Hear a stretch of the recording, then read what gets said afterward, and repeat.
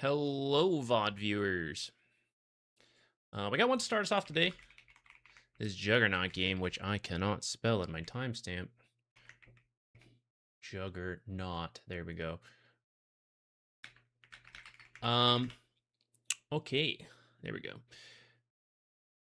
VOD viewers, you can't hear it, and actually YouTube in general, you can't hear it because it's not allowed. We have some lo-fi vibes going. We don't usually play music. We go in phases, and I've been on a no music phase for a while. We got some lo-fi vibes over on Twitch, but the YouTube VOD and the Twitch VOD won't have any of it because that will get you in trouble. Actually, even having it live sometimes gets you in trouble, but hopefully that won't happen to us. Oh, Zuki_Big Daddy gifted a tier 1 sub to one my Rodolfo. Maybe my audio's a little messed up. Let me know if the audio sounds different to you guys. Maybe I just accidentally turned this knob up. Heartrun, what's up? MC, how you doing? Goosum? I'm butchering that, I'm sure. Lo-fi vibes, hell yeah. You hit Divine 2, nice. Congrats. How can I submit a replay for review? So I'm going to start us off with this one that was submitted off stream, because not everyone can make it to the streams. So I try to grab some from comments and all that stuff. We're going to start with this one. And then we usually post something like this. And then I'll tell you guys, like, you know, match ID, who you're playing, any questions you got. And then I'll just randomly pick from the chat. And as you saw, for a small fee, I'll do it guaranteed, but it is totally optional. We usually go through quite a handful every stream, every Monday, Wednesday.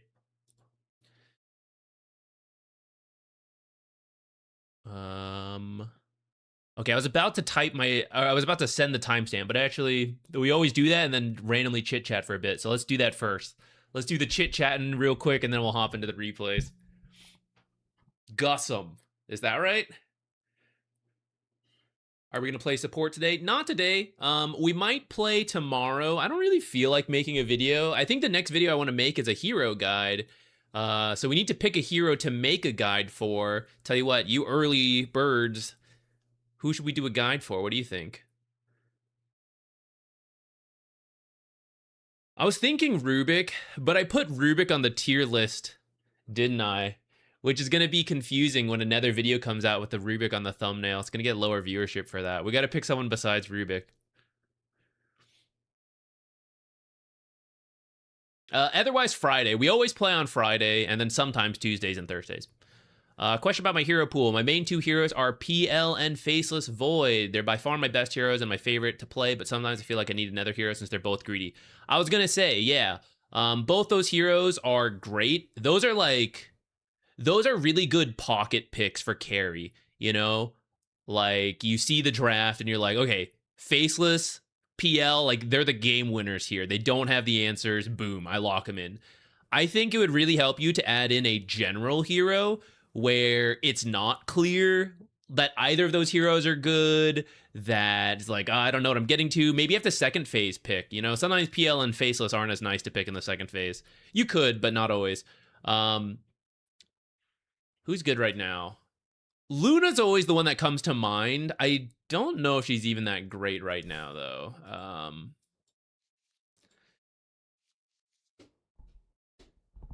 That type of hero, though, like if we're not caring about the particular meta, Luna type hero, Dragonite carry type, where it's like, yeah, I pick, it doesn't really matter. You know, I'm going to do my thing, decent laner, earlier tempo compared to like PL and Faceless. Yeah, ignoring the current meta, I would throw out like Luna, Wraith King, Sven, Gyro. Who else is pretty stable?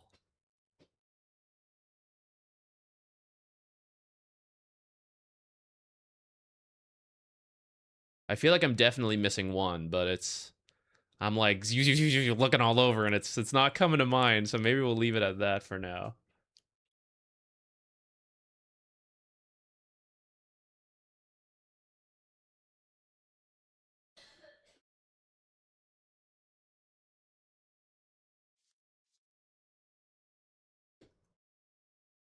Just lost a game because my position 3 NP and position 4 MK fought and abandoned the lane for enemy PA to free farm. IDK had to recover from that.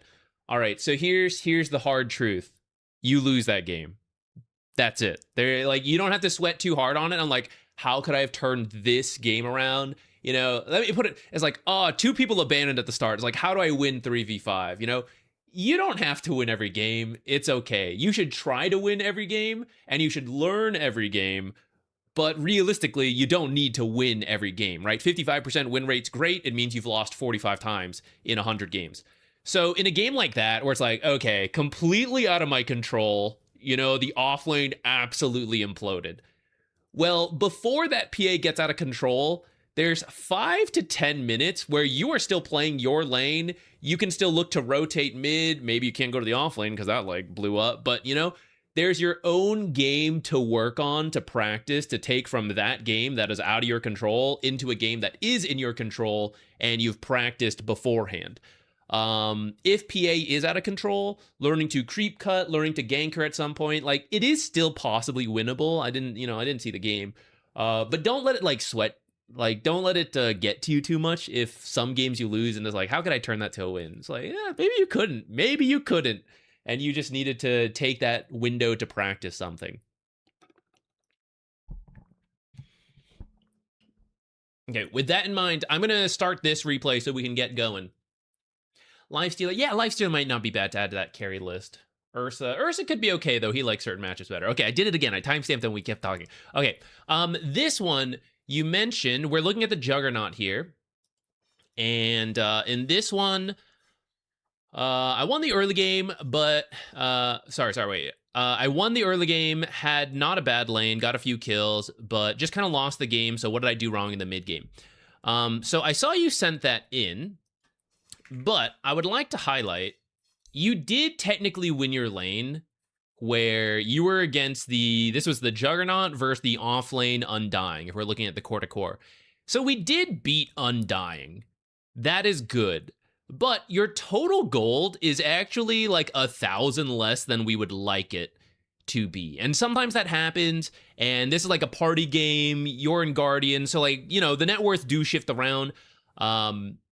But before jumping into the mid game, I will try to answer that part of your question, like what we can do to improve there. But I do want to look at the lane and what I suspect highlight some moments where we get kills, but maybe should have just been farming, because that's usually what leads to the reduced gold. Like, even though you're ahead of your opponent, it's still less money than what we could have.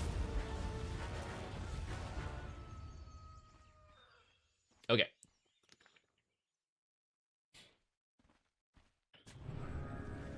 Let's jump ahead. Wand start. Okay, I'm down for that. I think you can just do magic stick and just like use them, but I mean, this will be a lane spam. I'm not going to worry about it that much.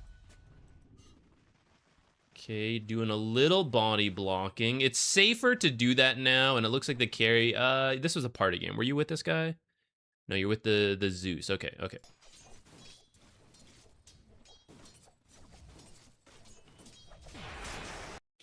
First, you see how you couldn't get both? Because they were focused at the same time. If you hit one of them first, you can then do both. Hit your own first. So right here, you can hit your own. This one will die first, so you can get the deny, and then you can get the last hit. This is especially good when the offlaner, where are they, right? Maybe the support gets it, but like, whatever. You should be able to deny most supports as a carry, but also if you don't, whatever, right? And then we wouldn't have had to pick one or the other. We ended up missing it, but I'm not going to worry about that. Uh-oh. I see us chasing for kills. This is costing us equilibrium. Now, we will get a kill, and someone being on their own, it's not bad to get the kill.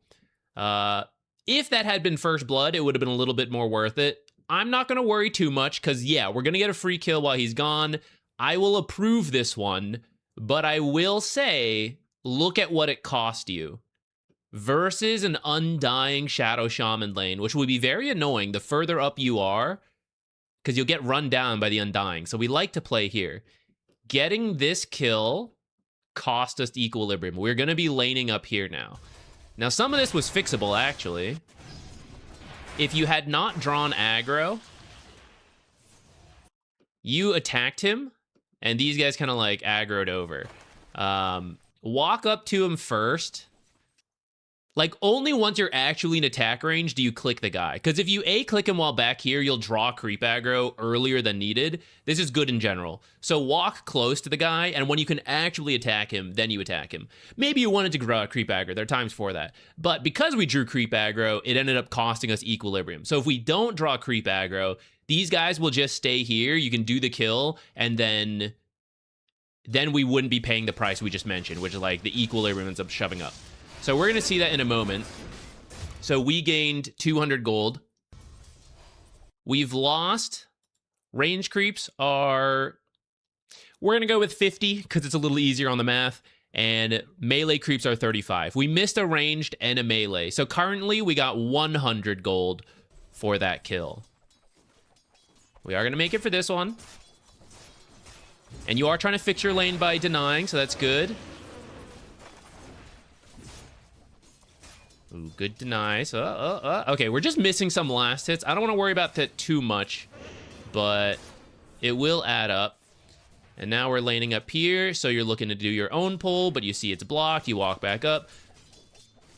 Because you did that, we ended up missing another creep. In the end, that kill actually didn't really get us much gold. All these last hits, some of them are timing, you could have gotten them, but some of it's the pressure of like, ooh, I'm up here, I'm kind of scared, you know, it's making you nervous, it's making you attack faster. I would actually say, ultimately, that kill lost us money because it threw equilibrium up here. You spent time looking for a pull that couldn't happen because it was blocked earlier, and that means at, 145, we have 4 last hits. And, you know, the creep wave spawns at 0 minutes, gets the lane at 30 seconds. So 30 seconds, there's 4 creeps. 1 minute, there's 8 creeps. 1 minute and 30, there's 12 creeps. So we are at 33% last hit rate at the like total amount of creeps. So it's not bad to get kills. That Shadow Shaman kill was good to get, honestly, but we threw out equilibrium and we couldn't fully fix it. Some of that is like because we're playing with someone we don't know, perhaps. Here's another moment where like leaving lane. Here you just want to creep aggro backwards on your own, if it's safe to do so. But like if he's handling the pull, you don't also need to walk over, you know? Okay, we need to make sure we catch this. This whole camp needs to be dead by the time these creeps die. And if not, you need to be here to catch it. And if we don't, this pull will not fix equilibrium. It will not fix equilibrium. So I'm going to move on from here so we can actually answer your mid-game question. But we've kind of seen in the first 3 minutes, we lost equilibrium immediately. And at 3 minutes, it still is not fixed. But our first chance to fix it was right here. And we messed it up. So we're going to continue laning here now. Till, let's find out actually, before we jump forward.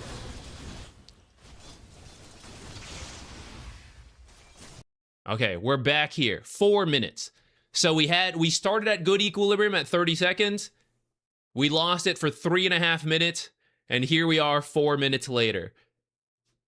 I mentioned we could have 12 last hits at the third creep wave is 12 last hits. The fourth creep wave brings it to 20. I don't expect perfect last hitting, but like essentially we have missed quite a lot of creeps for this. So I'm just gonna leave it at that. Those are repeated reasons. Like we could keep going. We'll probably keep seeing it. It'll probably happen in your other games. It's really important. Try to keep it here. Try to do as many tricks as you can. And you're doing some tricks. I see that. I do see you like denying your own creeps and stuff. Make sure you are managing these pulls correctly. One of the old VODs is entirely dedicated. Like go through the live VOD tab. There's one titled like pulling or something like that. It is literally like 6+ hours of looking at these pulls and telling people how to manage it correctly to actually get equilibrium where they want it, if you want to do like a deep dive on that. Okay, let's go to the mid game and look for places for Juggernaut to recover. Let's start a little earlier. No, actually, he doesn't have the Battle Fury. Let's go to whenever the Battle Fury's done. Okay, 18 minutes, a little bit late. Yeah, so like, this is kind of what I mean. So your question was like, what did I do wrong in the mid game? you may not have done anything wrong in the mid game. You might have a perfect mid game, but that you're starting the mid game. Well, here's their carry. He's pretty farmed. You're not usually this rich, right? I'd say somewhere around here is pretty average. So we're starting the mid game like 1,000 to 2,000 less gold than we would like. So even if you do everything correct from here, it'll just feel like a hard game because it is a hard game. So that's why I wanted to emphasize that like lane. But we will go from here. Mainly, we're looking for you to farm up. Now that you finished the Battle Fury, we're still farming, and we're not inclined to join fights because we are poorer than our opponents. Oh, this guy's got a Dagon, huh? I probably should have taken stock of what people had. Okay, okay.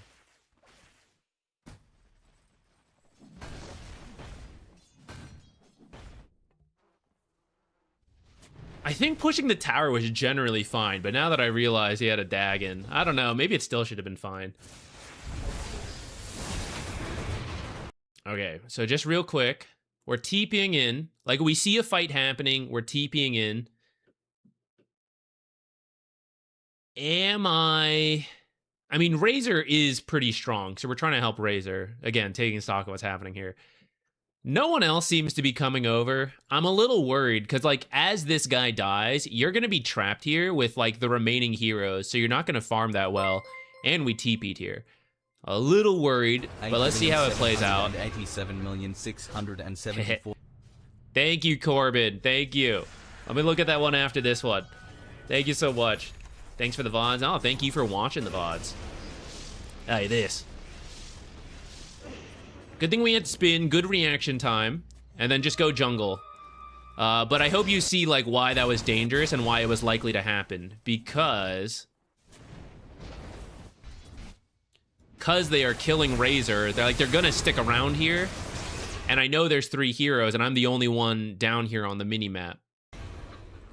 So actually pushing in this creep wave was really dangerous to begin with. You managed to react in time to spin away from the shackles, but there was a lot of danger here because you're essentially like walking low ground, right? Low ground here to this high ground, low ground here to this high ground. And I know there's multiple heroes here to kill you. So really, after you do this TP and this doesn't work out, you should be waiting for this creep wave to get here. And you should be jungling this stuff right now while you wait to see what's going on. Which is why this TP is like, there's a lot of risk to it. Even though you want to help the Razor, you have to be pretty confident that you're going to get something out of it and help the Razor. If you're not, and you're just doing it because like you're seeing stuff happen, then you shouldn't do that. You should just walk out here so you can TP away. Now we don't have that option.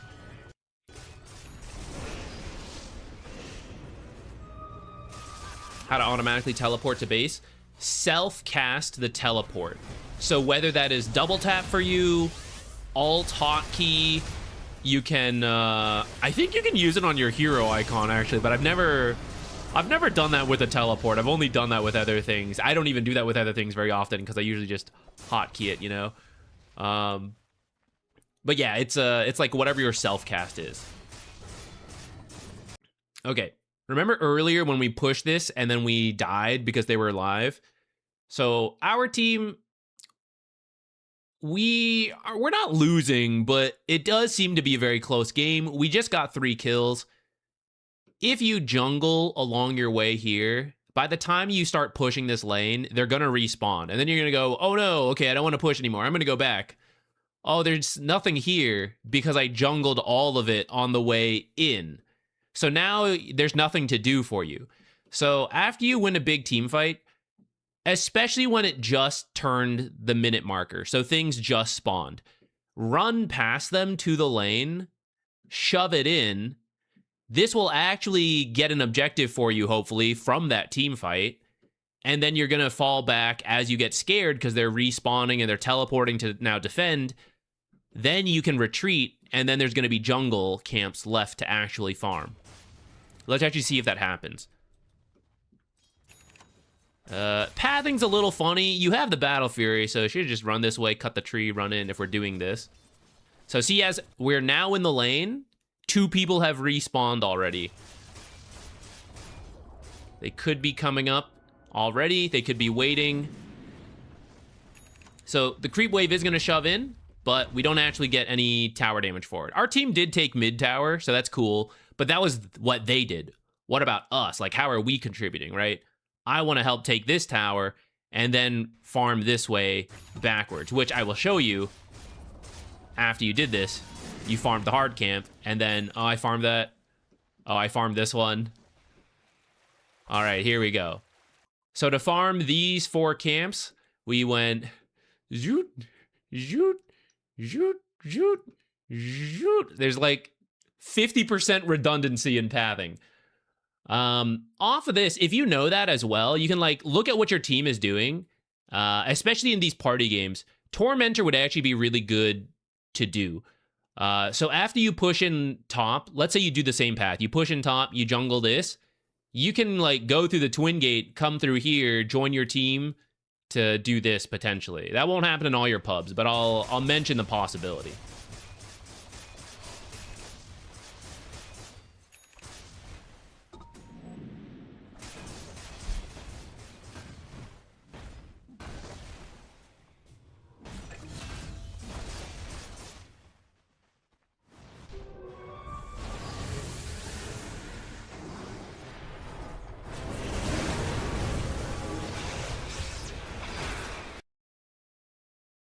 Will you ever kill this guy? Void Spirit is one of the heroes you should never actually kill. You only kill Void Spirits when they're bad, like one-on-one.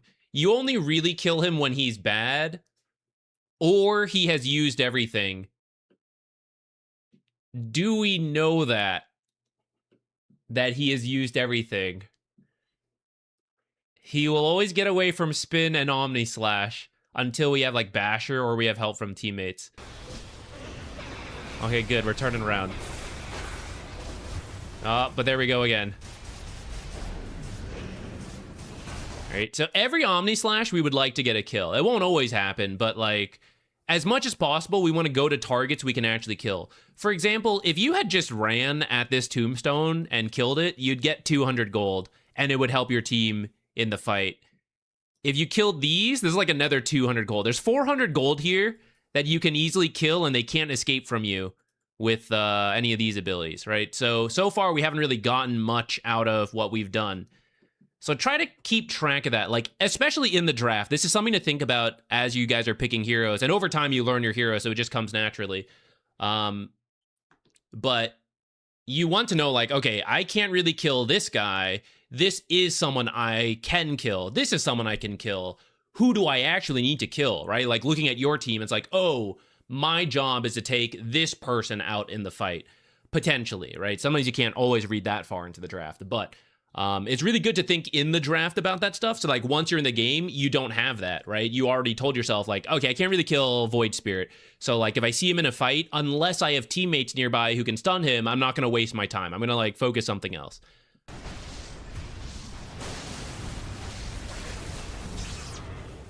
Oh, look at the wrong team. Switch over.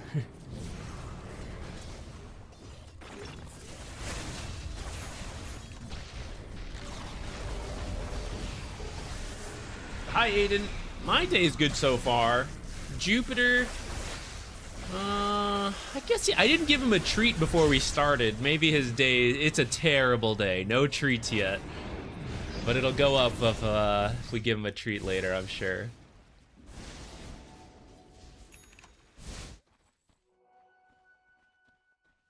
It was a bad draft because Void and Void Spirit waste my ult. It's definitely a tough draft. Also, welcome. I thought you said it was late for you. I didn't think you'd be able to join the stream. I was gonna send it to you later. That is true. Like, they are tough heroes to play against for Juggernaut. But that doesn't mean it's unplayable. It means I need to solve this problem by changing the way I play or by itemizing differently. So Juggernaut doesn't really change from Battle Fury and then like Manta. Well, that's not fully true.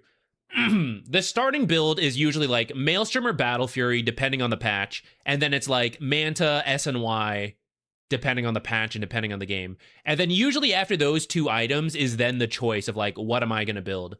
So at that point, potentially you can be thinking about like Bashers, for example, because that could give you the control to actually kill some of these more difficult heroes.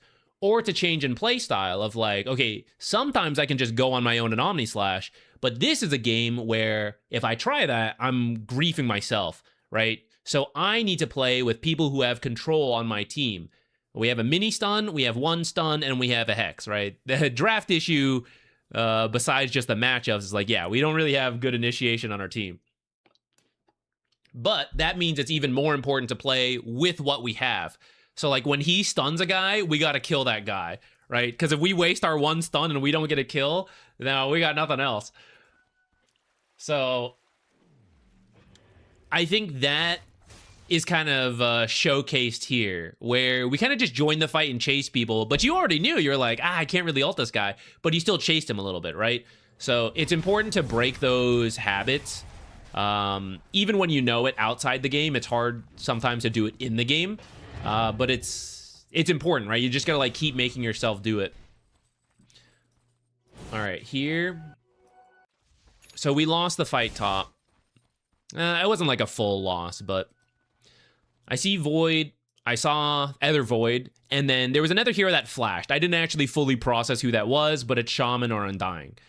So there are 3 heroes top, and they're just gonna go home after this. No, probably not. They're probably going to keep pushing forward. So you are coming in. Now we're going to talk theoretically and then practically. Theoretically, you're the carry who is not very good at defending, especially into like people who can deal with spin like Chronosphere and bashes that pierce BKB, and instant like hexes from Shadow Shaman. Sometimes Juggernaut can be the one defending, but in general, carries are not the one who are like, oh, they're sieging top. Let me go get in the way Happy right now. anniversary, Zed lol. Yo, Poppin' Loch Ness, 48 months. Thank you. That's crazy. I can't believe I've been streaming that long. It's still kind of like surreal to me, actually. Where does all the time go? Thank you. Thank you.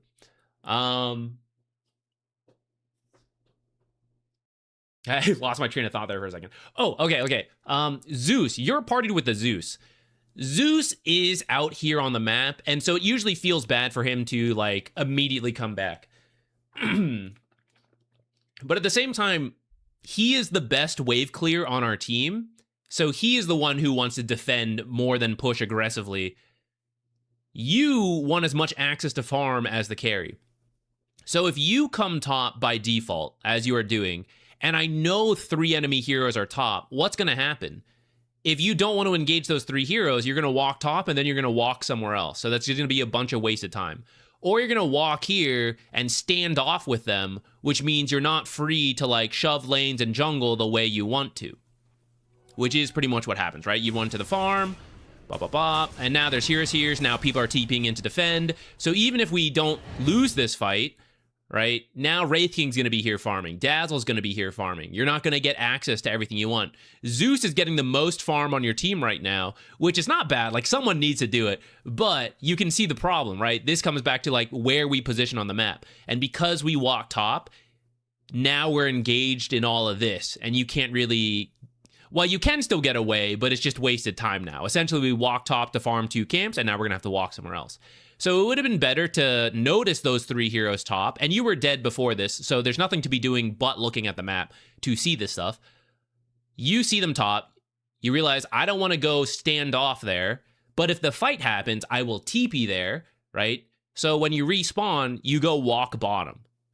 And you can jungle along the way if you want. You can run straight to the lane, because I know they're top, and now I see one mid. I know bottom is empty. There's 1 hero bottom at most. Well, now we know that the other 4 are top, but before we knew the 4th hero was top as well. So you run bottom, and because you're bottom, Zeus can either hang around, or he goes, okay, now that Juggernaut is here, we are making use of this, so now I will go back and defend. If he goes back too early, it's like, oh, we just give everything up here. But it does put us in a weird spot when he doesn't come back to defend. technically any core could do it as well. It doesn't have to be you. It could be the mid, could be the offlaner. It really depends on the game. But a lot of times in general, the carry should be looking for this kind of stuff.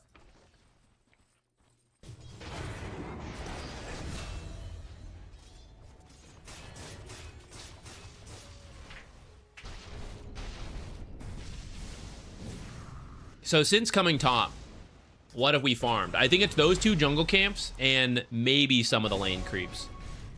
But notice besides that, we're just kind of like stuck, right? I walk in, I walk back out. I walk in, I walk back out. And I know this is going to happen because I know there are heroes here. Oh my god. Big damage. So in this case, Wraith King is now the one down here. Technically anyone on the team can do it, but for you yourself, you want to be the one doing this because you're the carry and you want to get farmed. So this seems like a map awareness thing to me. The actual farming was fine. Like when you were given time to farm, you're like looking for the time to like stack things. Like that's good. But some of your inefficient movements, I think, are due to not knowing where to go on the map, which is hard. Okay, hold on that. Or hold what we're seeing on screen. It is hard, but that's like what you want to practice. You want to like be looking at the map, figuring out, do you want to engage with heroes or not? And if I do, then it's okay to go towards a bunch of heroes. But if I don't, then I need to be going somewhere else. And then when they die, now I will not engage them. So how can I maximize the time while they're dead? Which we saw earlier is like get out of the jungle, go push, and then come back to the jungle where we can continue to not engage with them as they respawn. Okay, so this is what I mean by like we have to walk, because now we're TPing away. So now as a fight does continue to break out and maybe it's like, oh, this is a good fight, now we can't join. And the only reason we're teleporting here is because we ran the wrong way at the start and then we decided we didn't want to be here, so now we're teleporting away. But if we had just walked away to start, we'd already be here and we could save the teleport to come back. So again, this is all map awareness related. And I think that'll be a good place to leave that one. It will not be easy to instantly fix that. It takes a long time to get good at map awareness and all that. But I think those are 2 big points to have a lot of time to improve on. We mentioned in the lane, making sure equilibrium's at a good spot, practicing last hits. And then past that, map awareness, which is going to be good early, mid, late, winning game, losing game, all of it.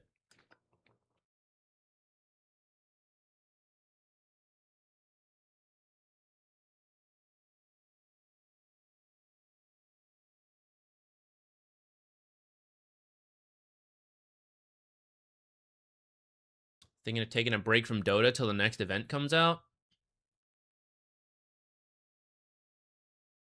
Want to grind something, playing just to climb, just to make the games harder as I climb doesn't sound very appealing. Yeah, I mean, if you don't like I would say grinding MMR is a grind, but at the same time, if you don't like the stress of it, that's totally fine. I have no idea when the next event will be, though. You might be on a break for a while. I'm currently in Divine right now for the first time in my life, and I'm having trouble going high ground. It always costs me the win. There are several recent videos and replay streams completely dedicated to high ground. I really recommend watching those because you will see it all the time. It still happens in my games. Extremely common mistakes with going high ground in like every bracket, and we covered so many of them in the stream and the video. The biggest is that, just like to summarize all of it, if they're all alive, do not go high ground. Like, you should be finding a pick off before you go high ground. And in Divine, what I would guess is there is a little bit more respect for Roshan. So you guys get Roshan and you immediately go to the high ground with 4 minutes left of the Roshan duration. You throw it and you essentially get no value out of Roshan. That is probably the #1 mistake I would see in Divine high ground pushes, but there's a bunch of others. They're in the recently covered. Let me see. 1 second. Let me open I can probably link them to you right now.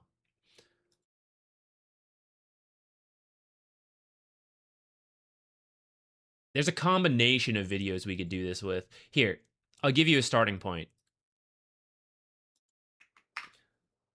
I'll post this in Twitch too for anyone, or YouTube. I'll post in both chats. There you go. Boom. That is one. It will actually link to some other ones in the description. So if you want to watch more videos after that one, you can. But this video just highlighted, I think I cut this from one of the streams. So it just highlights like some of the major ones. That'll give you a jump start. Okay, see you after I watch the video. Sounds good.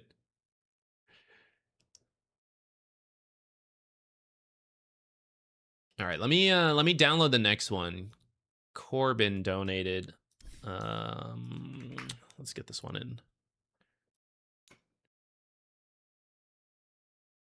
Yo, audio check for the Twitch people. Is the music fine? Too loud? Too quiet?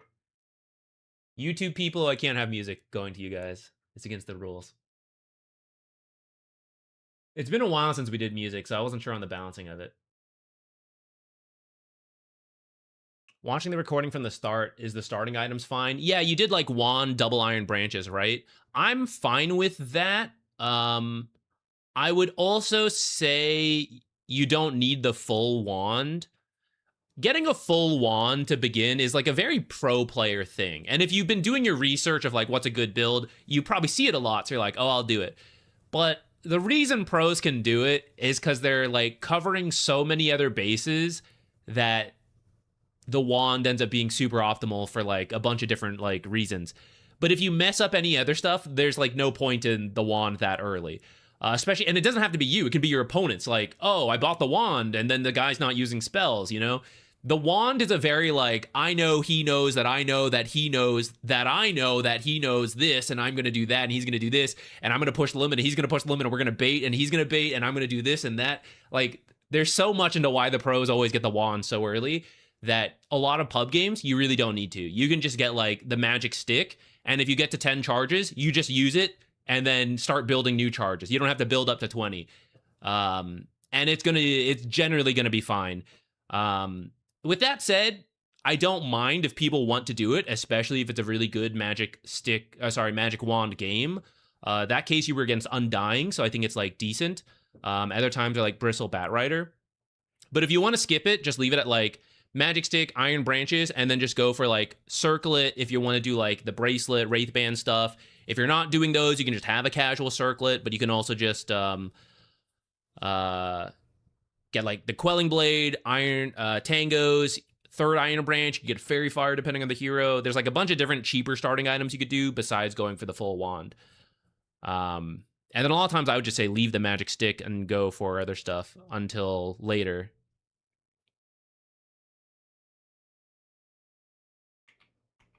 Hey, what the heck? There's no winter wyvern here.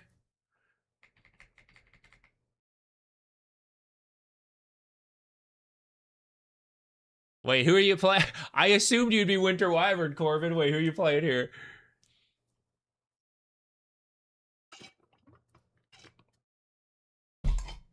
Oh, Map Magician, what is up? You barely even hear it? I guess I do have it pretty quiet. I mean, it's quiet on my end, so it doesn't like... It's not supposed to be super distracting to all of us, but I'll turn it up a little bit. Let me know.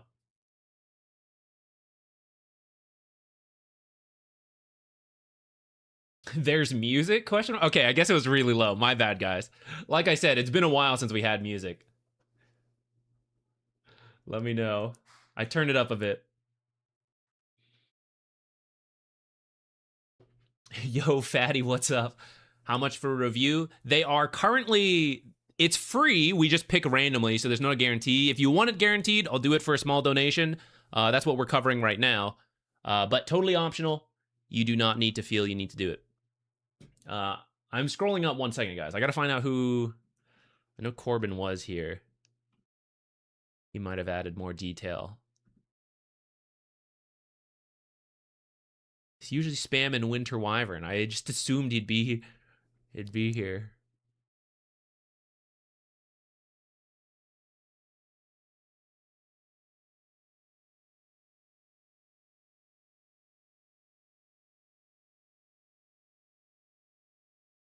I'm in Twitch. Sorry, different name. Oh, sorry. I missed it. I was looking for, I saw you talking on YouTube, so I was just assuming you were there. Dude, you're pulling a fastball on me in every regard. Okay, Lich, I got you.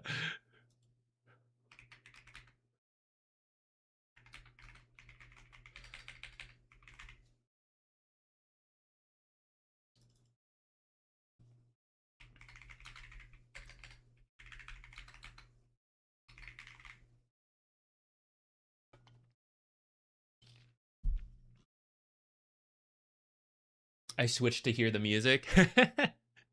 It's mostly just a lo-fi playlist for not, no words while I'm talking at the same time, and it would just like kind of clash. So we usually do lo-fi, which I listen to anyways a lot.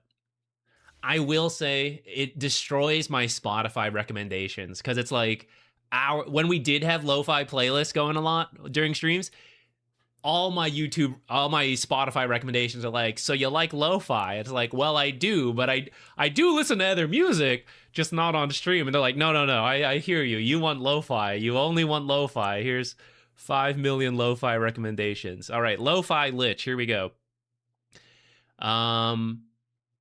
Game was hard. We didn't know what to do mid-game. I felt like we were winning early, but it fell off. Also, do an RD2L later, so help me fix errors so I can carry from position 5. Let's do it.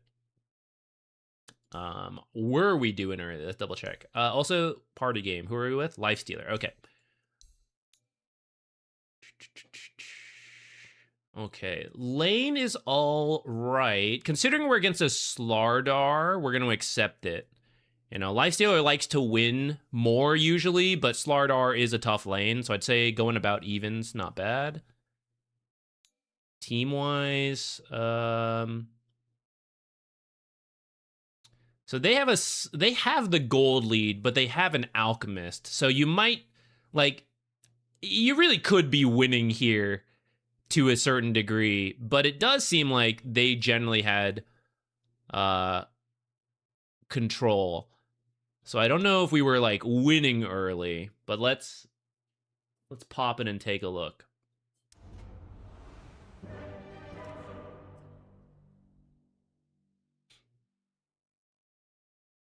What you listening to? It's mostly like a lo-fi playlist of video game music remixes or I don't know, anime, Studio Ghibli music. It's like a whole bunch of background stuff so that it's not too distracting. But I kind of felt like it today.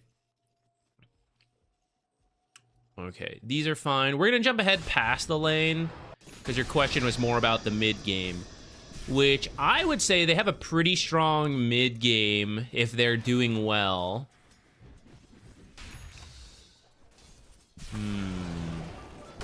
Oh god. You guys gotta wait just a couple seconds on this. Let them know I have Sinister Gaze in a few. Well, it's probably more on Pudge than you. If we don't kill him, I'm gonna be so sad. Oh, thank God. Okay.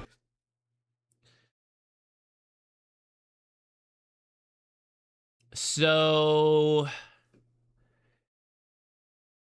just to take stock here, it's going to be tough to leave Lifestealer alone, but we're going to need to. It's tough because it's Slardar in here, but at the same time, Alchemist has to get slowed down, and we don't completely outscale them. I do feel okay going mid to late game because Lifestealer into Alchemist is pretty decent. But then again, it's they have other tools to help control Lifestealer. So then it's feeling kind of iffy. Also, if we let them have too much free reign, they're going to build up a lot of momentum with the Alch, Death Prophet ults. It's a bit of a wacky draft here. I think these are the supports, but it could all come together. So we do need to slow them down a bit, I think. And that involves leaving the carry. So that's why I paused here, because we did kill Slardar, and I wanted to look around to see, can we do anything?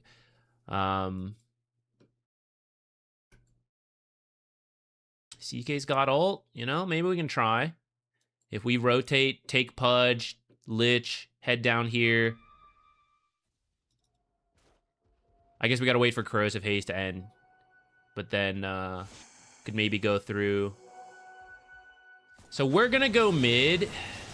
I mean, I would love a Queen of Pain kill. It is just harder, though, than the other lane. It's gonna work, though. Nice. All right. This is a waste of money. I'll tell you right now. And I'm gonna be harsh on it because we're Divine pushing to Immortal and all that. Physical ult. Hybrid mid laner. It's not that it's like a waste. Like, there is going to be magic. But your issue coming up here is physical damage. So the Glimmer Cape is just going to set you back.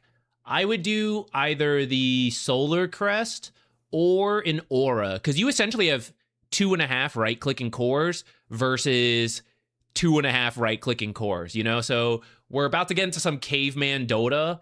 And I would like to, like, bang the drums for the cavemen, you know?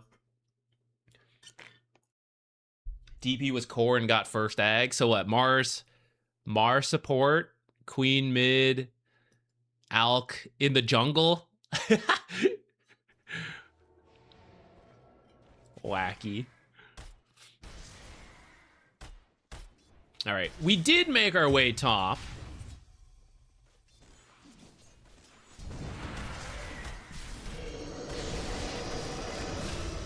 Okay. She wasted Exorcism, too.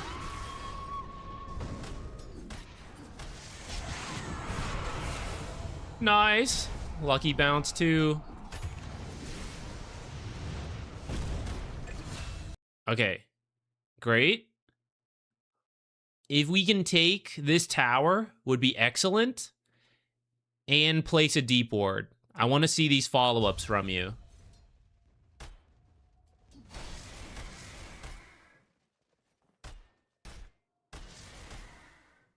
We're, okay, kind of, yeah, okay, we're going.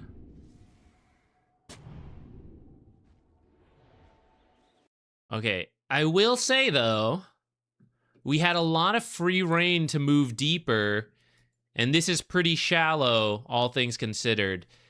Also, we didn't take the tower, but that's not fully on you, because the team kind of left.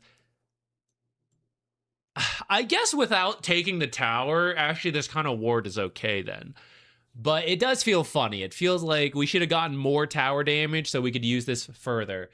But I think you had the right idea. We did go for a deep ward. But we're leaving top. So notice all this walking to do what? Right? It's like we're kind of like with Invoker. Kind of like watching him farm a bit. You know, and then just TPing down here. But after you do this ward, you don't even need to clear this area. We're not even going to play over here. Let him have a ward here. Like, who even cares, right? So after you do this, or wherever you chose to place it, just come back top. Jungle while CK pushes. And then if someone walks up too far, you're with CK, and you guys have a good kill combo, right? You guys have low cooldown burst.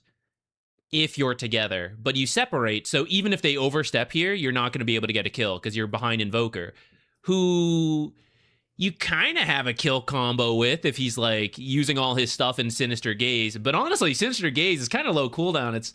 Or low duration. It's a little hard to land. Plus, it's into like Queen of Pain. So like, how are we doing that? But top is like a Death Prophet. It's other melee heroes. So this, it makes sense to be up here pushing this tower. You're not going to be able to push mid. And then if you're needed bottom, you'll TP here like you did. But before we TP'd, we didn't really, like, set anything up to punish them. Like, what if we were top? You see them going bottom, so we start shoving in top. We can either then go for the trade, or we TP after pushing the lane in, so our creeps do damage while we're here defending. We were like mid behind Invoker because you didn't want to steal farm from Invoker, right? Which is right. But that means like, oh, okay, well now I'll just TP. And they don't really feel the pressure that you did. Like CK might do it, Invoker might do it. But I think if you were top, you have a little bit more agency to do it yourself when there's no guarantee your teammates are going to do it.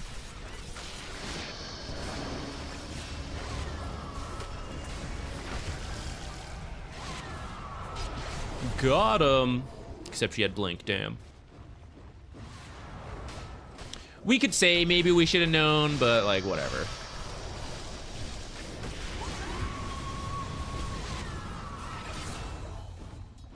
So now we have a bunch of heroes down here. We'll accept it. CK is pushing as fast as he can. I want to go back up top.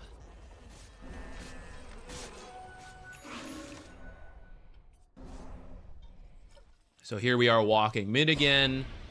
There's been a lot of mid trips. You're going to come for the rune and then like no other... We're not going to push mid without CK having finished top.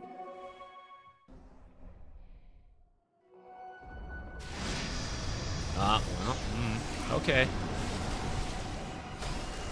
It might have worked if we didn't, I mean, it wasn't you, it was the instant tornado into Sinister Gaze. Let's go back to that, though, actually. So you guys find a haste rune. And it makes you guys want to go for Death Prophet. I guess I'm okay with it. Actually, if you guys had just done this a little faster, it would have been okay. Because he finished bottom, so he can TP here, and I guess he has his blink now. Maybe I'm overthinking it. Maybe it's fine. It just feels a little weird to me, because it's like... We're already pushing top, so why are we also looking in their jungle for a kill?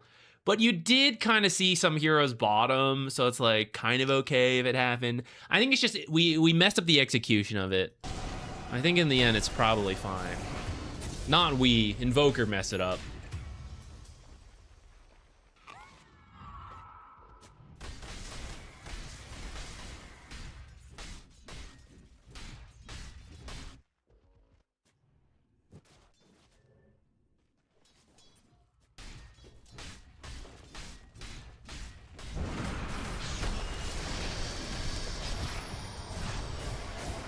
We didn't kill him, but look at that combo, right? It's just CK and Lich, easy peasy.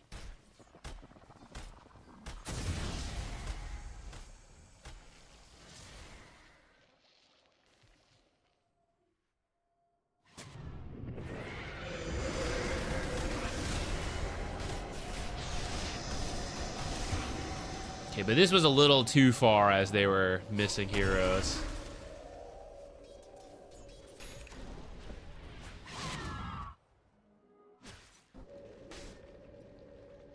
Really, the three of you, because you mentioned, like, I'm not sure what to do mid-game. You, Pudge, and CK should just be together the entire time. You should just keep... You should keep in active areas, not necessarily pushing, but you should stay in active areas and just Sinister Gaze, Chaos Bolt, Hook, Dismember, kill people, right? And you'll draw a lot of attention. So Invoker and Lifestealer will get space. They can join as they see fit, but the three of you are the kill combo if you're together. Let's see how long it takes to get together. Like, even now, you've pushed in bottom. You go mid to Pudge and CK, and then Invoker can head bottom. Okay, pay no mind to the he hooked CK. Let's not worry about that. Pushing mid itself will be very difficult into Arena and Blink Slardar. So we don't actually want to push mid. We just want to occupy the top. Forge Spirits actually got the job done. I'll take it. There you go. Stun, Dismember, Sunstrike. Easy peasy. Didn't even need us this time around. Alright, big ol' fight. Whack, whack, whack. What in the f...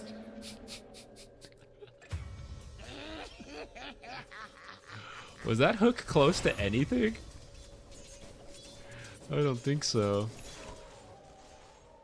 No need to wait. Just start shoving this. However this ends up, if you win this fight, you want to push the lane. If you lose this fight, you want to push this lane. There's no other option. There's no option of like, I want this lane to stay here as long as possible. Just start shoving it in. The heroes that can jump you are gone. It's just Death Prophet who has to like run forward.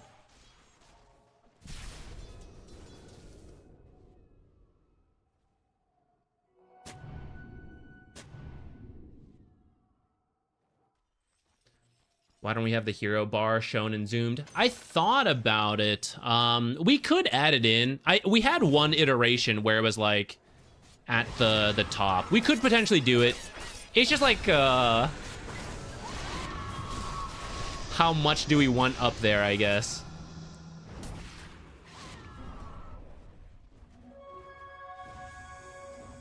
Usually that screen is mostly for the mini-map, but it would help to know what heroes are alive and all that, so we could add that in.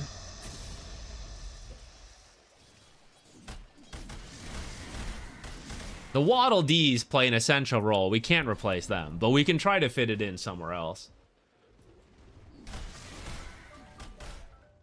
Oh, I got distracted. What are we doing here? Okay, we won the fight. We're pushing in. There's two heroes here, one up here. We're going straight high ground. Straight tier 2. We don't actually have the best lineup to push, so I'm glad you're moving around, like doing some warding and stuff. Well, de-warding, I guess. Rather than, so you guys like pushed up and literally got no tower damage. The core should have like moved in through the jungle. So like, see how CK's farming over here? He should have been with you guys, and then you guys are stealing this farm as you back out to cut this gold lead down. Instead, he like retreated here and invokers here. You guys don't actually need to take the towers. You just need to like, after those fights, push up and do stuff here. So then you, Pudge, in the back again, CK here. Okay, they actually came to you guys. And look at that. Got some kills, made him run away.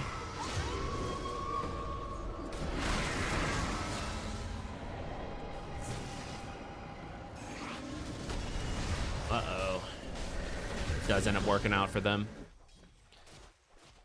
Tell your buddy when a bunch of heroes show mid, he's got to leave this. He's got to go push lane right away. No dilly-dally. By the time he dilly-dallies, they're done here, and now they'll go kill him. You got to do it while the fight's happening.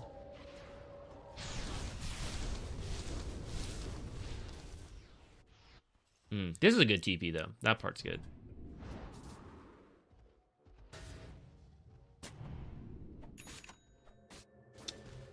From here, we need to play the pick-off game. Like this.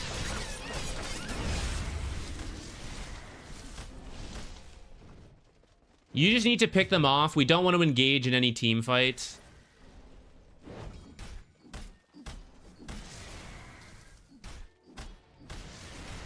Get Tormentor, outer towers.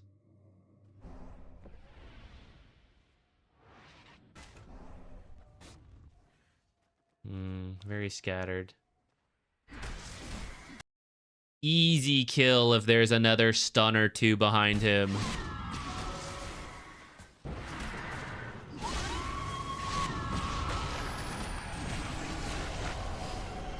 Thankfully, she stayed for him to stun again.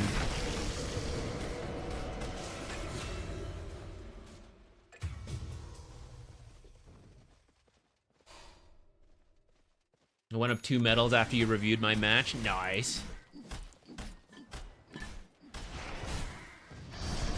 Does Lich gain mana from Fountain? Yeah. The whole no mana regen is gone now. With the 7.41, they took it away. He has negative mana regen to start. Like, his base mana regen is negative, but with intelligence, he has like 0.2 or something. I forget exactly what it is.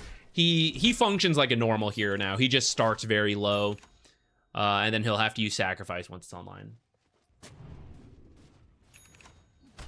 Any rules for the new Torm? I would say 4 heroes are what you want. 4 to 5 heroes is good for any lineup. 3 heroes if you still have that like negative armor synergy. 2 heroes is extremely difficult unless you have like really fat heroes that are good at it.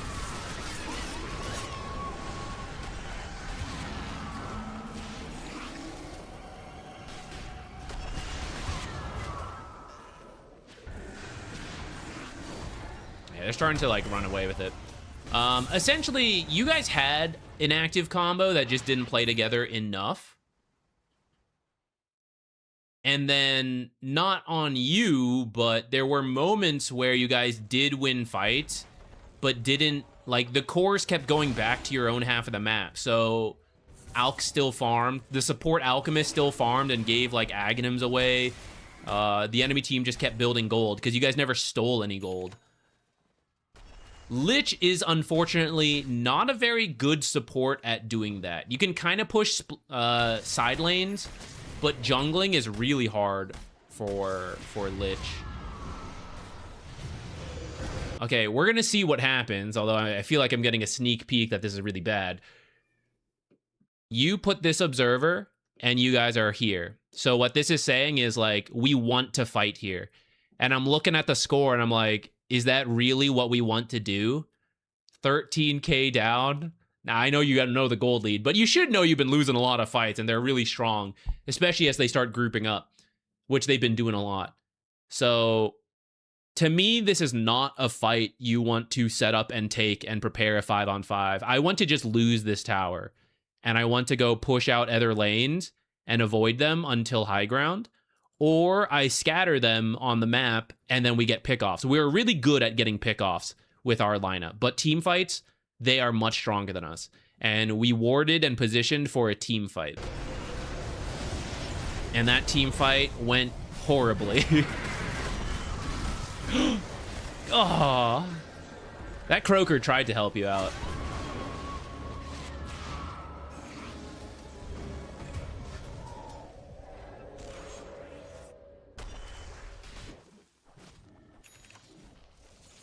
I've been demoralized trying to do it now with how hard it is to do. Yeah, trade-off. It got closer, but it became harder. I think me getting the Glimmer here was grief. It's definitely a mistake to learn from, but you guys still could have won. You could have used Glimmer to initiate, you know? Like, you CK Pudge, no one has an initiation to start. You Glimmer in, or Glimmer an ally in, stun, get a kill, right? Like, it could have been used in a way that worked. The issue is, even if you had bought Solar Crest, even if I gave you a Dagon 5, we still need to play with CK and Pudge, first of all. Well, if I gave you a Dagon 5, you probably could have made it work with the Invoker. That one probably would have been okay. But, in general, the playstyle needs to be fixed first more than the itemization. Does Lifestealer need to join fights earlier? He could, but the fight he would join is not a 5-on-5 fight, most likely. It's, hey, you have your Radiance infest. Let's do a smoke. You infest Slardar, right? Oh, sorry, not Slardar. CK, right? That kind of gank type fight, rather than, hey, let's go set up tier 2 Lifestealer TP in. Maybe he would have if it looked good, but I think the smoke infest gank would have been more consistent, safer. I think we'll move on in a moment, guys. So if you want to start submitting your games, have a match ID from the last week, let me know who you're playing. Any specific questions you've got always helps as well. I'm gonna refill my water. I mean, this is pretty good. Let's see what happens. Let's see the end of this. He's too fast! We're literally being run in circles by this Slardar. Oh my god. Oh my god. And then we overlapped every ability we had. Oh, we finally got him. All the death time is running down, though.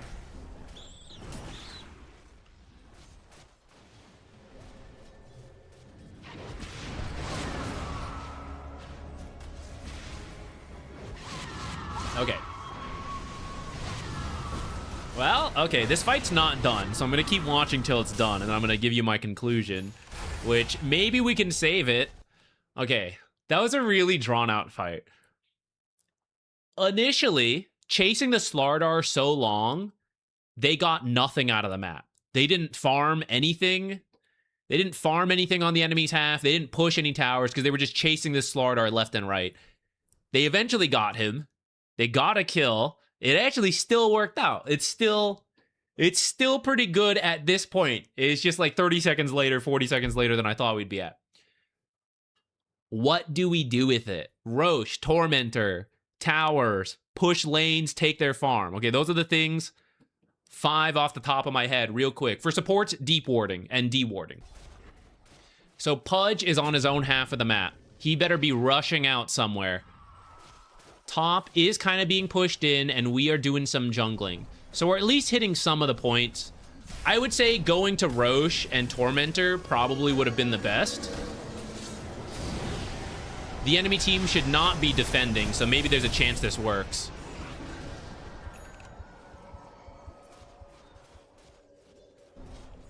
So with the 4 heroes we killed, once again, objectives. Did not get tier 2. Did get an extra kill and force out exorcism. So we can say that's like okay. And we farmed some of their half of the map. But it is like 4 of us up here, so there's only so efficiently we can do that. Because this whole chunk is going unused. Invoker maybe could have left you guys and come down here. We're still sitting around the tier 2. Still slowly trying to get it. Right? Roche, absolutely dead if you guys had gone for it. Tormentor, absolutely dead. 2,000 to 3,000 in your pocket. We're still fighting over this 700 gold tower. All right. I will let this play out for a little bit. You guys can watch. I'm going to refill my water and then we'll be back.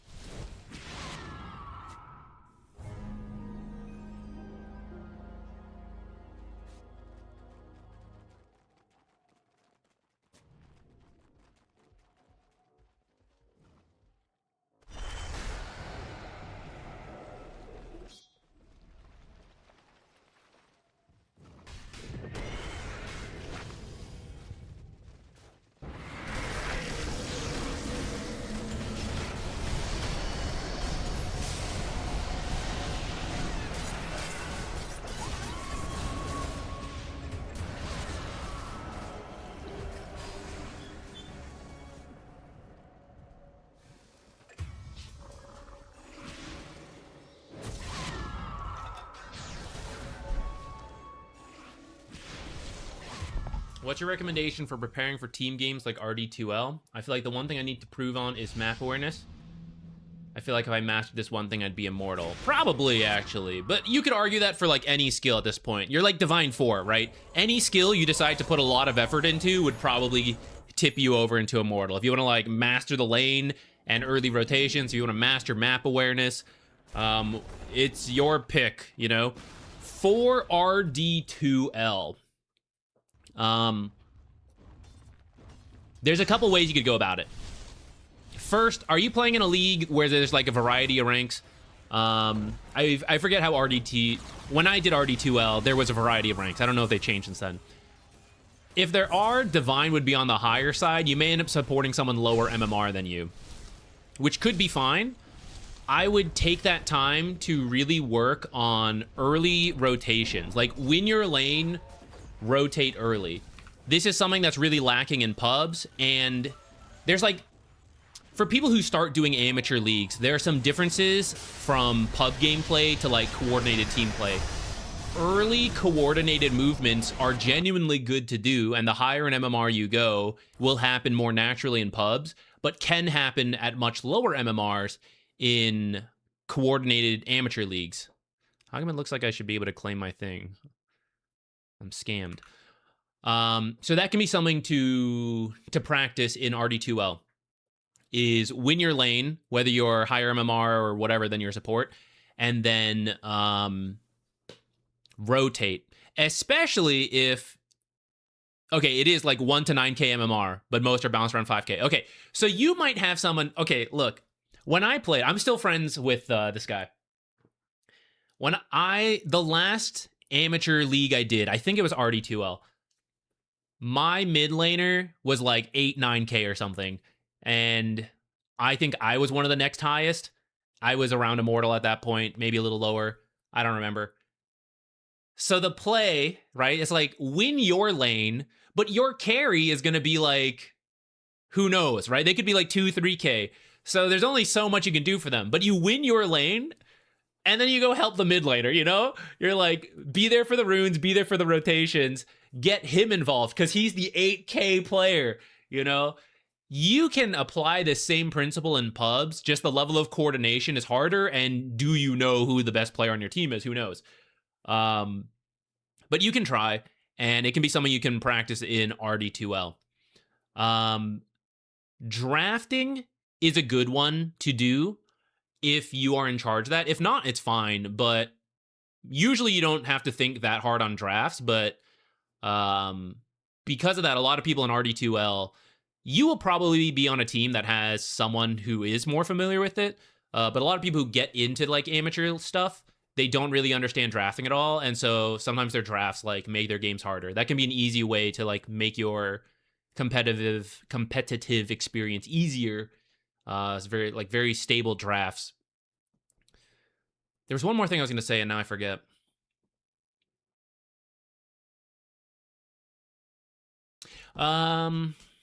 Oh, being the shot caller for a coordinated team can also be a great experience to bring into your pubs. They won't listen to you as much in the pubs, but you can practice it in competitive play. That involves like the map awareness and understanding who to get involved and how to get them involved. And then to like, where do you actually go when you're doing that? When you can do that, that's like a combination of understanding your draft, your game plan, and map awareness.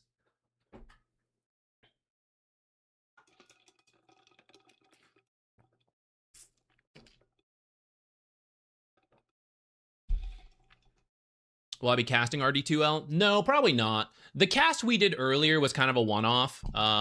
It was someone I had done coaching with on and off for years at this point.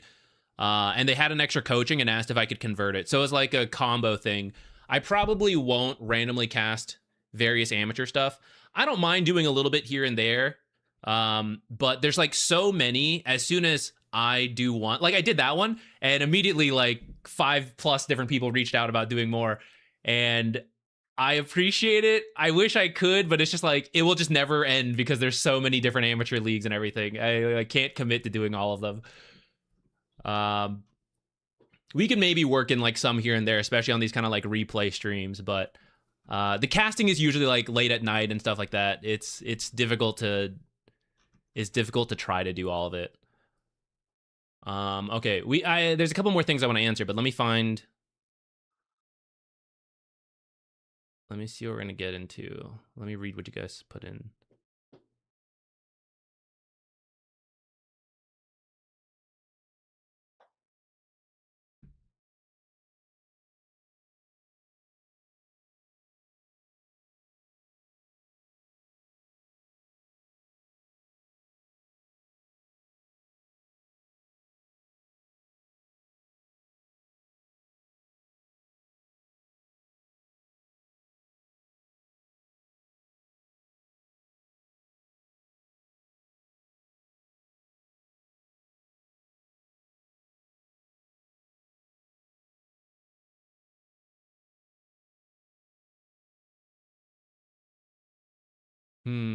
Couple you have repeated. All right. We're going to start with this one. And then there's a second one that we'll probably do a follow-up on. Because you guys have the same theory, or I suspect the same type of question will come up. This one... Oh, hold on. Before I ramble more, let's type it up and everything.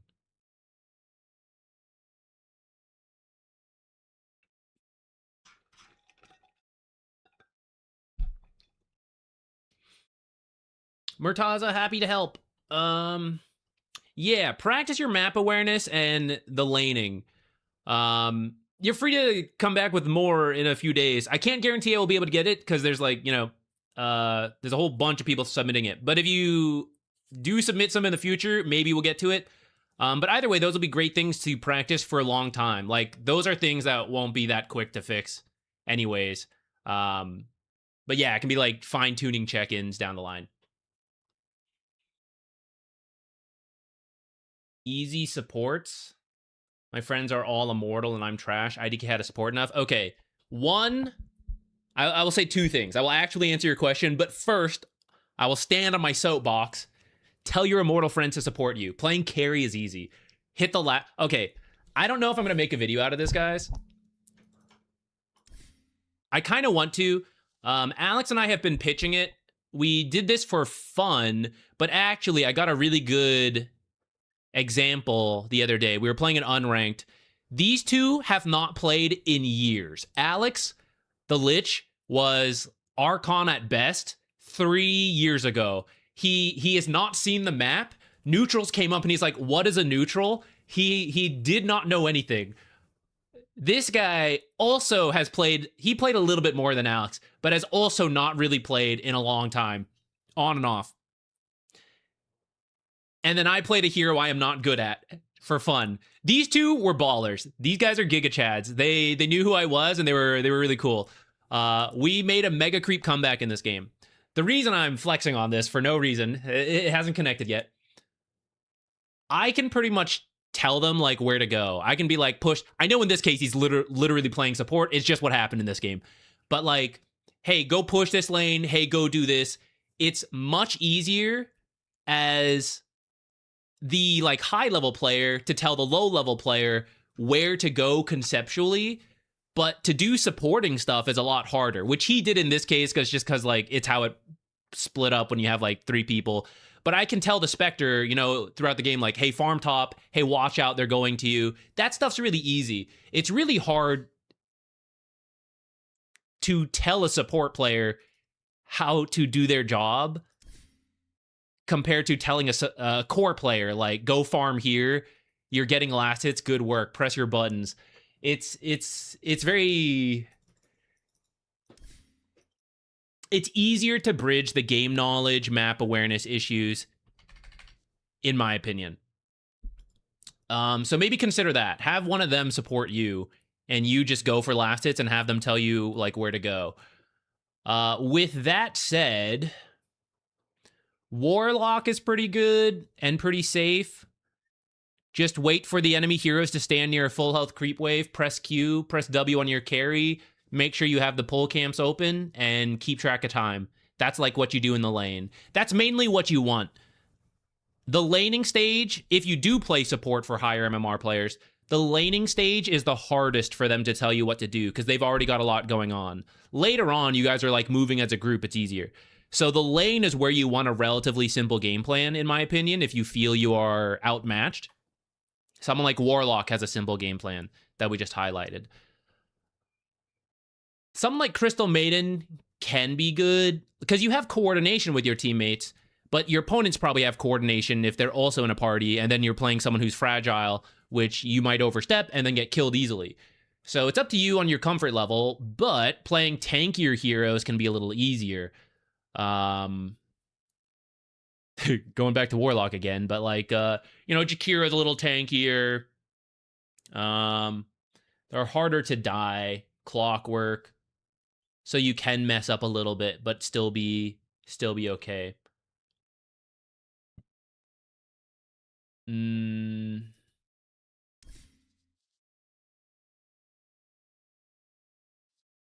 How about position 4? A high damage position 4 who just stays in the lane is easier to play. Someone like Zeus, Skywrath, Hoodwink, ignoring the difficulty of the individual heroes. But like, if you play these kind of rotating heroes, that's much harder for a low rank player, in my opinion. Like low rank relative to the game. Because you're like, you don't know the right moves to make, the things to look for. You're going to be outpaced. But like being in the lane and attacking, and then the guy you're laning with is like, yeah, kill him, or like back away, then it's easier. You have to put less emphasis on like keeping track of times and creep dragging and body blocking. Not that you should do none, but you can get away with less because you're just like, I stand in the lane and I harass. So I guess to summarize that, high damage or high healing heroes who can just sit in the lane are easier. Okay, I gotta go back to the Ringmaster game. I've lost it.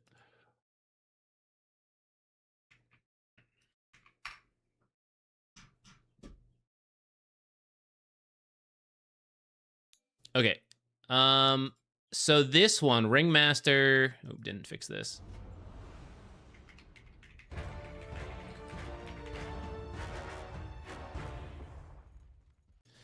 So you were getting kind of stomped. And then you were saying,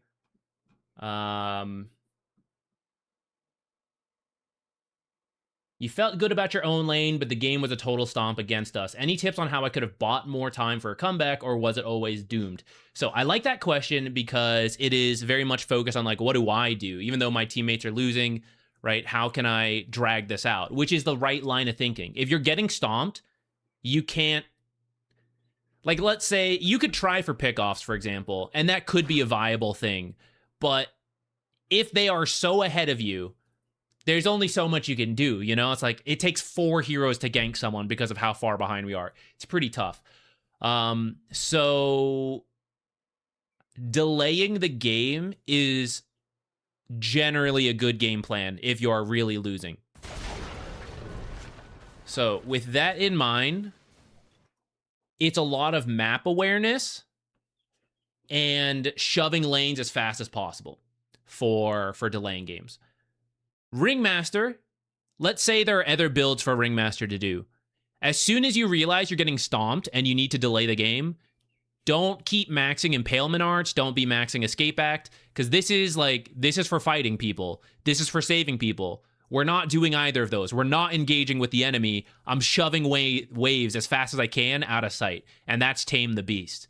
So whatever hero you play, once you start feeling like you're stomped, and your goal is to delay the game, you want the wave clear. Now, if you do think there's a way to fight back, then you may want your other abilities, but I'm not going to focus on that right now, just to keep it limited, okay? We are now going to look for opportunities for you to read where the enemy is, and then avoid them, right? Because that's how we delay the game. You'll get yourself gold, and then we'll split up the enemy to try to find them to kill separately rather than together. Now, right now, notice your map is really dark.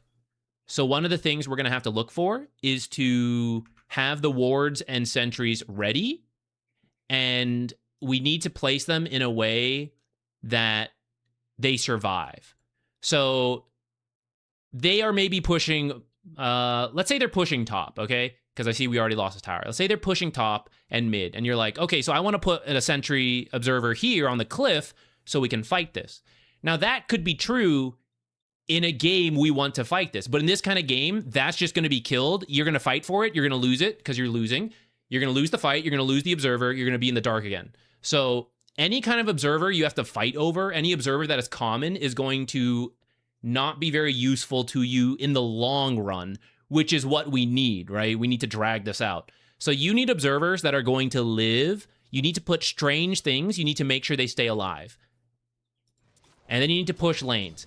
And we're going to use the combination of that vision to figure out where the enemy are and avoid them. So right now, we just jumped here. I'm not sure exactly where everyone is, but I see Wind Ranger top and Weaver bottom. I see you walking away from mid, but where is mid? Is it here? No, it's here. So mid has not been pushed in yet. Now you might be saying, well, Zach, I'm a support. Should I be doing that? Should a core come over? A core should come over, but none of them are. And so until they are, this lane needs to be out. Should I hold it here so I can farm? If you hold it here so you can farm and someone shows up, can you stay there? No, they're going to kill you. They're going to take this tower. We don't want to hold, as the support at least. Maybe as a core, there are reasons to do this, though I would say there's probably not. I would say in general, when you're losing and the game plan is to delay, shove things as quickly as you can, because as soon as they come, we can't really be there with them. We're always avoiding them.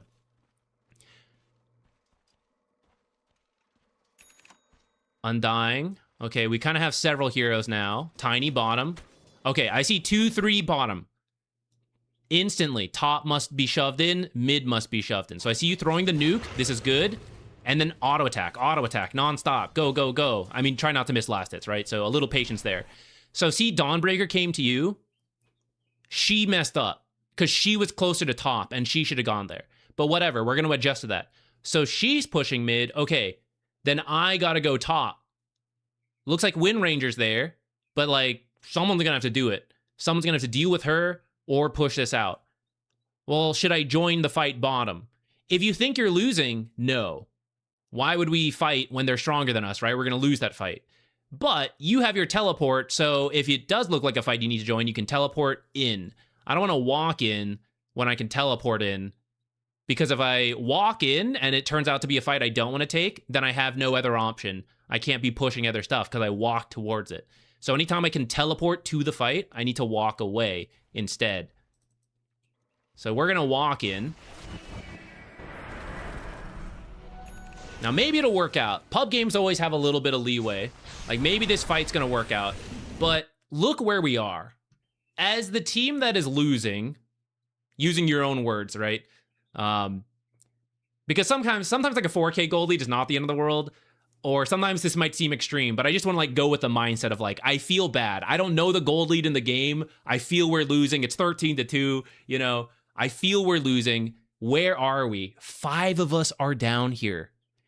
And if you think about the distribution of gold on the map, and if you watch the gold movie, if you haven't, you should. We are not catching up because we're not using any of this. We must now team wipe the enemy and take this tower for 5 heroes here to be kind of worth it. Now, if it was a quick kill into a tower, great move. Is it? No, because I actually already know there's 3 to 4 heroes down here because we saw them before our team committed to this. This is why, because you walked here, we're in this fight, but I can't be pushing anything out, right? If I had walked top, I could nuke this wave out, wash bottom, and then TP in if I really felt needed. But if not, I would just push in top.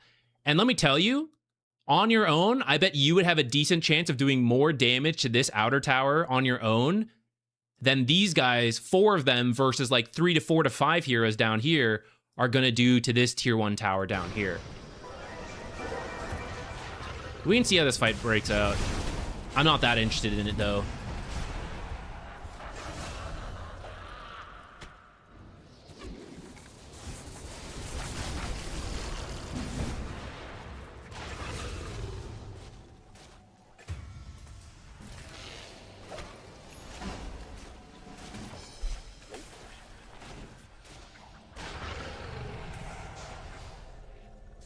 very drawn out.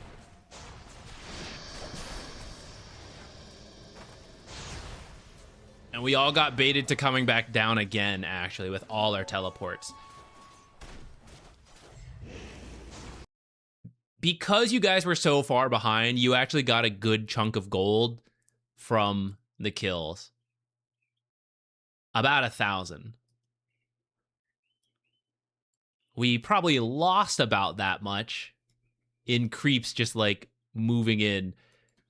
And we're going to lose it if we haven't already because we're all bottom again. So this is where it's kind of weird. As a support, you generally do want to be in the more dangerous parts. But if the cores aren't doing this stuff,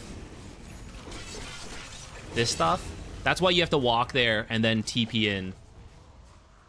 Because look at that. Easy come, easy go. We did gain money, and then now we've lost it all. Because, in fact, they were stronger than us. So, it was slighted to go their way eventually. So, I'm glad you're pushing out top now.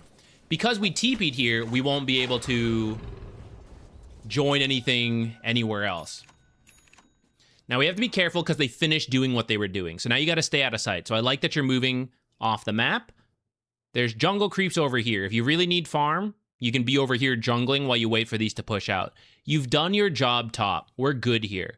Things I gotta be worried about. TP rotations here and twin gate rotations here. So hiding somewhere here and AFKing or jungling and hoping to like prepare to retreat this way could be good. As a support, you can also ward in this time. It's daytime, so this is really scary. Okay, kind of worked. He did steal the shrine. Oh, it's very scary. Okay. 3 heroes. Undying was somewhere here, and he's walking away. We must shove in top. The 2 of us must attack this tower. At least one person has to do it. And Lifestealer needs to get out of the jungle and shove bottom.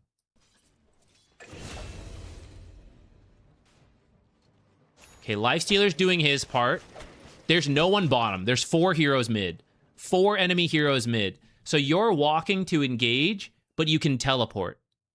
You can teleport. So this is all a waste of your time. This is time you desperately need to gain money by jungling or waste their time. And I waste their time by making them come mid and then have to go somewhere else.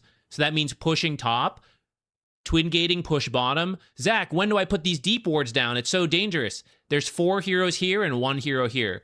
So you could have walked through here and deep warded back here. And even if they have a ward here, Undying or one of these 4, multiple, are leaving what they're doing to kill you back here. Or you could twin gate, pop through here, deep ward somewhere through here. It's completely empty right now. And then jungle while you're at it. And then as this fight actually happens, then we TP back. But really, I'm just going to lose this tower. I actually have very little interest in fighting this tower. Lich can just keep frost shielding it for a little bit, and then that's it. All the other 4 heroes should be elsewhere on the map. And if you've seen the Gold movie, you'll know you'll gain money for doing that. So Venomancer, we left him on his own to push, so 1 hero alone can rotate and kill him because they're winning. If we have 2 heroes pushing top, and they have 4 heroes pushing mid, we're more efficient, and 1 hero is unlikely to be able to come back and then just kill us. They probably need 2 heroes, 3 heroes to rotate back and kill us, which is more worth it. If it only takes 1 hero to deal with you guys, well, it's still okay, but... Now here's a mid fight, and I will show you where the fight happened. It's happening here. But I want it to happen, like, back here. I want as many advantages as possible, defensive advantages. So I don't really want to, like, jump out here.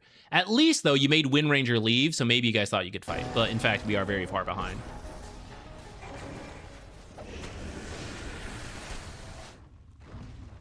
So bottom and top did not take much damage. We are losing the mid fight, so we're not really gaining much on any front. Robert, how you doing? I got a meeting in a few minutes. Feel free to move on, but I appreciate the feedback. Yeah, no problem. We can go probably a little further. You can just check the VOD if you want, or not. Don't worry about it. This is useful for everyone. See how we're all just set up here? So this is all time we're not catching up in gold. But this is where someone's got to be pushing out. Someone's got to be pushing out here. And if Wind Ranger kills you guys occasionally, so be it. That's the cost.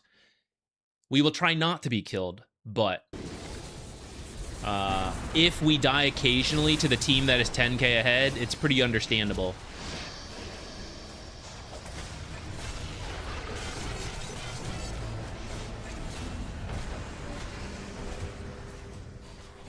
How come we killed Pudge? Because he's behind our tier 3. Here they are, diving deep. Tower, help me. This is our closest fight. 3v5, 3v4, because they're in our base. That's what I want. And until that moment, I will be pushing everything else. Okay, I want to go find, because there was another game that had a similar question. Or I don't know that it will be, but I suspect this is what I will need to look for. Where is it?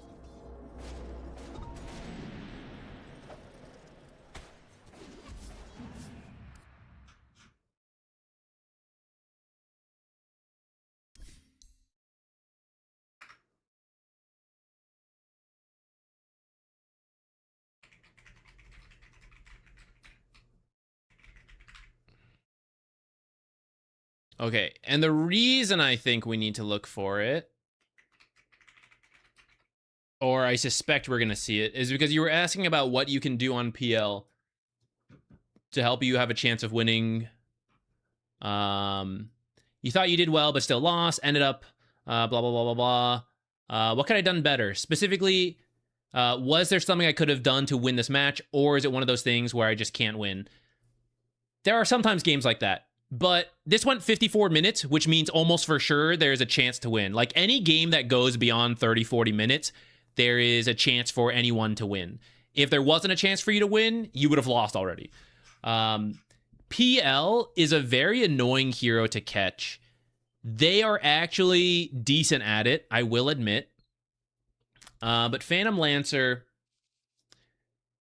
I'm not good at. But thanks to Doppelganger, he's very annoying to catch. You often build a Manta, so you can send Mantas into the lane. You can split them up, so they're unsure, like, who is who, what is real. If you get the Shard, you can go Invis. It's really good for dragging out a game.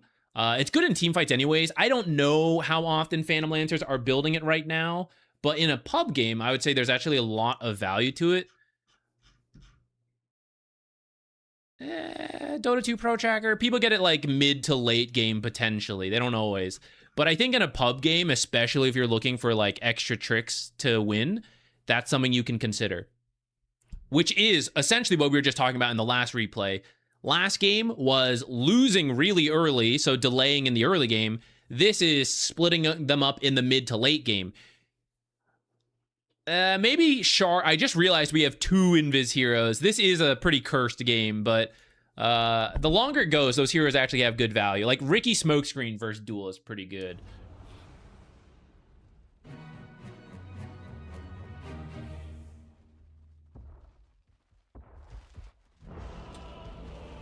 Reading the whole Sarah J. Maas universe before her pre-order release on Halloween. 16 books. Oh my goodness. That's a lot of reading to get done. Good luck. Sounds like a good time. I'm really slow at reading. I don't think I would make it. Maybe you're a bit faster. Maybe you'll make it on time. Largo is just fine. He's going through that thing where it's just perception, you know, where he's like the most broken hero in the world, and then he gets nerfed, so it's like, oh, he's dead. But actually, the best hero in the world getting shot in the knees is like, well, now I'm just an average hero, which is still fine. But people move away from it first, and then a little bit of time passes, then people move back. Support Largo is fine. Offlane Largo is also fine, in my opinion. I think they're both doable in pubs. Okay, so we are going to jump ahead. Actually, let's look on the graph for a moment to start looking through. So we actually had an early lead, and then it looks like we threw it away, but had some, like, couple comeback moments. So let's look at all of these spikes. So first 19 minutes. What I'm going to guess is you guys were really close to item timings and then did stuff without them. Where's 19 minutes? Around here, right?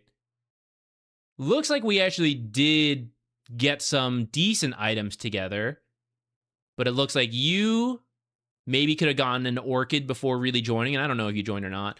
Okay, actually, it looks like you guys did hit some, like, okay item timings here before doing stuff, so maybe we just screwed up what we did. That's usually the mistake in that window.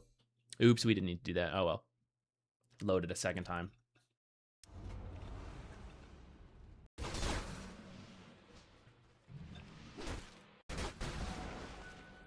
Okay, what happened? What happened?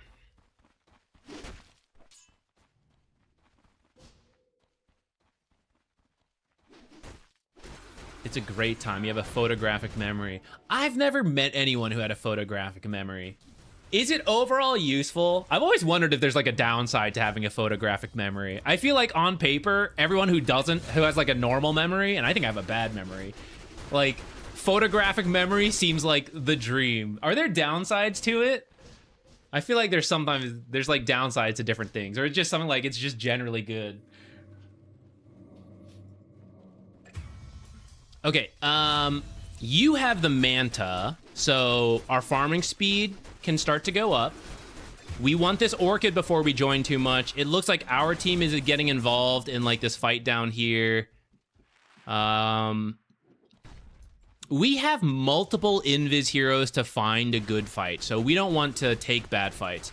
I don't know if Blink is up yet, but you need to start being careful as you get close to areas that can be, technically you can be blinked in from like any number of ways, but especially as you get close to the tower where people can teleport and get to you, consider just sending your Manta forward here. You do it now, but actually you don't need the Manta to do tower damage. If you want to send this Manta past the tower and farm the creep waves, that's good with me, but you don't actually need to damage the tower right now. So, to go back to it, because you're PL, and PL is like, when I hit this item set, I am super strong. That is typically how PL works. Medusa is similar, right? So, I don't need to take the towers now over 5 minutes of chipping them away. I will finish it in 30 seconds after I team wipe them because I've hit my own item timings, and then I've, like, there's nothing to stop me, you know? So, before that item timing, illusion should generally be used to increase your farm. The timing works out where you can go past this tower and cut the next wave, so that's okay. If it wasn't that timing, though, then use this Manta to farm a jungle camp nearby.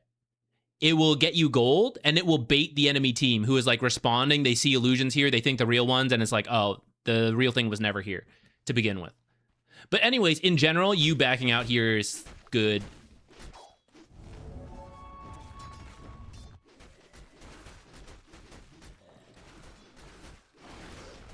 So we could have maybe gone into this jungle first, but otherwise, just nitpicking a little. Now, I will say here, I'm a little torn with you going all the way back. I'm gonna say it's okay, but I'd kind of like it if you tried to occupy this area a little longer, because the enemy team is down here. So I don't want to get forced out just by a doom. I want more heroes to come back.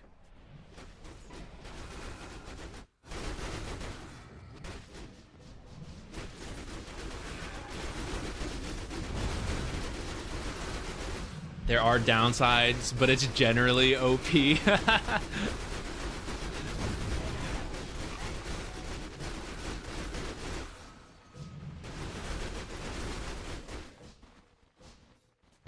That's interesting. I didn't really think about the experience of reading, like what that actually changes. It's tough for the social managing expectations. Oh yeah, I would be terrible about it. I would say I would do something and I would absolutely forget. I would disappoint you. I would be bad. Okay, what's going on here? I looked away. So we have a team fight going on. Now, you started walking in before really looking, unless I missed it. Because it seems like you're jungling, and then you just start heading over, but I don't even know if I want you to be here or not. And you don't even know if you want to be here or not. So we got to make sure we're looking at the fight to see if it's actually good or not. This one does look okay right now. Rubik is a bit low. I don't see the whole enemy team here. They could be coming in, but for now, it seems our team is here first. But I didn't know that until we like looked over now. Which I think, even if we had gathered the information, I think I would have walked in. Okay, before you go though, what are they going to do after they win this fight? So this is huge, guys. This is really important. After they win this fight, what should they do to actually punish you guys? They could Roche. That's what like pros would do in really high level games. They would do Roche, but in most pubs, they're not going to do that. They're going to go take a tower. Mid is always short, so they could probably get mid and do this. But they could also go top and take your top tower because the lane is right here. So before teleporting away, it's really important for you to kill this creep wave because we're going to cheat here. If you kill this creep wave, okay, timing-wise, it's a little messy sometimes. But in this case, there's like another one coming up. If you kill this creep wave, though, these creeps make it a little further, and then there's here. Now the question is like, could I kill this creep wave? Let's pretend you could also kill this creep wave for now. That means the next one won't spawn till 21, and then they won't get here till 21:30. They won't get here till 21:40. So a full minute of time, even though we lost the fight here, a full minute before they can actually push top without just tanking the tower, because there's no creeps. Because this one's here, it puts you in a little bit of a weird spot where it's like you kill this and the next one's there. It's actually not that much time bot. So sometimes, like I said, sometimes because of the timing, it's a little messy. But you at least want to think about it. Because they're killing us here, they're not going to kill me here if I do this fast enough. At the least, you want to use your Manta for this. Always do this. Before you teleport out of an area, before you walk away, always send the Manta to push the lanes, to steal jungle camps, whatever. So here you could at least do that with the Manta, but you could also just do it with your hero. So for example, you're TPing here, you probably could just walk top, clear it, go through the twin gate, be bottom. This is not actually under the tower. You'll lose some stuff, but for them to push bottom, like this creep is by your tower, but for them to push bottom, they have to get bottom, and they're here right now. And they TP'd here because your team made this play. So they can't just TP bottom with all the heroes and take bottom. So they're going to do mid or top most likely first. And that's why like we have to rush to deal with that. And then this one don't matter. This isn't even PL specific, but it is the split pushing idea that I thought we might see, and we're continuing. So see, they win this fight. They immediately go mid. And they should push your mid tower. Now, you will at least pressure bottom, which is good. But you had the option to do both, either with the Manta top or with your hero and then walk bottom. Turns out, none of them are even dealing with top. So what would have happened then is that you just win. Even though they win this fight, you would push this lane into the tower and do damage, because none of them came top. And then after all of them ignored top and they're like trying to push other stuff, they'd go, oh shit, top, and they'd TP here. So they would waste a bunch of time.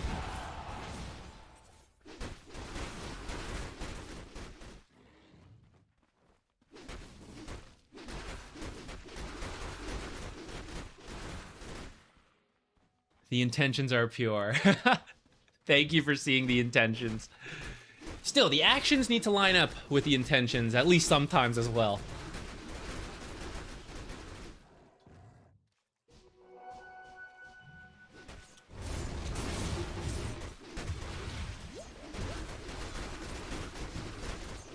I don't see you doing it. It would be good to check. Let me tell you, these croakers are not doing anything special. These guys, these are the most annoying camp, and we might need to look a little bit for these guys. Every other camp, it's pretty whatever. And look, he didn't even do it in the end, right? So you might be looking with your eyes on the minimap, but was Doom used? Was Focus Fire used? Did a hero teleport in? Did a certain spell get stolen? These are things that could really affect how you play. Like, are they twin gating soon? And then can they blink duel me? Can they blink Doom? Omni Slash, you know, whatever's in the game.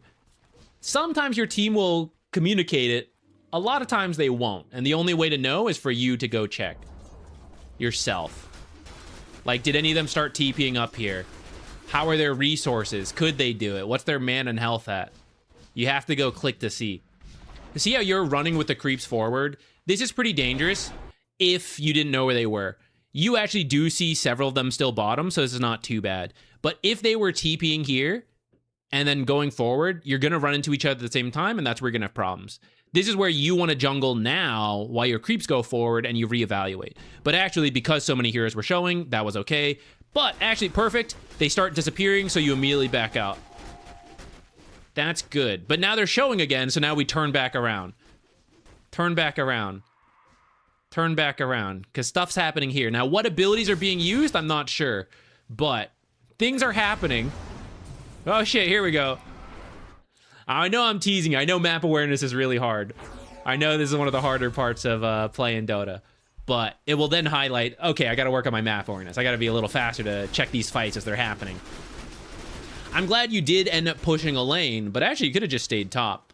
Let's just think about you versus Juggernaut, for example. He probably can't kill you. He would definitely have to Omni Slash to do it. And you have Doppelganger. You can see each other, but you'll just walk away every time. So there's no way he can kill you. Let's go back. Let's go back.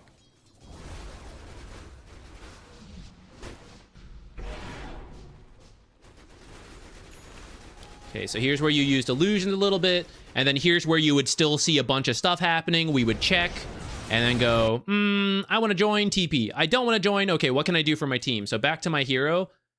At this point, because you're already here, mid does make sense. But this, to me, this whole area is your responsibility right now. If we're not joining the fight, then as much as possible, I have to make use of this. Now, how am I going to do that?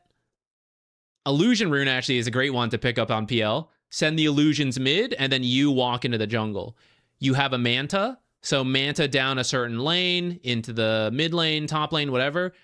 I want to take this stuff. Why? Juggernaut came top, so he's currently defending. I had no real plan on taking this tower, so that's fine. He can do this. But what's he going to do after? He's going to shove the lane, and he's going to jungle this stuff. So I don't want to just leave. I stop farming so that he can farm because I'm scared of him, but I'm not scared of him. He can't kill me if I think about it and I at least save Doppelganger, right? There's no way he can kill me easily. So why am I stopping my farm to let him farm? We should fight over the farm. So you should stay here and steal their farm. He'll farm what he can. We're not actually going to engage because we're both respecting each other. And then once we all farm this stuff, you can fall back to farm this stuff, and he will fall back to what? He has nothing. So now he has to go somewhere else to find farm. So we don't want to back out too soon. That's going to let him farm, and you might get farm, but like, you're not actually passing him. This is how you pass him. He can't kill me, I can't kill him, so let's fight over farm on his half, and then I go back to my half. You actually just finished Orchid. You might be able to kill him because he does not have his Manta yet. You might actually be able to kill him.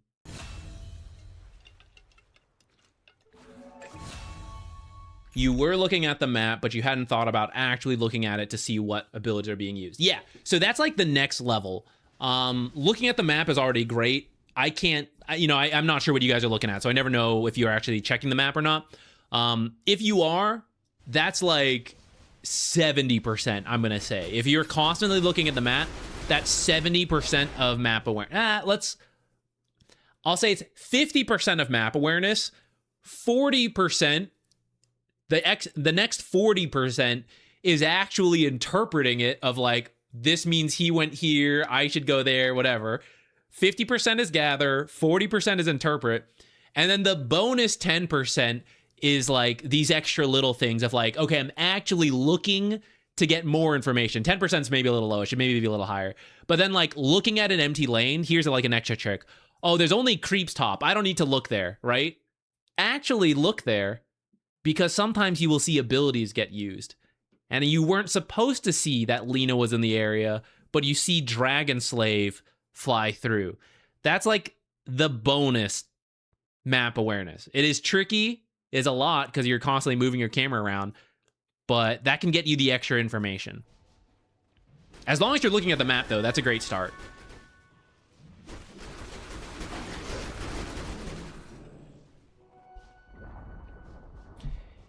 Isn't it that the lower the MMR, the more erratic the games are and the harder map movements are to interpret? Kind of. It goes both ways, though. They may not follow the most sensical thing to do, like, oh, they won this fight, so they should obviously do this next. But because it's a random game, they're like, oh, they went back to their own jungle, of course, right? Who knew? Oh, I didn't expect him to all just TP top. That's a weird move, right? That part is true. It's erratic. But it's balanced by the fact that they are constantly showing on the map because they are not thinking about what information they're hiding. So they TP'd to the top lane, which is weird, but they did it in the middle of a creep wave, you know? Or like, oh, they're coming to get me top.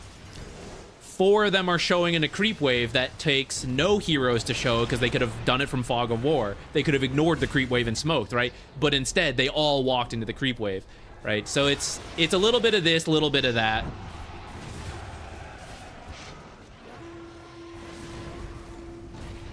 I don't know how easy it would be to show.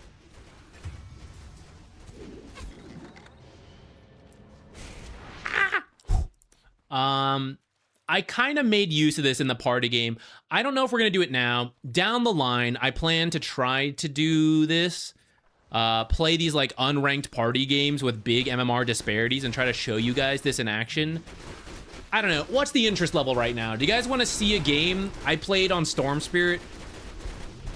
It wouldn't have the fun part of it because it doesn't have the player reactions and everything of us talking. But we can kind of show what I was trying to do on the Storm Spirit of constantly cut waves because we were losing really badly that game for a long time. I don't remember all the moments, though, so it'll be a lot of digging. But if you guys are interested in seeing it, you guys can let me know. I was doing a lot to just drag this game out on the Storm.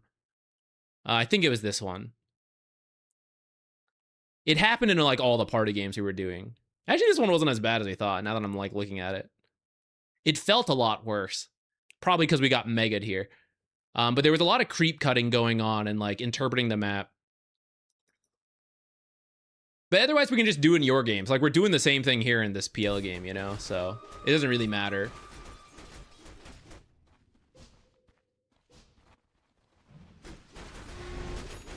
Okay, so like here's an example. Let's go back in time so you guys can see it happen. All right. Juggernaut is dead.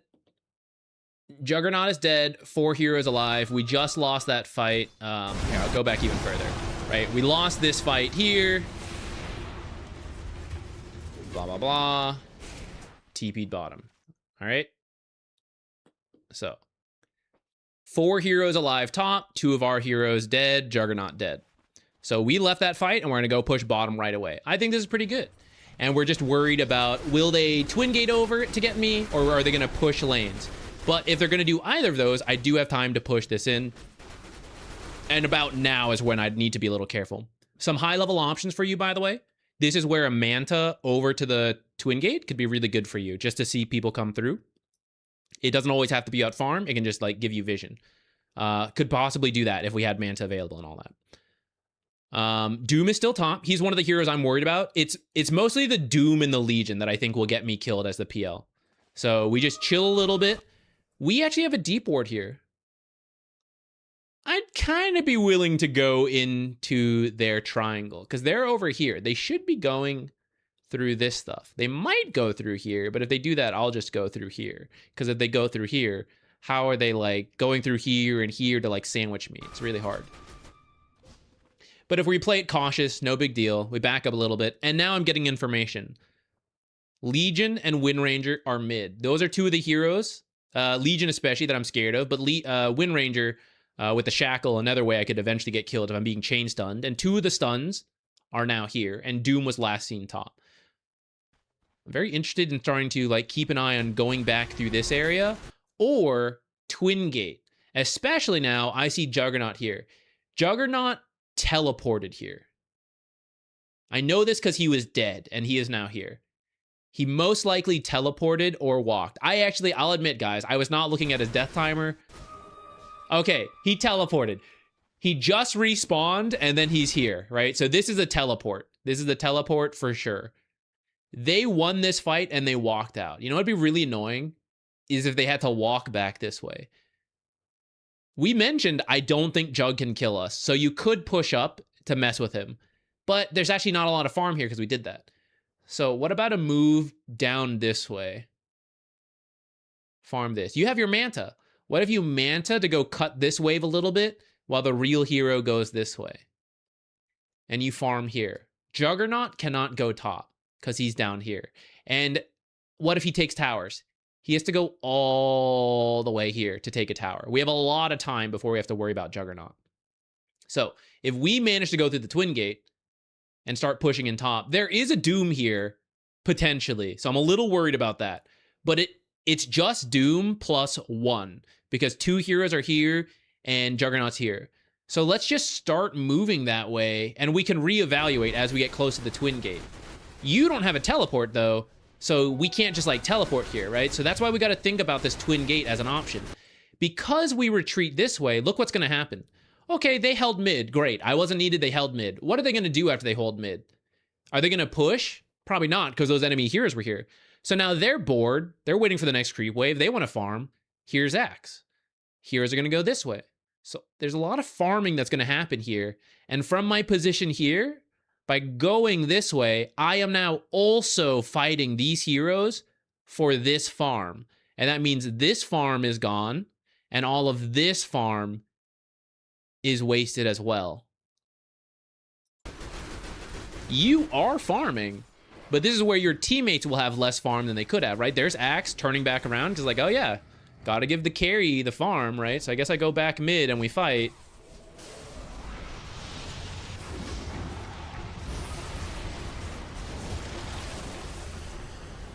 Doom and Omnislash got used. You might be able to join this fight. You have the Bloodthorn.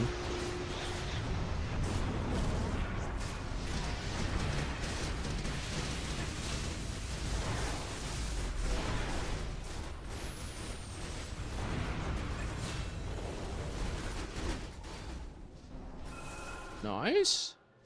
Oh, I didn't mean to click over. All right, and you are moving forward. This is very good. You don't always... Well, okay, you're leaving, so I now understand why you doppelgangered.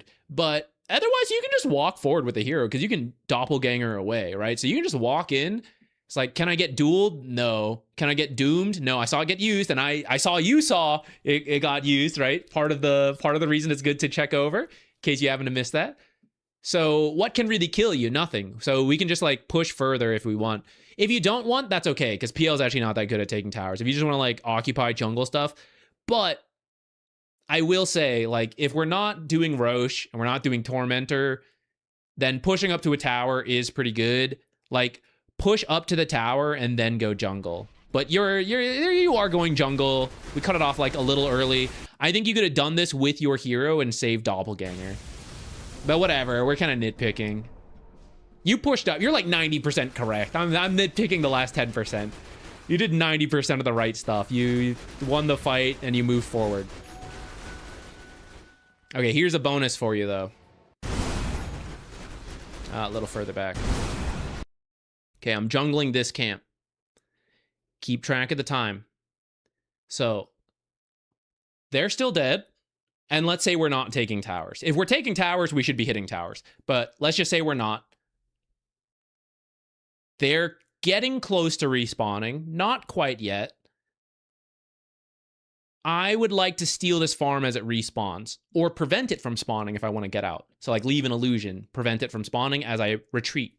So as they respawn and TP, there's nothing here. Now bonus...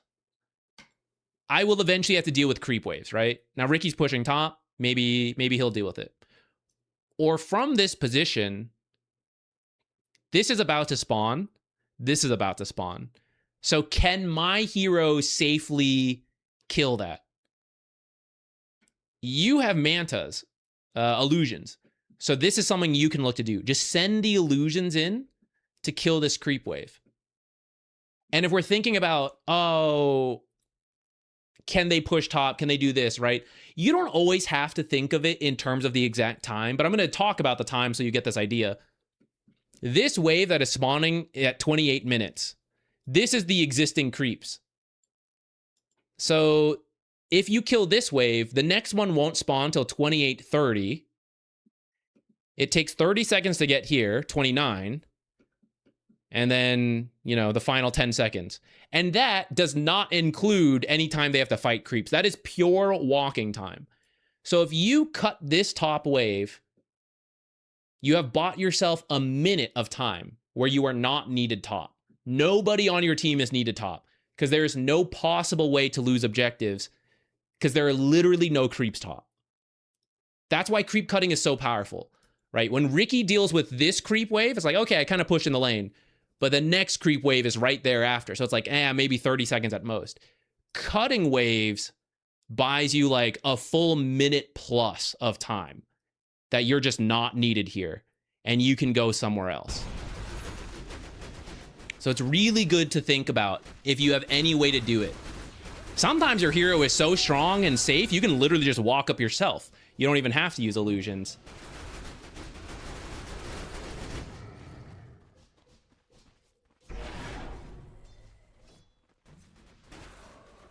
Give me that, Ricky. That's mine. I'm going to replay this last minute with full vision. I know this is scary. I know it's really scary, guys. For any role, it is tough. But this is what you guys want to push yourselves, especially in the games where you're losing. Earlier, who said, like, oh, I kind of got grief this one. What can I do? This is what you practice in those games where it's really scary, but you're going to lose the game anyway. So, like, you know, what am I losing for doing this? And then there are normal games that you're just going to have to, like, challenge yourself to do it. What we would want is PL to, like, max his time top and only get pushed out by enemy heroes. And this is where the map awareness, the better deep wards you have, will help make it easier on your carries. Really good carry players will try to do it without the vision anyways and try to interpret what's going on. But see how all this is like kind of empty? And we could steal some of this farm. Instead, we're backing out already. We're like all the way here retreated. This is where Doom now shows up. This is the first hero to actually come top. So this is when we should actually be thinking about like starting to get scared. And just to show you guys, like how far do I need to be from Doom if I'm worried about him killing me? If he has Blink, he doesn't even have Blink this game. With no Blink, you can be here and he can be here and he can't kill you. Because he'll walk forward and you'll walk backwards. And he'll step back and then you'll walk forward, right? It's this little dance. It's positioning. He can't actually doom me because he doesn't have Blink. Okay, well, he does have Blink now.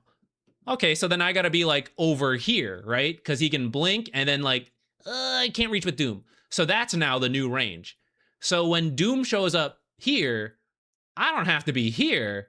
This is like 4 blinks away from Doom, you know? This is where PL has to be here to be safe from Doom. So what does that mean? These camps then, right? Like I can still do these camps and I'm farming here and I see him clearing these creeps. I'm good. And then I go to this camp and these creeps disappear and I go, okay, how long do I have? If he could get to here and then blink Doom me farming this and he just disappeared here. Okay, like 1, 2, 3, right? This is your internal clock of how fast heroes can move. And so you're farming this, you're like 1, 2, I think I need 2 more camps to finish this, and that's like too long. Doom is getting within range, right? Time to go. Do you need to have those exact times? No. This is where players like, it's about the time to move, right? It's like vibes. And then some players are like, yes, 330 move speed. Yeah, if he has phase boost, it would take like this amount of time. Calculate, right? Different players, different approaches, but the end goal is the same. I only want to leave when I actually have to leave. And the longer I can stay, the better. And when you cheat and you use the free vision, you can kind of see, okay, I could have stayed longer. I could have not. From your perspective, it was a little scary because I don't think every hero was showing elsewhere. But as you get an idea of it, you've actually now seen 4 heroes bottom, right? And then we reevaluate. We go, oh, wait, so 4 heroes are here and 1 hero is here. And Invoker is back here and we are all over here, you know? So there are some very big gaps in the map. This whole bottom chunk is empty. This section, okay, we're filling this section. And then we've left Doom alone here, but I would love to be a bit more in here. Now, this is not fully on you. This is supports, right? This is where you also want to start thinking about wards and like the tree vision that is going down.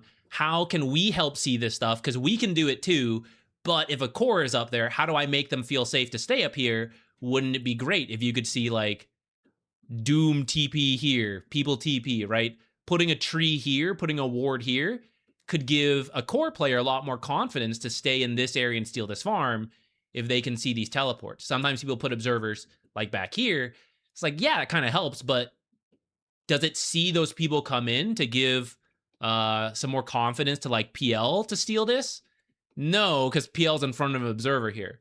So when you can kind of like think about where you want to play on different maps, then you can adjust your warding this way.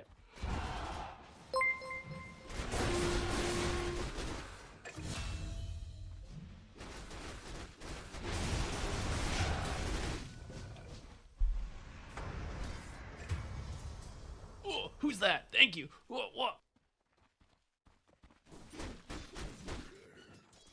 Sadgasm 13. I'm sorry for that. Thank you for the sub.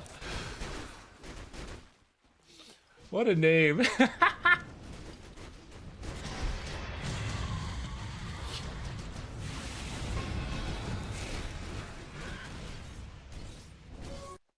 All right, now is not the time to be top, though Doom did get used, but I'd like to highlight everything else going on. This is where the vision's pretty good.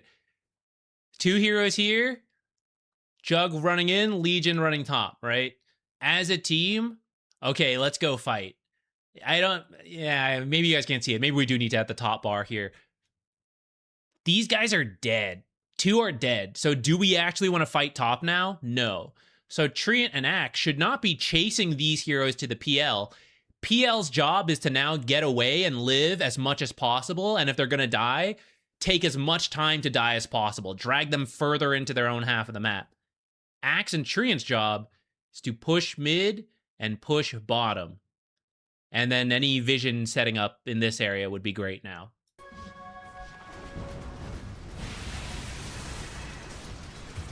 All right, let's get the... Let's do the next replays. I'll let this one play out a little bit if you guys want to send anything in. And let me see if I can do this real quick, actually. What if I just expand this? Ah, it's too large.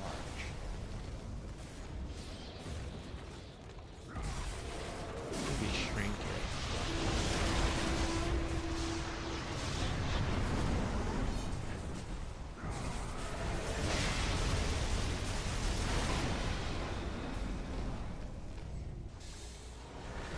But the Waddle Dee real estate.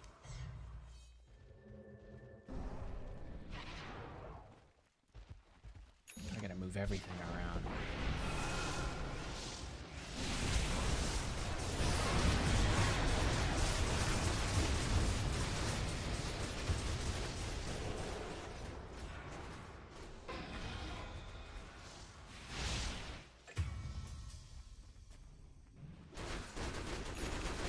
See, guys, now where did the Waddle Dees go?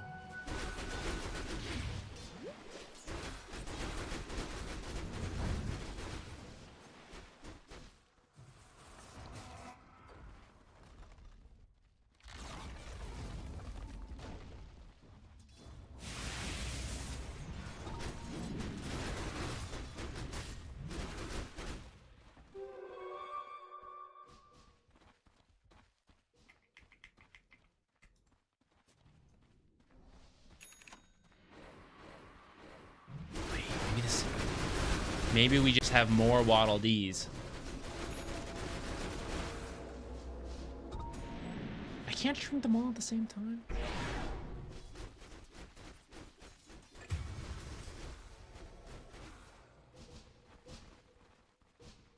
Wait, there's There's not an easier way to do this.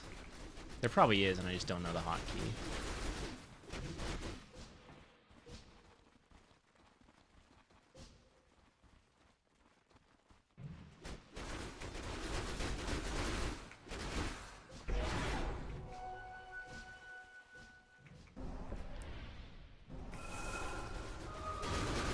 How many can we fit? One more? This is too much. Or is it? I guess I could fill up the space a little more. But now the Waddle Dees... Oh god, I gotta make the Waddle Dees even smaller now. I shouldn't have done that. Is this more useful though? It probably is, to be able to see the top bar, so like who's alive and all that, right?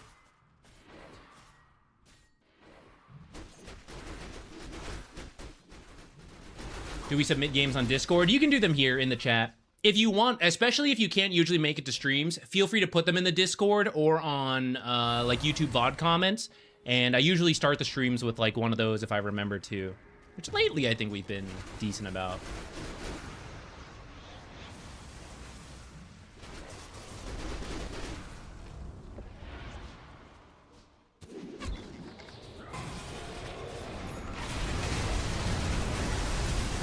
What if we did this, and then we could have Waddle Dees going down as well? This is too much, though. This is too... 3 Waddle Dees was a good amount, and it wasn't as distracting. This is actually too many Waddle Dees. The power is too much. We have this random blank strip, though, here now. I don't know what to do with it.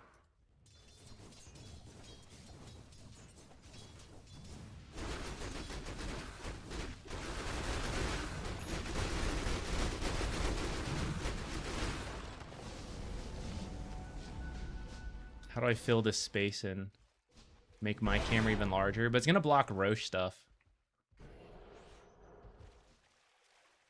What if I'm over here? Oops. I think that made more sense here. I don't know what to do with it, guys. I guess we could just crop the camera differently. One day I'm gonna make a short out of this scene and I'm gonna regret doing this.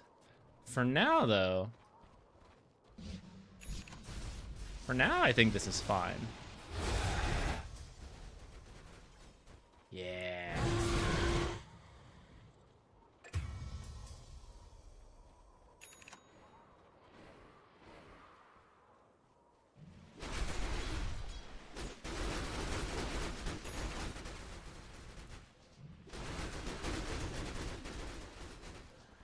All right, I'm ready to get back to...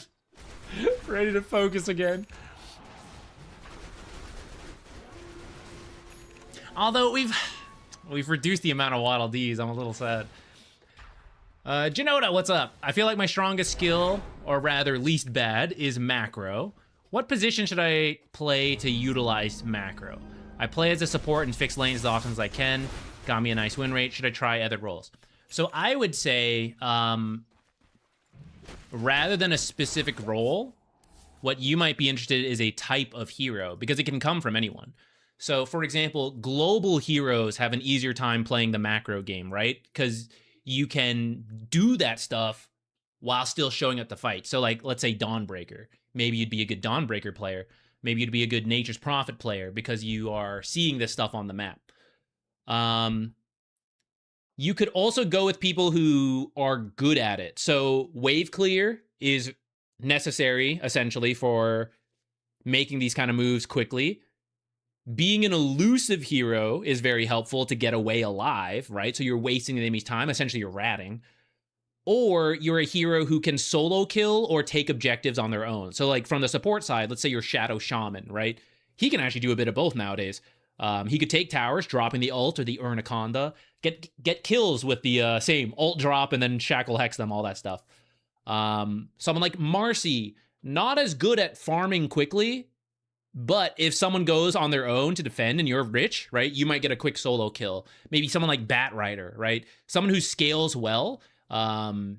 He's kind of elusive with his fast movement seed. He could get solo kills, but once you get someone to rotate, you could just TP back to your team, or the global heroes can just show up like Spirit Breaker.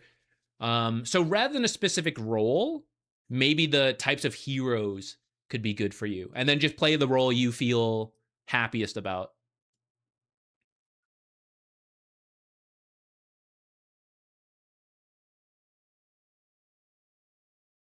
Mid lane tends to have a lot of elusive heroes who get to do this.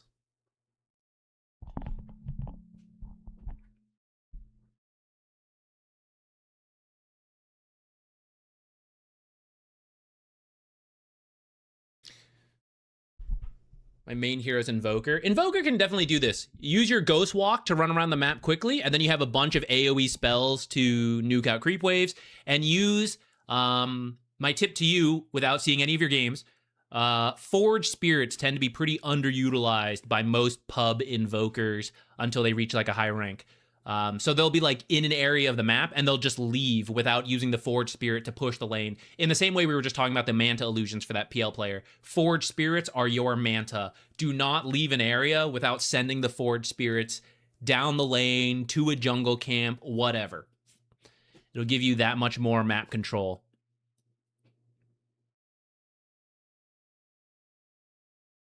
Forge Spirits to stack too. True, if you've got the micro for it, stacking can be another great use for it. It's a little trickier. I think just clicking them down the lane's probably like the easy mode, but if you do have some micro, stacking could be a great way to boost your farm.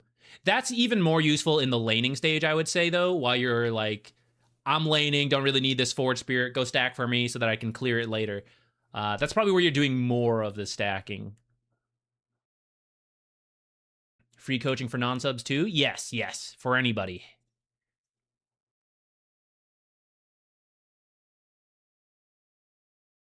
Dota Goat. How do I get? This might be one of those you just lose. How do I see out a 17k gold lead even if someone goes AFK? So like Grief AFK, or like they had to leave and we can micro the hero. Unfortunately, you might just lose this. I don't even know if we really need to even look into this. Sometimes you just lose, and this is one such situation where if someone is actually just AFKing, I guess it's the Puck here. It's really hard to win, you know? You're not supposed to win in this situation. Could you? Yes. Usually what you would do, so where did they start AFKing? Around here. At this moment, 33 minutes. If you take Puck out of the picture, you guys actually still have a small gold lead.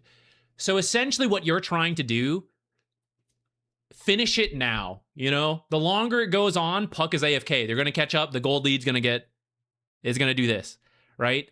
So 4 of us need to find good fights and turn that into the win, which TA and Shadow Shaman are great heroes for this. You guys can do Roche, you guys can win a fight, you guys can push high ground, and you can end the game before they're like, where's that Puck? And if it doesn't work, I mean, you're going to lose anyways, right? The longer it goes and some guys AFK griefing, AFK DC'd, maybe you have to go. I don't know, you know? But yeah, honestly, there's not that much you can do. And the thing is, it really doesn't actually change. Whether the guy's AFK or not, the game plan's the same. Find a pick off, convert that into the win. If he's not AFK, there are more times you can just be like, it's okay, chill, farm, you know? If he is gone, we have a lot more pressure to find stuff and close it out. But it's not a situation that is supposed to happen very often, so it's not like, if you don't win it, just the guy left, you know? It's damn, that sucks. But, you know, don't sweat it too hard.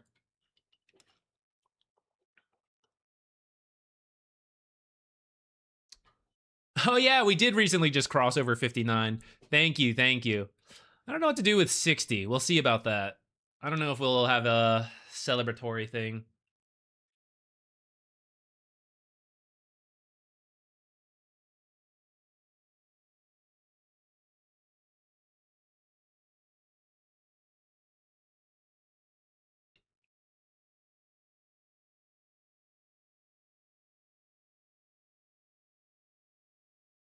Okay, let's take a quick look at this one. Can you give a tip on how you would play Omni Knight as position 5 or 4 at the moment with a melee carry? Position 5 with melee, it would be kind of the same, and I would put more emphasis on make sure you're buying sentries to have your camp available. Because as a melee support, like 5 Omni, you want to be near your tower so you can actually run them down. But also, while they harass you because you're a melee support and you're both melee, you'll have the tower to get bonus armor and bonus regen. If it pushes out, you're going to have some issues there. You literally can't do anything as the melee support besides to pull at that point and to try to fix equilibrium. So you have to make sure those are available for you. As a position 4, you can try to creep drag if you play double melee. That's why double melee in the off lane is always safer than in the safe lane. Funny enough, despite the name, because you can't creep drag in the safe lane. Well, you can, but it's... I don't know. I had it loaded. I don't know. I was going through the motions. It's really hard. No one should let you do it.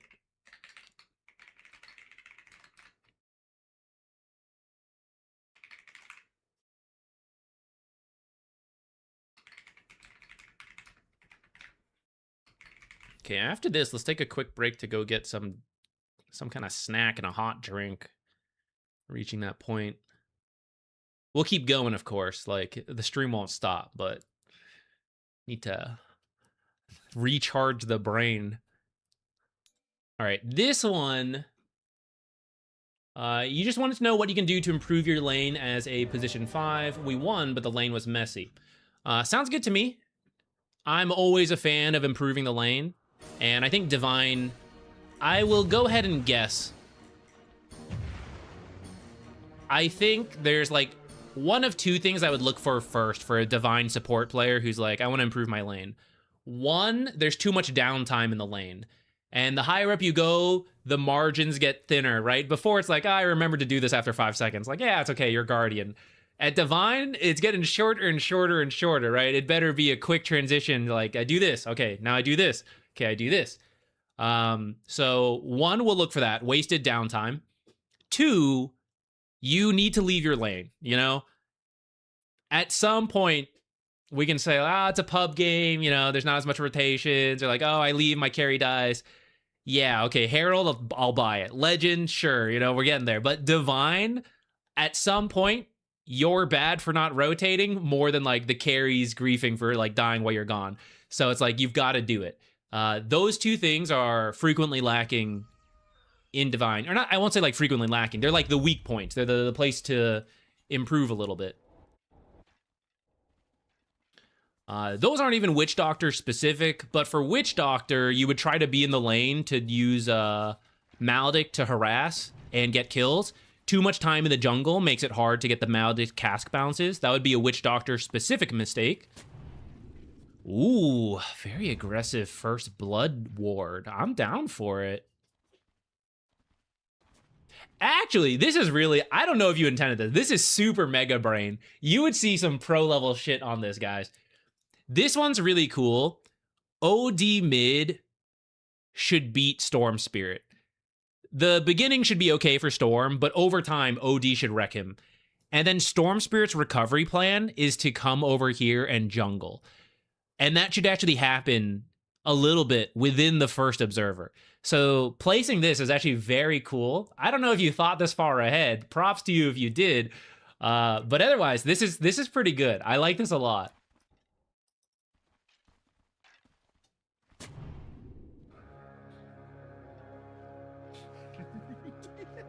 I'm an offlane player, but you have to play 5 sometimes, right? Oh, got it. Okay. In that case, it might just be like even more fundamental support stuff if it's your off role. Off lane role. I'm not even going to worry about first blood things. Well, why did we end up walking through the middle of the lane? I should see that. Okay, we saw him ward and we wanted to do that.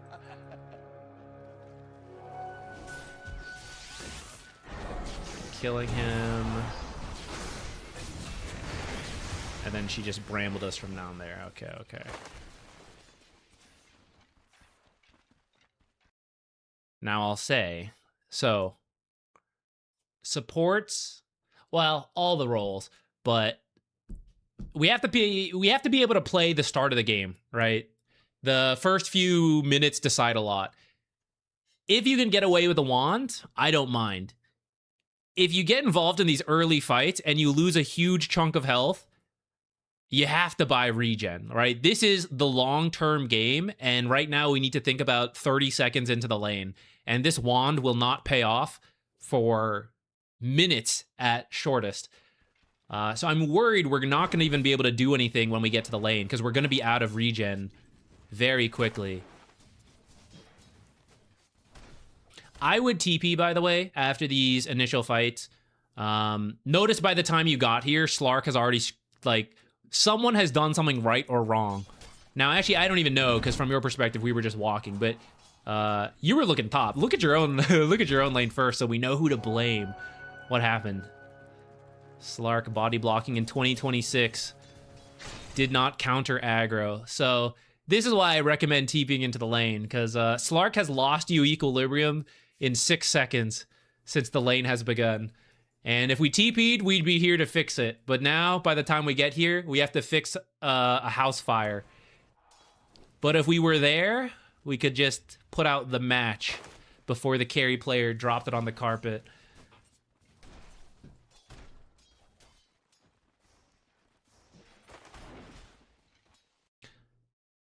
Okay, you're going for the body block. We mistimed it just a little bit. But this is what I wanted to show you, is that we're not going to have a great time fighting Dark Willow because we have less health than her. Now we have a lot less health than her. Oh, now we're going to TP home. This is really hard. This is painful.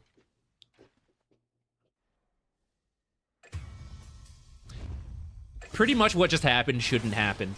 So to break that down for you, one, after these fights, I would just TP to lane. TP to lane or like walk home and then TP out, depending where it happened and how much time you have. But usually try to get to lane as quickly as possible. Buy the regen, right? If this was a salve, especially, I would say, is very good. Salve is good for you. You and Dawnbreaker take the same type of fights. You both essentially 100 to 0 someone. You're trying to commit really hard with Maledict, and she's trying to commit really hard with both her spells. Dark Willow can go either way. She can casually harass or commit. Slark will more casually harass before finally committing. Point is, we need to stay very healthy. We got to be like ready to fight in this lane. So salves are really good, and why very long-term payoffs like Wand, well, long-term is kind of extreme. It'll pay off shorter than that, but not fast enough for what we need here. Then, because we started off low, you need to just come over to like this side. Any fight you take should lose, right? Like, how do you out-trade a Dark Willow who has over 300 health on you, right? Any fight to the death, you will lose, so you'll back out first, so she'll hit you again, and you'll keep losing. So to avoid any form of interaction, the easiest is to be in the lane and have the creeps protect you, because she doesn't want to draw creep aggro. So we don't get harassed. We heal a little faster because of the tower, and we're tangoing right now to get back to a health level that we can actually fight with them.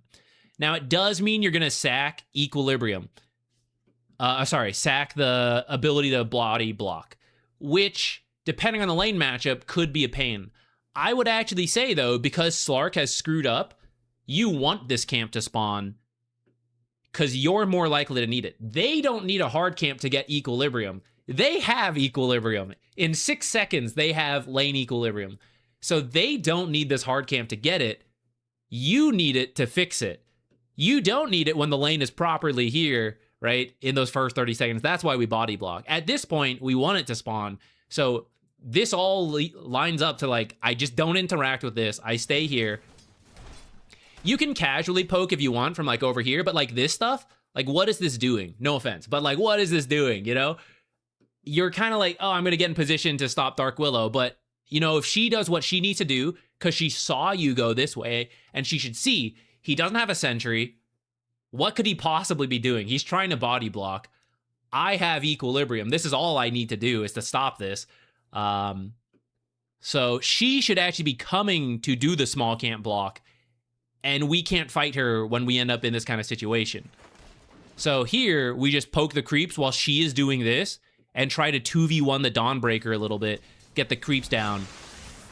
And that way we're healing up without interacting with Dark Willow, and then we won't need to TP back. We're going into a lot of detail here because this is pretty much it. You know, at this level, this lane's kind of done after this exchange. I would feel I have won the lane if I'm Dark Willow. Well, actually, she didn't know you TP'd home yet. Once she knows you TP'd, I'd be like, oh, we won. We should have enough of an early lead at this point because it's divine. I'm not expecting them to miss a bunch of last hits. At this point, Dawnbreaker should do what she needs to do. Slark should do what she needs to do, right? Because we left, now Slark's dying. He should not have died, but now that's his own mistake. So that is already, like, massively impactful.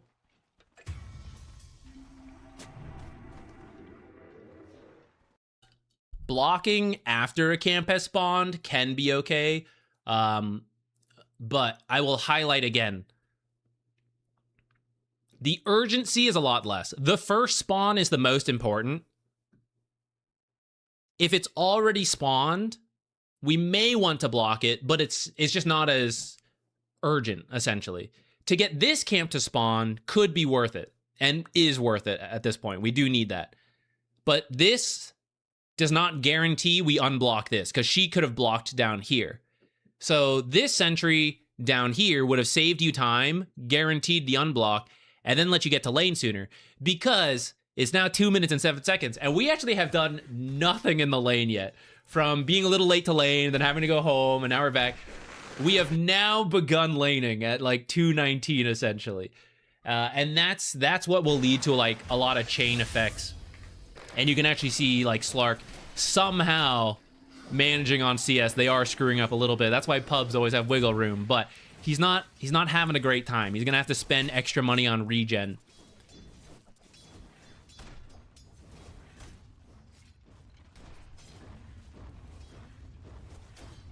Isn't it just better to die there? I probably would prefer to die, or at least like die to a creep camp or something.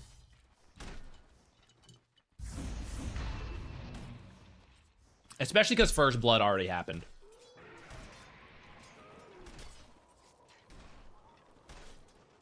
Now that we're losing, we need to change our mindset to, okay, just try to keep equilibrium here for a little bit, and then eventually we're going to have to go play other lanes.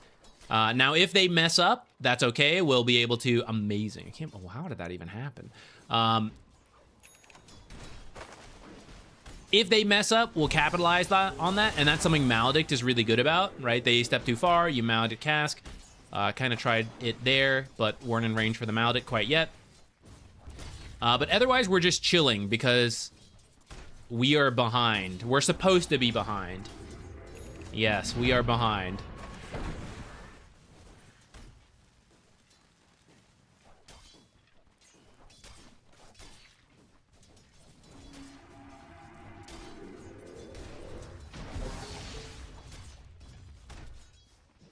If you stand on the lower half when Dark Willow misses up here, she won't be able to do that kind of thing.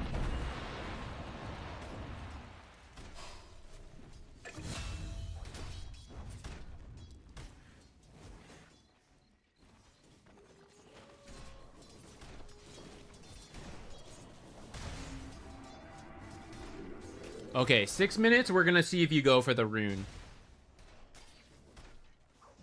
If you could get a kill in this lane, that's kind of big to change it. But since we're behind, we realistically should not be able to force that on our own, and it should be the enemy messing up. Especially as I see Slark pretty low, right? So here's where we want to go mid. Slark did the small pull, so you know it's going to be under tower as well. So far not really needed here. We're going to go try to fight the Lotus, but Slark's at half health. All right, somehow still gets it, and you guys get out, but you're going to die for this. And they could have done that a little cleaner to actually win this. I guess it kind of worked out. I do not think that should have worked out for you guys, but it did.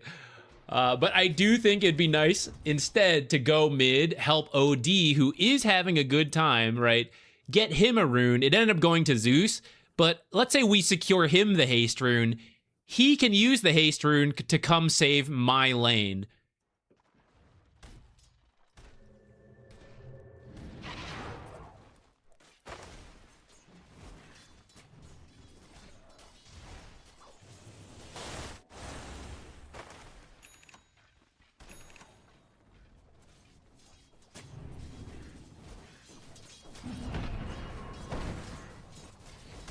That'd be the more consistent play. Yeah, it would be more likely to succeed. Your play ended up working out. Like, I'll admit that, all right? We did end up killing Dawnbreaker in exchange for us. That's very worth it.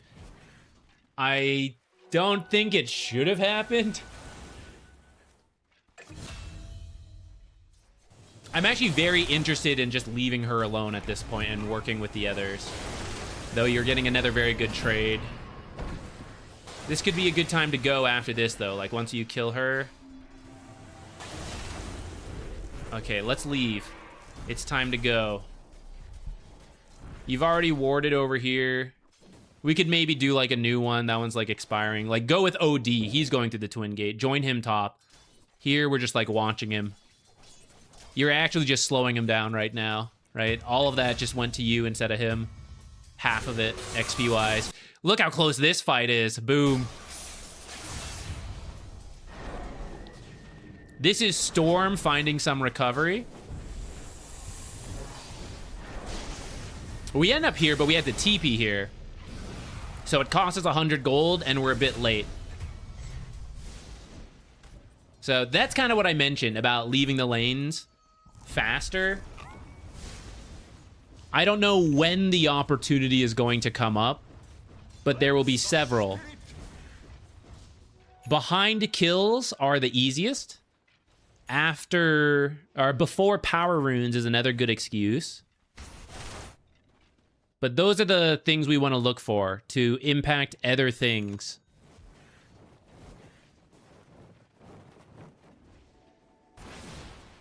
Okay.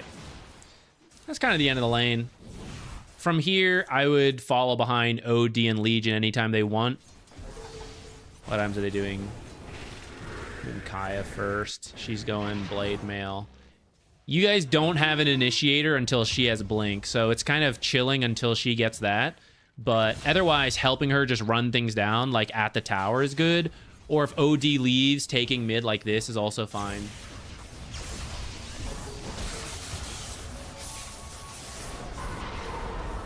Nice. Okay. If you'd like, guys, please submit some games. Match ID, let me know who you're playing. Any questions you got? Okay, because no one else came here, I'm going to say this is okay.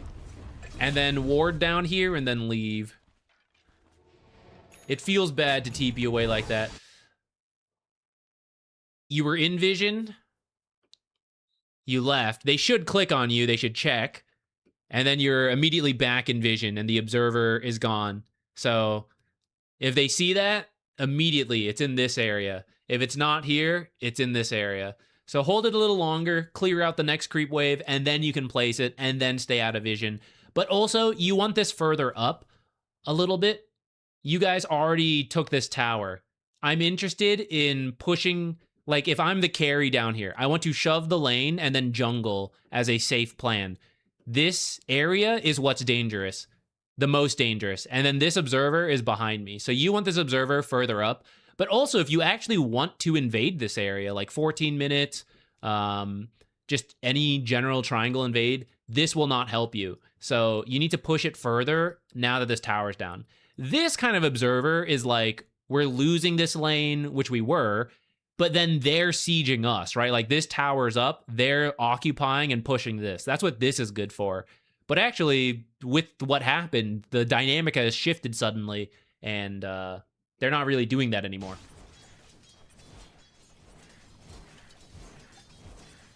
Okay, I'll be right back. I need to make a hot drink or something so we can keep talking. Oh my god, guys.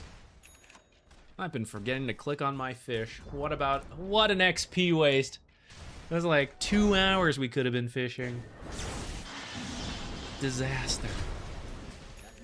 All right, be right back.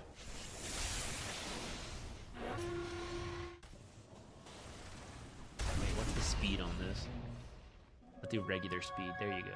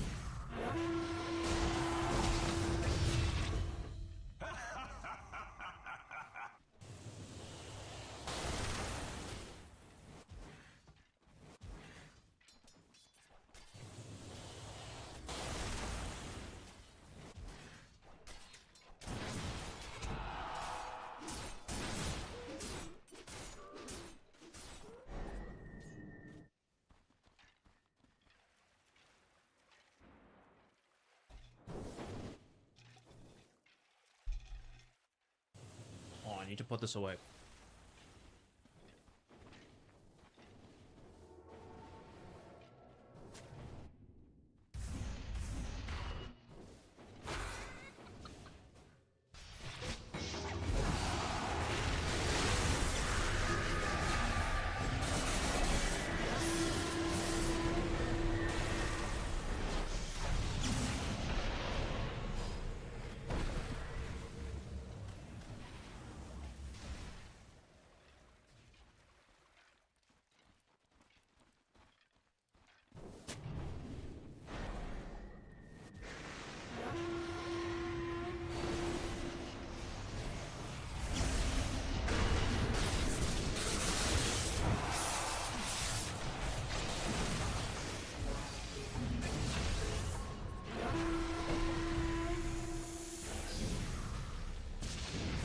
This cup too high, I have to walk so slowly. Oh! I almost spilled. Okay, we're good.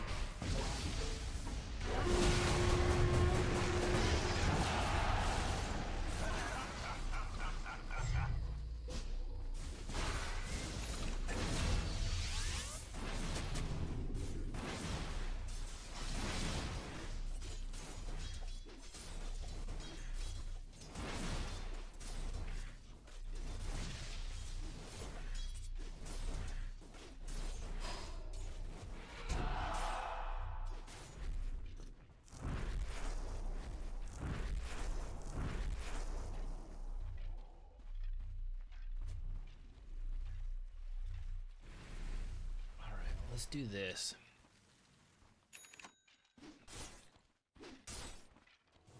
Is Elsie good right now, like meta-wise, or is it just uncoordinated play? She's always been kind of good in pubs.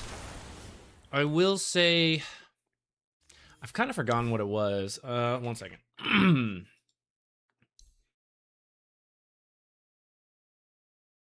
Oh, yeah. Is this passive? The new innate she got is pretty good. It's a lot of extra armor in these early trades and then in team fights. It even got nerfed a little bit, but it's still pretty decent. That's why she got a boost in win rate and saw more play a little bit. I don't think I've really seen her in pro play. Maybe if they hadn't nerfed the passive so quickly. But in pubs, I think she still has the same like dual stacking damage, but then the new passive is nice.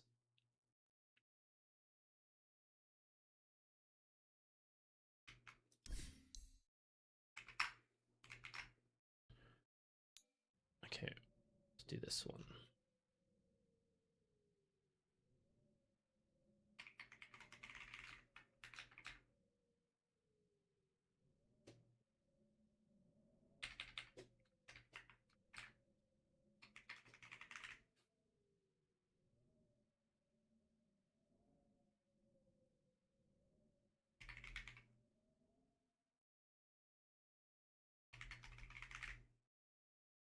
I think it would have been faster for me to just type the whole thing.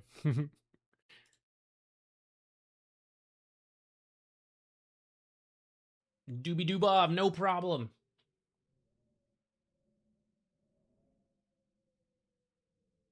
Okay, this one, Immortal, Dawnbreaker. Lanes were rough.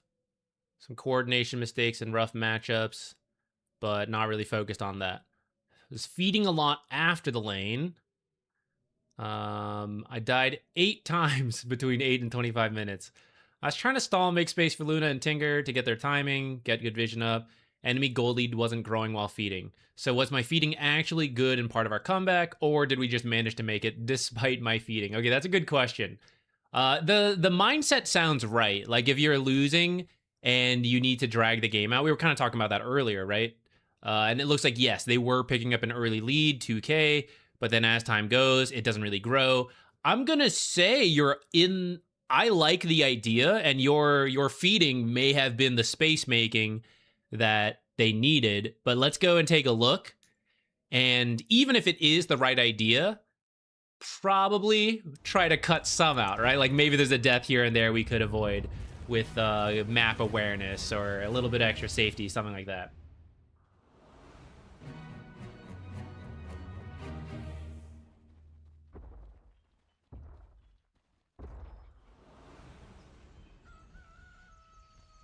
Play a lot of position 2 or 3, but never mastered LC. I would say my number one tip for LCs in pubs, the early duels matter a lot.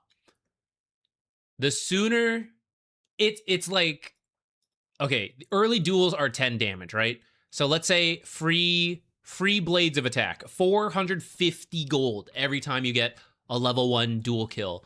And then later on, you're getting 20, right? So it's like every duel you get 1350 gold. Imagine if Bounty Hunter, that was like his track effect. I was like, oh yeah, every kill is just like 1,000 gold. Everyone would be so much more focused on that. LC players kind of know it, but sometimes the teammates aren't thinking enough about it. The sooner you get LC dual wins, she farms faster to join the team more, and she opens up the option to do solo kills because she has enough damage to do it. Duel is useful even if you can't solo kill, like especially if you have a bad game.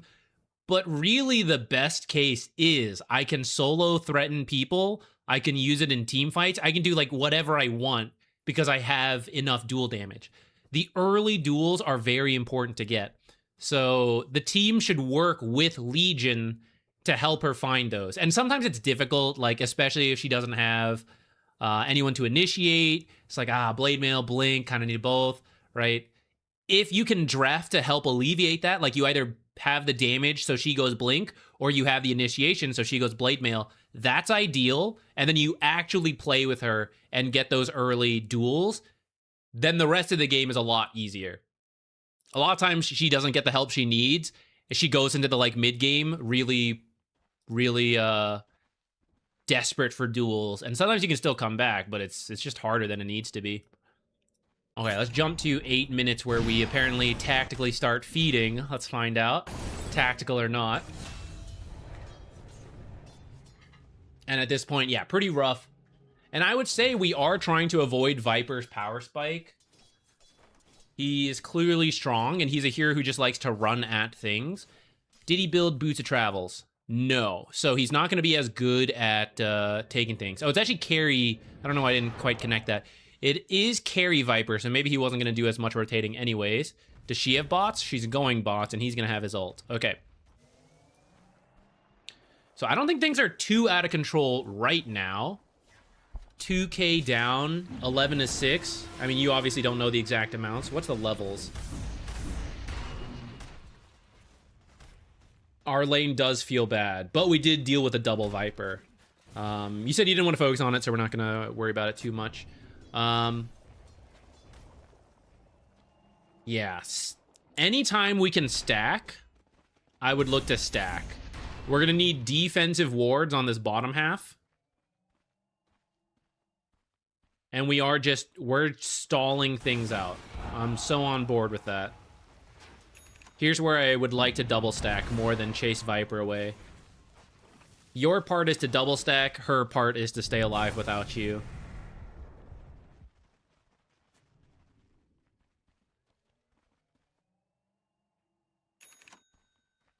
And then here would be like stacking and then returning to looking at it. Maybe we're going to go hold mid while Tinker's somewhere else, or we're just walking back here.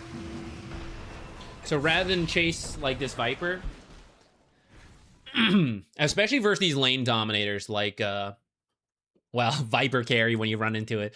But Undyings, Ursas, Monkey Kings, you know, it's like you show up to lane, you have a horrible time. So after you stack, maybe you don't need to hold mid. If it wasn't Tinker, almost any other mid who could make plays, stack for them, and while they clear the stack, you get mid, or while they go make a play to try to save the losing lanes, especially the other lane, to make, like, he wins mid, he wins top, lose bottom, but we recover because the other lanes are winning, right? You get to hold mid as part of the recovery and part of enabling him to do stuff. Tinker's one of those heroes who's like, I'm going to do this and this, so we're not needed to hold mid as much. So we do this, come bottom, drag the creep wave around. Because anytime it's like this, you're going to run into situations like this, where Legion tries to walk up, they die. Most Dota players are prepared for this stuff, especially like low Immortal to mid Immortal. It's like the whole Dota career, building up to this point, you're used to playing lanes and doing this stuff.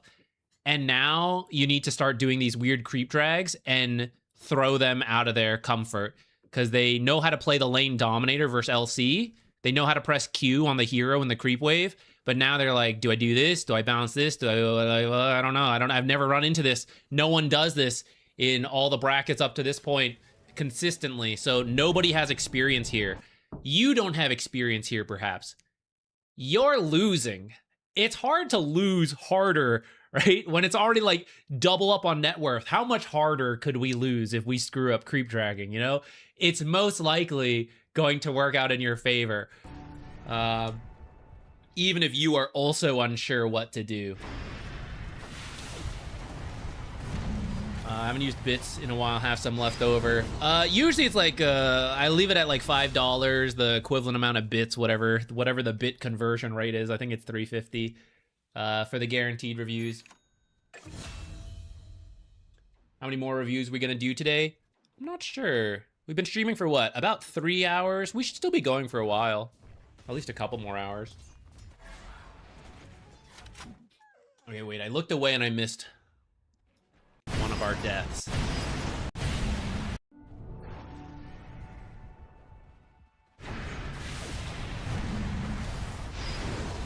Okay, we were TPing top and then got caught in. Little bonus tip, because you were moving as you did this and ended up, because you were looking top, right? These are the mistakes that happen. If you're thinking of joining a fight, try to path in a safer manner. Same way, like you're buying items in the shop and the shop's taking up half your screen. Don't be like invading into dangerous area where you can't see behind the shop, right? Do something safe while you're doing that stuff. Very minor. We're not going to worry about it. A little unlucky to run into Ogre and Lena, but something that like you can try to avoid by being careful where you go. Thank you. Fire. Thank you so much. Send in the, if you have a match ID as well with that. I don't see one, but if you want one, certainly qualifies.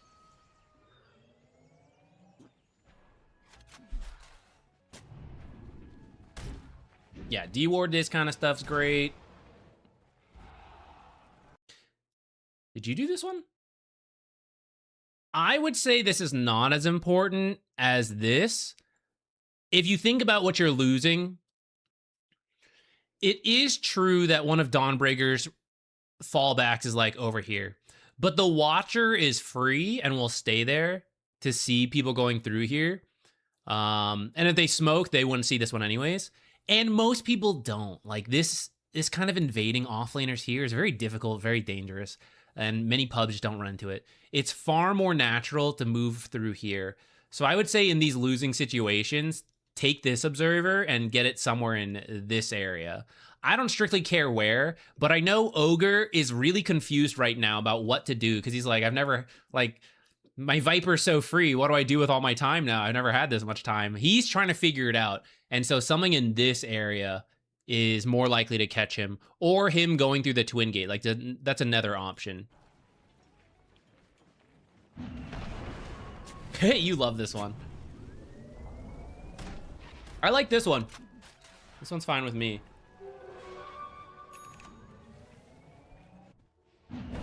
Oh, money!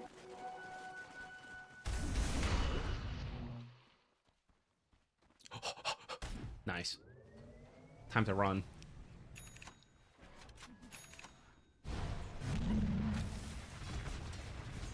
Lunas, push out your top lane. I would wait on the high ground before you come down here, but I think this is great. If we're thinking about time again, let's cheat. Like, what did Dawnbreaker just accomplish by doing this? What could they do after taking this tower? They could keep occupying this area. They could be looking to do something else. Okay, we shoved in the lane. Let's go mid. Dawnbreaker's cutting this wave. In terms of defending bottom, this creep wave, dying to the tower area, pretty safe. And as Dawnbreaker kills this at 11:40, 11:30, this one spawns. So the next one's not going to spawn until 12. Gets here at 12:30. Gets here at like 12:40. So bottom is good. Like, no one has to interact with bottom for a long time. Now, does Legion love that? Maybe, maybe not. Could depend on the game. But in this case, I would say it's good It would have been better if this tower was still up. I would love this if the tower was up. Since the tower is down, I love it a little less, but I still think it's overall a good move. And now you see, like, as the Dawnbreaker does it, here comes Rubik. He's not thinking about mid. He's not thinking about invading this Luna. He's like, yeah, where's this Dawnbreaker back here? Like, Ogre's up by himself. This could potentially open an opportunity for our team to kill Ogre. All right, Rubik, because he's looking for this Dawnbreaker and then gave up halfway. Look, these creeps are hitting the tower because Dawnbreaker cut bottom twice. This fight is happening because no one is having to deal with this stuff. And then she Solar Guardians in, which maybe we don't do because we were losing, but maybe you thought that fight was looking a little better. It ended up not working out.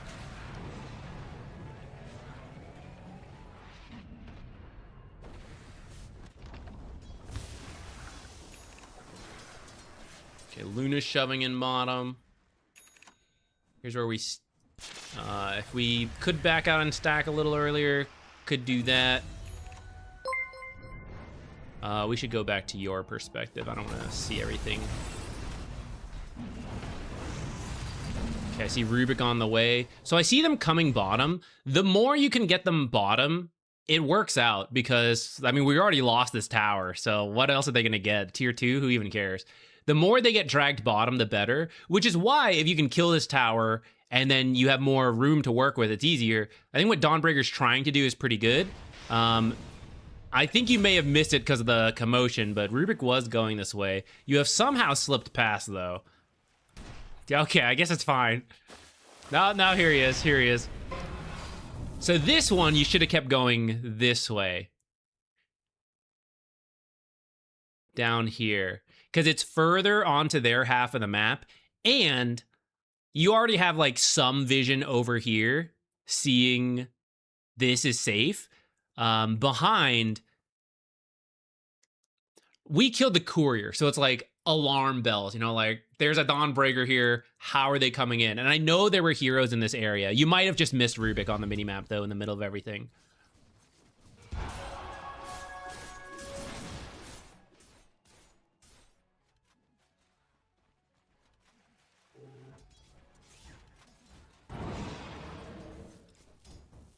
Hey, Valkrix. It's Dota time. Is it?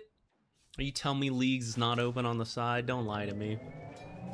Don't lie to me.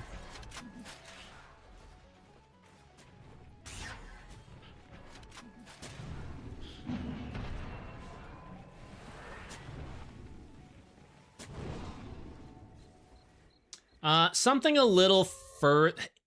I find this one to be a little bit in the middle ground. It will see the runes, so that's kind of the nice thing. I kind of want something either deeper or shallower. Because either they're occupying this area, so then, like, I know they entered and they're just staying here and I can't see them. Or I want to see them, like, smoking in, / I know I want to, like, creep cut and be annoying, so I need it further in. But it does see the rune, which I kind of like. This one sees the rune too, though, and usually, like, one side is enough. I don't think you need to see both. Though it would be nice to know that Lena got something here, like what it is, and then, like, how to react to that. But I'd prefer, I think, one of these more shallow. I think 2 of these is a bit too close together. Dude, you're a courier hater this game. I can't believe how many you found. This one, so let's, to see if it's feeding or if it's useful space making. Full cam, right? Did we force heroes to rotate over here? Because we killed the courier and they were already here, this one's not as good of space making. It did get our team money from the courier kills, but it didn't really throw them out of their way. And I don't know, if there was an item on the courier, maybe that did add a time delay. I think this is one that, you know, maybe this death, I would get baited too because I love killing couriers, but this is one where I'd say maybe didn't need to do that one. What's the current line for priority reviews? We will do yours next. Oh, Fire actually donated earlier. Fire, did you actually want to replay? I appreciate the bits, but if you want the replay, I'll get, you know, your deserved one, but I didn't see it sent in. If you did want one, let me know. Fire would be first, and then Nintega, we'd actually do yours next, right after that. And then I see, I'm gonna butcher this. Bosevo, best of 5 Evo. I don't know how to put it together, but thank you for the donation. I see yours as well in the queue. Yours will be right after that one.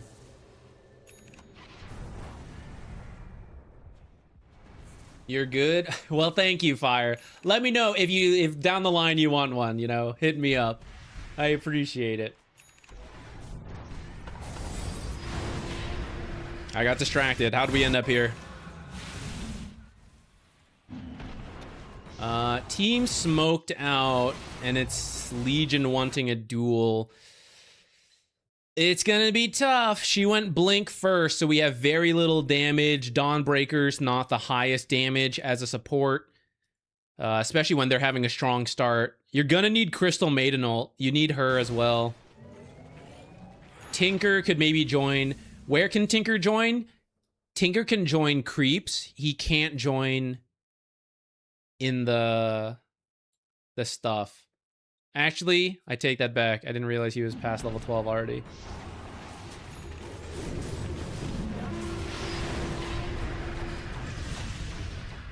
Still usually easier for him to join the lane. This one's not too bad, and I like that you ran here after that fight. I would run straight to the lane and then, like, hammer throw it. The longer we sit here, the more likely we're going to run into someone. Oh, you were thinking about catching mid. I would say it's not a huge deal to cut that mid one. With Tinker in position, anyone that gets to a tower, like, defending the tower is not the weakness. Getting them to move on the map is overall a little better this game. So I would head bottom so you can shove this in to get them to leave completely and go here, as opposed to just have to wait for another thing. Plus, you have a lot more risk of dying in this area than you do down here.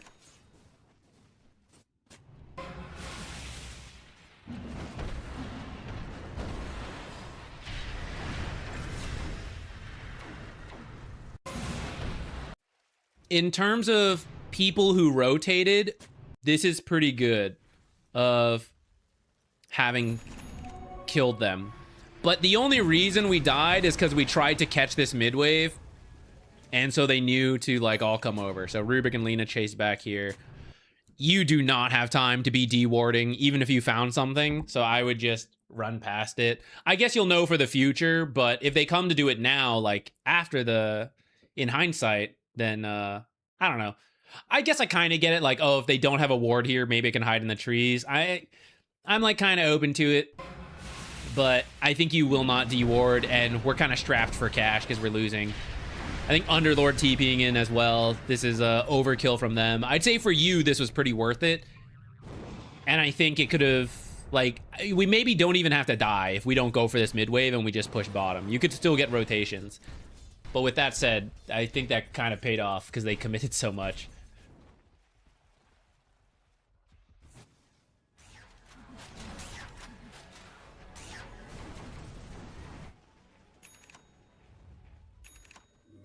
Okay, we got a couple more deaths to look at.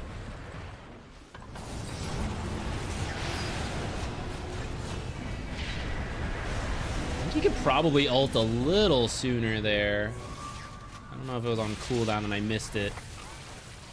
Help me, Roche! No, Roche! Radiant fan over there. Yeah, what the heck? How could he?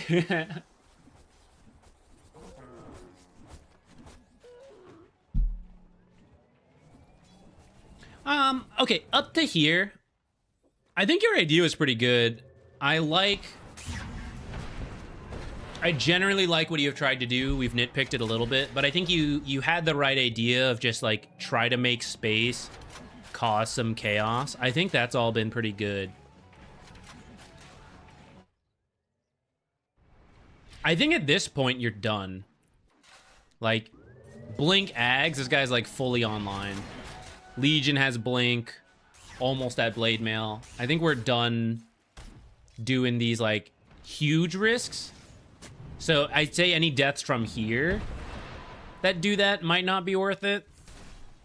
Here we should be really careful. You don't need this. You don't need this. If Viper is here moving in, there's a good chance there's other heroes. You should be backing out here. This is very dangerous.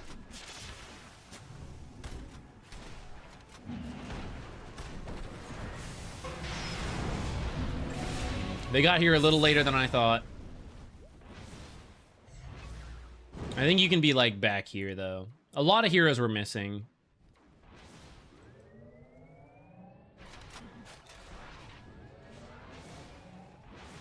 You can be careful because this will give you... Because sometimes you might say like, well, someone had to die, right? That's kind of true. But also, if everyone plays a little careful right now, this is your ticking time bomb. We may not have information right now. Okay, it's got to kill this one. And here's the next wave. Oh, back in. And then Tinker actually did come down here one more time. But eventually this creep wave would make it to the tower. And if still no enemy is showing, for sure they are top. Right? So I think as a creep wave is getting close to a tower is a good reason you can like chill and be a bit more careful.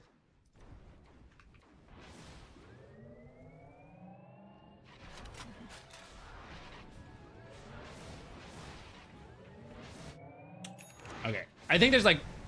You said up to the 25-minute mark, so I think there's maybe one more. But again, I think we're good at this point. At this point, we can just play with the team. Play... Well, it's less about you and more like Legion and Crystal Maiden have to go, so you guys can ult in. But if you have too many global heroes, sometimes you just gotta like walk in too.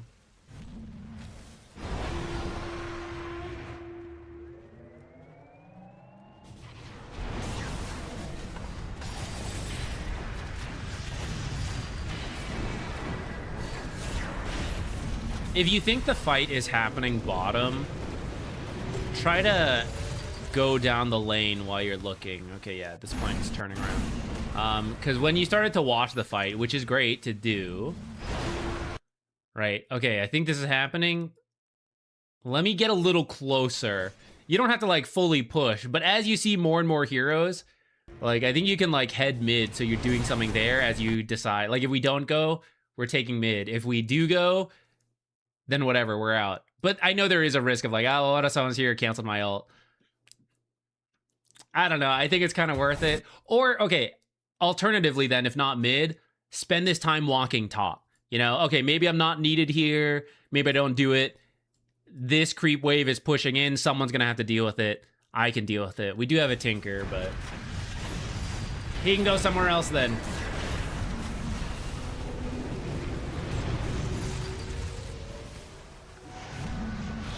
Okay, I'm gonna go...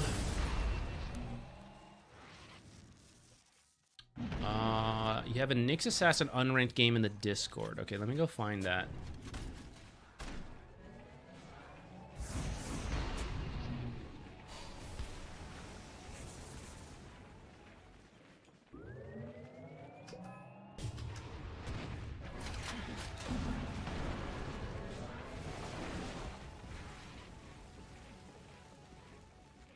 Oh, here it is. It wasn't showing at first. I had to back out.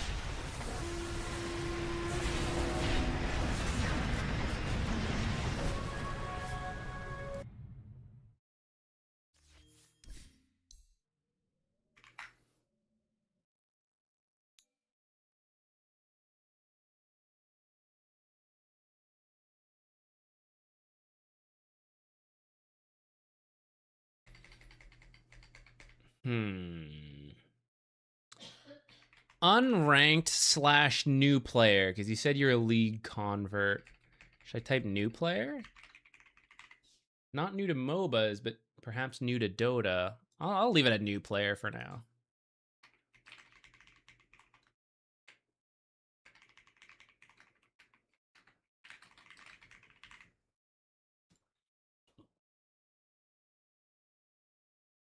Okay, and your question was, came from League, you're about 80 out of 100 hours to unlocking rank. Still getting used to Nyx Assassin's item theory, which as far as I know boils down to when to pause on stacking Daggons. Ever since 7.41 changed Dagon and made Scuttle, the reason I played Nyx back in 7.4, part of his shard. I also want to know if, as position 4, my use of downtime was used well. Okay. Yeah, I'm not gonna lie. The Dagon build will be pretty effective for pubs. It won't always be the best build, and kind of like you said, I guess effectively like pausing it to work on other stuff. I would say you either are assassinating people as Nyx Assassin, for example, with the Dagon. I feel like the traditional way to play Nyx, the one I want to be the default, is you're scouting and setting things up. So things like arcane boots, blink, Yules, eventually the shard at some point if you need it. These things help you find the target for your team, and then you either stun out of invis, carapace, if you have time to like hit them first for the damage, then stun, sure. But it's like scouting plus burst damage. Despite the name, Nyx Assassin doesn't always assassinate on his own. In fact, at a high level gameplay, that's actually his weakness, is that he can't do it, and he needs help from people. But in pubs, or when you're having a really good game, you can go Dagon, and it will work. I would say do it when you're really strong, like you're having a good game, and the enemy has squishy heroes. If they have naturally really tanky heroes, then it's going to be a lot harder to get the payoff of the Dagon.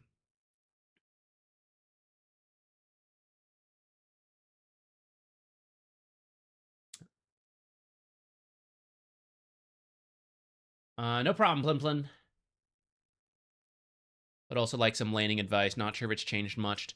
To be honest, I haven't seen too much of Nyx since the patch, but I think from what I know of the change, I don't think it would do too much. Like, you're a little stronger in the lane, but Nyx is a weak laner and didn't suddenly become like a lane dominator, you know? So it's a lot of the same approaches from what I know. And who are we laning with? You and maybe Slardar. You actually don't need Dust this early. There's not really any invis on their team. You can sometimes, even if they have invis, Dust is a very risky purchase because it is a very temporary consumable that burns a lot of money. And if you can't get the kill, it doesn't pay off.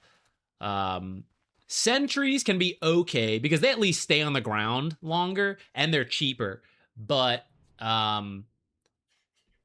even then, it's a little painful to use early sentries for invis kills if it's not in the lane. Because of that, as a new player, I would generally just not recommend starting with Dust until you start stomping people. Dust was a misclick. Okay, no worries. I would actually sell it then, because you're not going to get use out of it for so long. You can sell it back for half value. And actually, at the start of the game, you have extra time to sell it. I think it's like 30 seconds.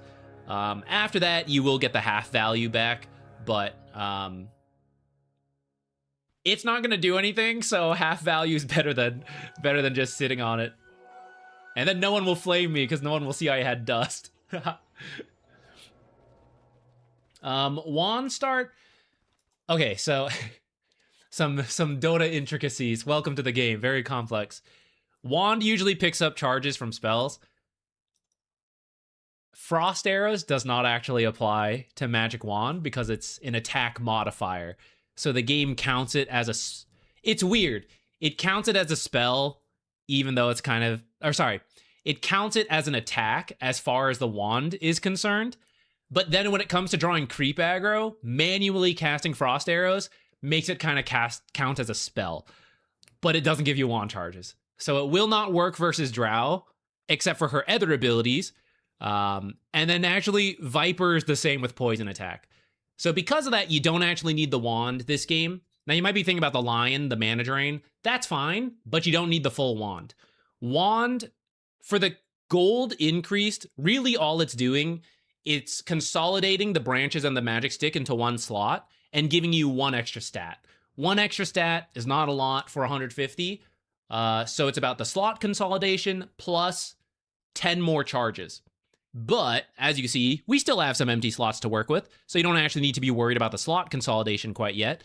And then I've got 0 wand charges, so you don't need the others until you know you're against a hero, a spell spammer. I would say like Bristleback and Bat Rider, maybe Undying, you can sometimes do the wand start. For a newer player and in most matchups in pubs, I would actually just say Magic Stick is fine. Like Iron Branch Magic Stick, and then use the 150 gold on the recipe.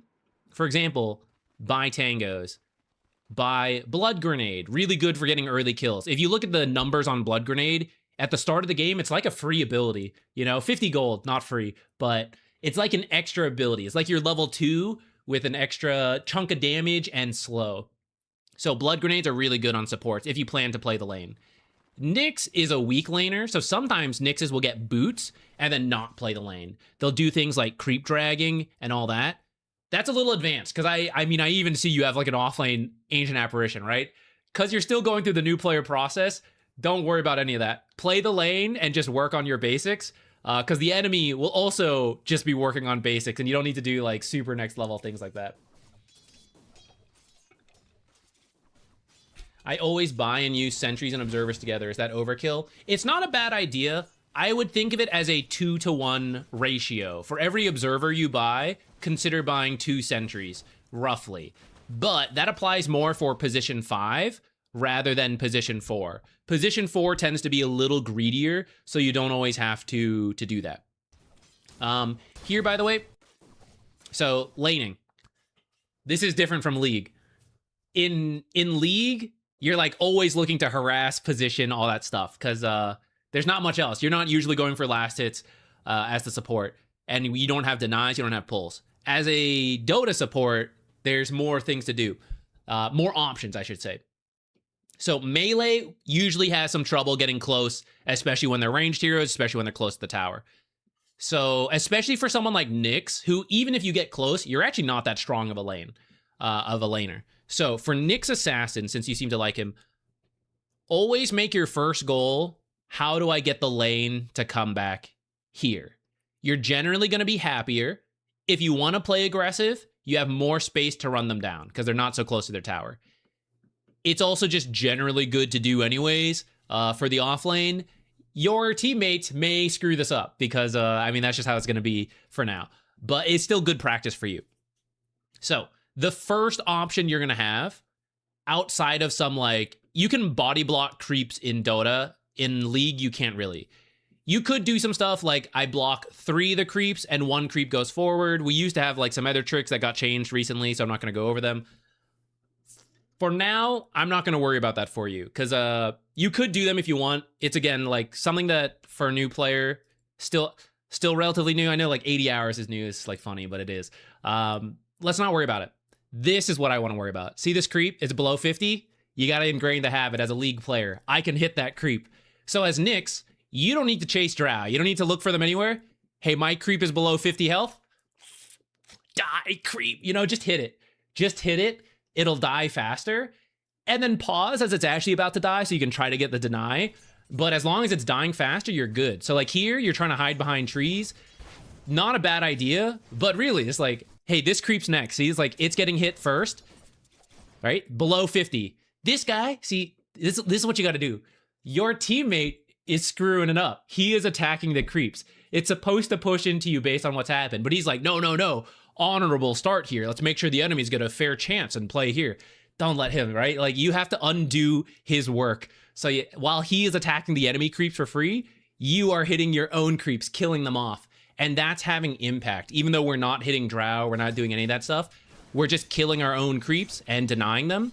She's losing the XP, she's losing the chance to get the gold, and you're more likely to get the lane to come back here.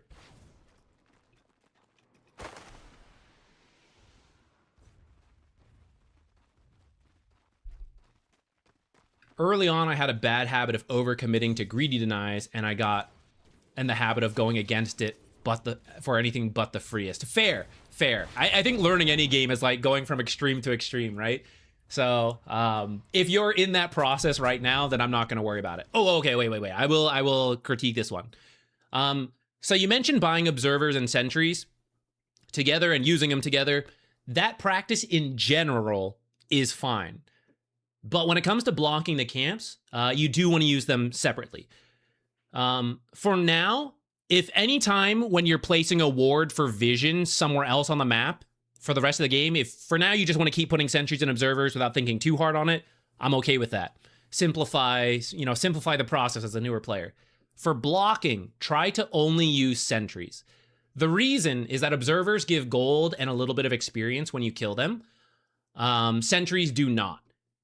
So, when you block a camp, the enemy should know. Now, in this bracket, actually, a lot of times, maybe they don't realize and they never bother to unblock.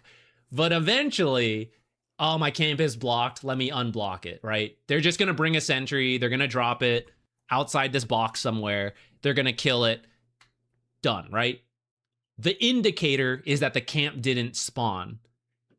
But now they're going to get your observer, so they're going to actually make money for doing this.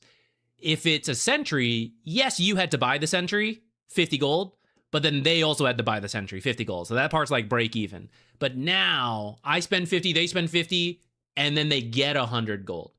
Now let's say you're like warding over here, not blocking a camp.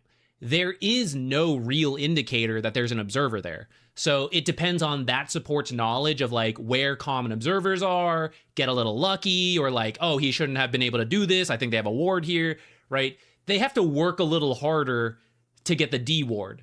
But anytime you use an observer, not only in the pull camps, but also I'm gonna knock this out of you right now. Don't build this bad habit. It's called a Guardian ward. You'll see it a lot in your bracket. Is it down here?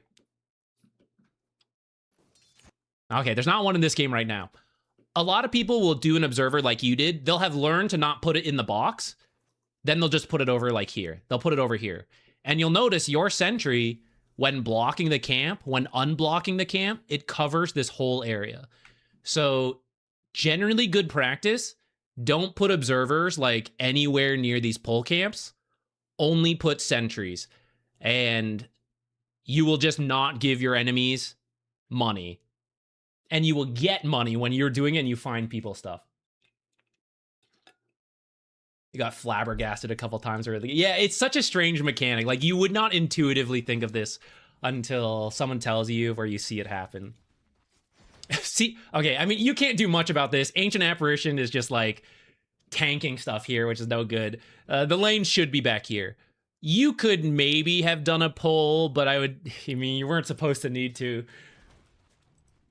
But actually for your own money, right? Because you're trying to play support, you're not going for these last hits, and this guy's like doing some wacky stuff. This is where doing pulls can be good, even in situations where technically you shouldn't, potentially. But like when you do the pull, you get to go for the last hits while your core is like doing this stuff. I don't know how I feel about always recommending that, because it's not always good. But it is a way you can mess with the drow.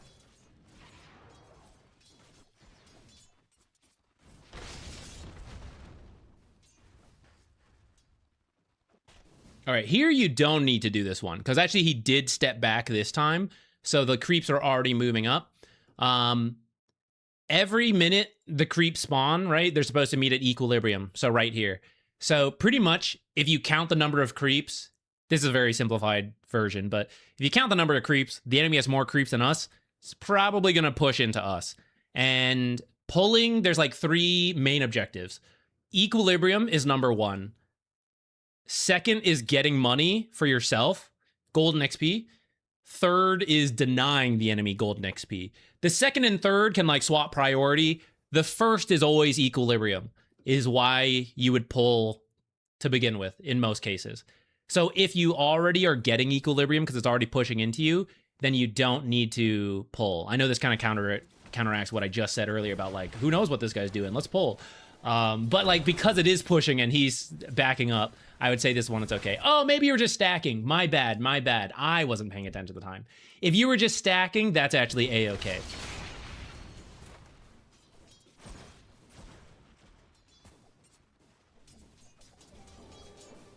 Ooh, nice try. You do want to go for these. I'm not going to worry about missing the timing. You'll get used to it. But yeah, anytime your offlaner backs up, those are your last as support. Now here's one, right? This one's dropping below 50. Get it, get it, get it. Even if you miss the deny, like all this, right? He is now slowly damaging all the creeps. Our lane's gonna push. Every time you attack your own creeps, you're kind of fixing that.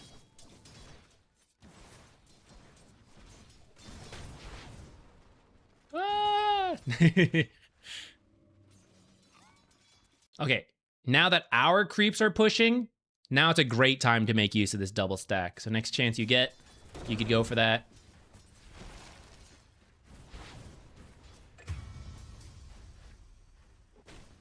Nice.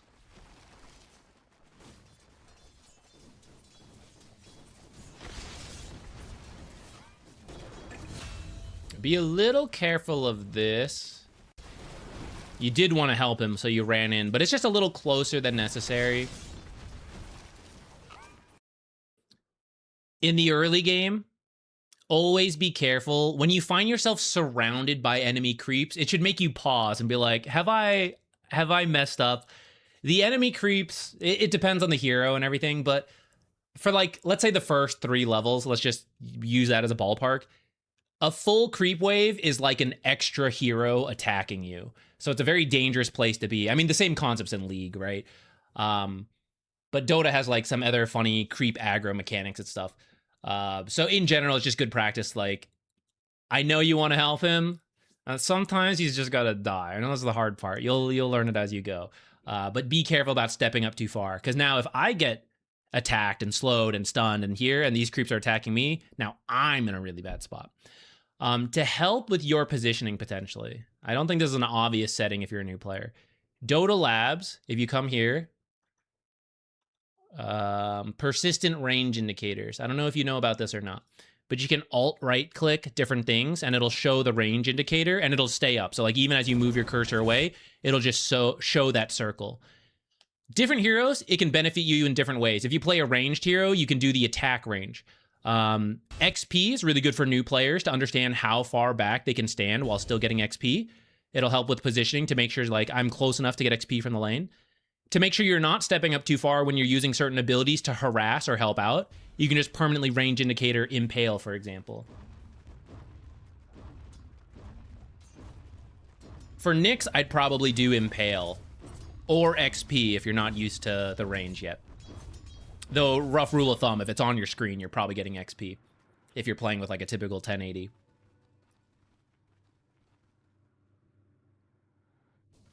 For example, here, even as you're unsure and you're maybe shopping, try to be a little further up so you can get the XP. And when you're further up, you'll also be in range to stop this stuff.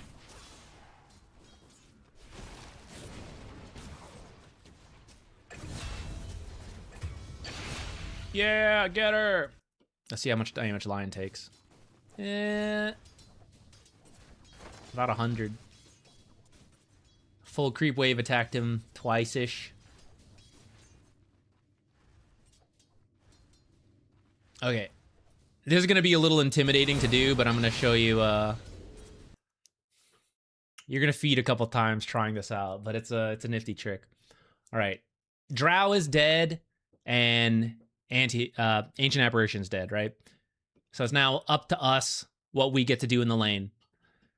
You are actually level 4 to Lion's level 3, and you have a health advantage. This is actually a really good time to fight if you want. Your stun's coming up. You could pop the wand and then stun him and fight. Now, let's say it's not the greatest time to fight. No mana, no stun, whatever. Let's look at creeps next. How do we capitalize on kills? What will really swing the laning stage is when you kill the opponent and they also miss a lot of creeps. This is also in League, right? Like, you crash the wave in, I think is the terminology or something like that. So in Dota, you have a couple more tricks. Whereas in League, you just gotta like kill the creep wave really quickly. You can intentionally draw aggro. Who's that? You can make the enemy draw aggro. You can drag waves away, though we're not going to talk about that one right now. Scrotus, thank you for the Prime sub. Here, okay, that's how we backed up. We were scared. Now, I don't need to be too scared. It's just me and Lion here, right? So head back in. I'm interested in these last hits. But what I'm really interested in doing is seeing if I can get this creep wave under the tower while Drow is dead. Because then this creep wave will die really quickly and she'll miss a bunch. So what you can do as Nyx, you can come up here, stand here, and intentionally draw aggro by attacking Lion and dragging them out. Alternatively, you can just lane here, right? Not even trying to do that, and just see if Lion screws up. Because Lion might try to harass you, and then he will draw aggro and pull the creeps under the tower. Even though it's not good, he just messes up, right? But I'm kind of like giving myself that chance to make him mess up by just standing here and laning. I'm going to get some last hits, and usually it's good to stay a little further out. But this time I'm trying to bait him, like, yeah, hit me. Oh, I'm stepping up too far. Like, hit me. And I'm trying to get these creeps to go under the tower. At a high level, that won't work. But for now, you can definitely make use of this. A lot of people draw creep aggro by accident. You will do it too. It's just part of the learning process. And so right now, that's our hope. Get it to go under tower. It will shove the lane out. It will deny Drow a lot of stuff. Plus, I think you missed like 2 creeps here that you were just a little far back for. You could have gone in it and then still come back to do a pull.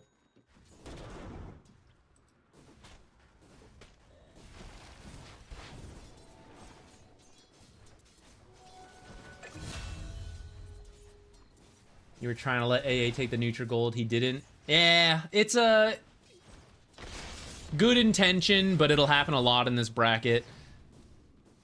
People will mess up. Don't worry about it too much. You can just, you can do it yourself. This is what I mean. You had no idea. You would have had no idea this observer got placed, right? But just by blocking and unblocking camps, here you go. Here's a free observer for you. 122 gold. Boom. That's like 3/4 of a creep wave. And you didn't have to watch him. You didn't have to like suss it out. It just got placed here. That's why I really recommend don't do this. In fact, here's my new player warding tip. You see any of these cliffs? Hold the sentry on the cliff. You'll see a circle. Put your observers outside of that circle. Always outside that circle. You can put the sentries on the cliff, but always put the observers outside. Are there times to use cliff wards? Yes.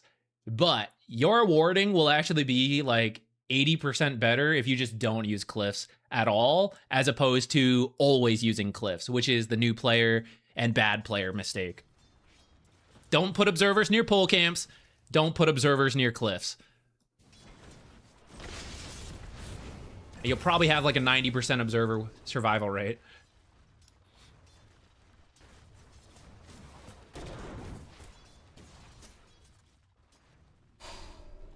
Noticing how bad my fundamentals are got me on an improvement journey, but my improvement journey cut my MMR in half. Ugh. Trust the process. Trust the process. It's coming back, Pasmati. It's okay. It's coming back.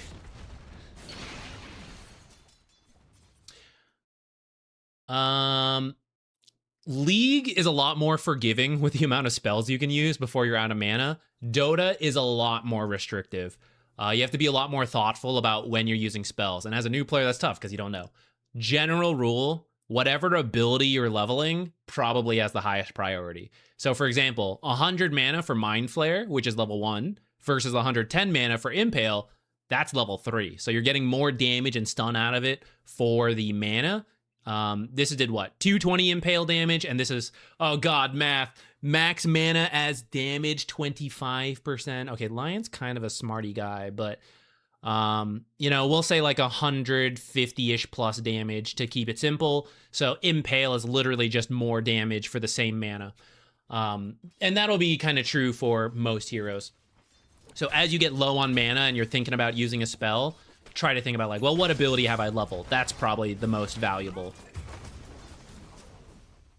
I don't know if that was intentional, but you just saved his life. I think you body blocked some arrows. Was it right for Lion to get null versus me? He shouldn't really. It's not... It's kind of okay. It's a very greedy purchase for Lion. It's one you can completely skip, playing versus Nyx or not. you don't need a null talisman.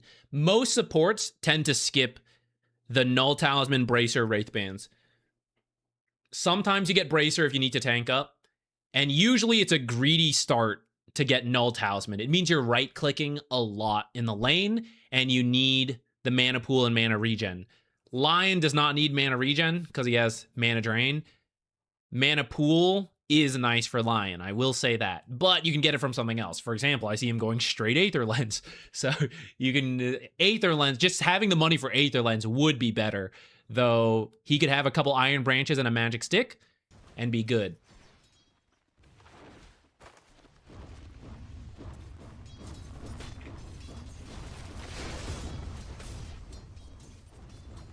Typically, these will not be great times to go, by the way.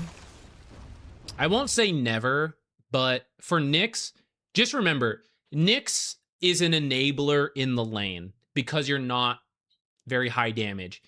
So if your offlaner or your creeps are not there to help you, blow for blow, mana for mana, most heroes beat you. Like if Drow just stood still and fought you, you'd probably have to run away first.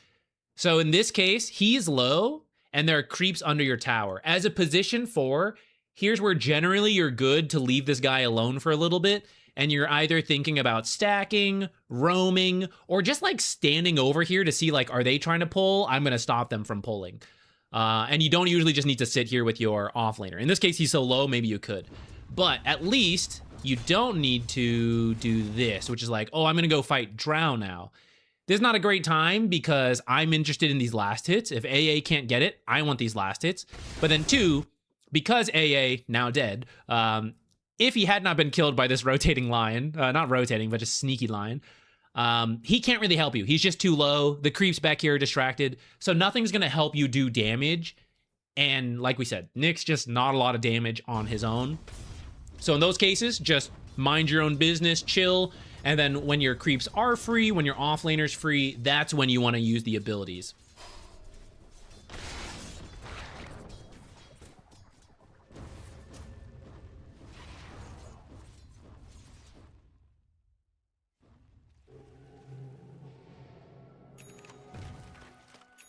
He's going Aether before Blink, didn't even notice that in the game.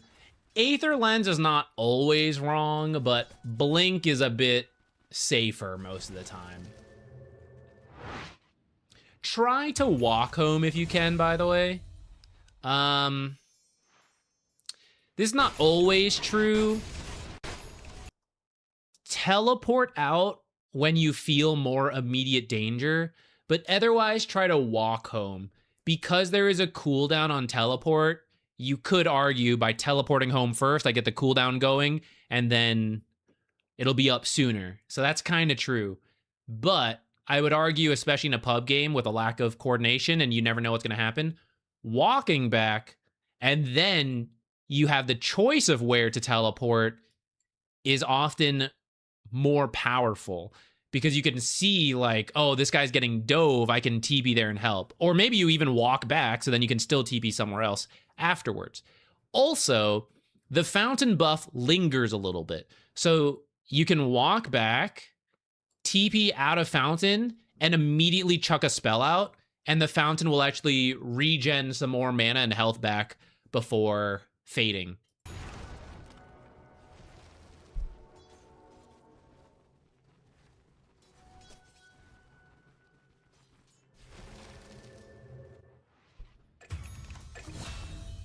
Okay, I think we've given a whole handful of variety tips. Let's see, let's start moving around the map now. Yeah, we might be able to move to our next one. Ah. Nice. That's where the solo kills do work. Oh, let's go! Hell yeah. Nyx. Do you need this first? I gotta remember what it does again. Decrease the cooldown and you get Scuttle. I would say you don't have to rush the shard. I don't think you really need it. Is that what people are doing? I think I would rather see you just go Dagon in pubs. Or the Blink if you want to do that. But I don't think you actually need the Shard that quickly. A lot of people don't. A couple people do.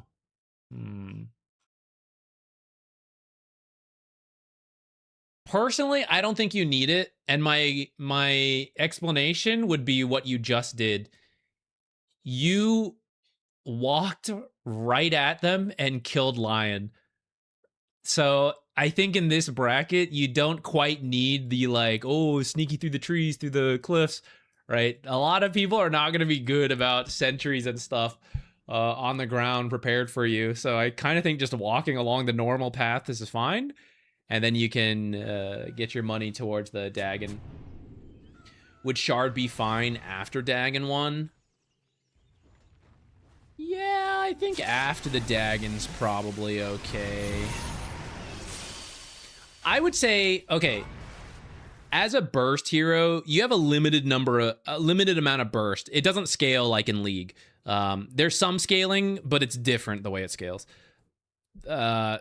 If you are doing well, you're in this arms race of like, can you keep leveling Dagon and it keeps being able to kill people in one go? Or are they picking up too much health and magic resistance? And now, even though you do the combo, they live, right? If you're having a good game and you can keep stacking the Dagons to stay ahead of them, I think you can do that.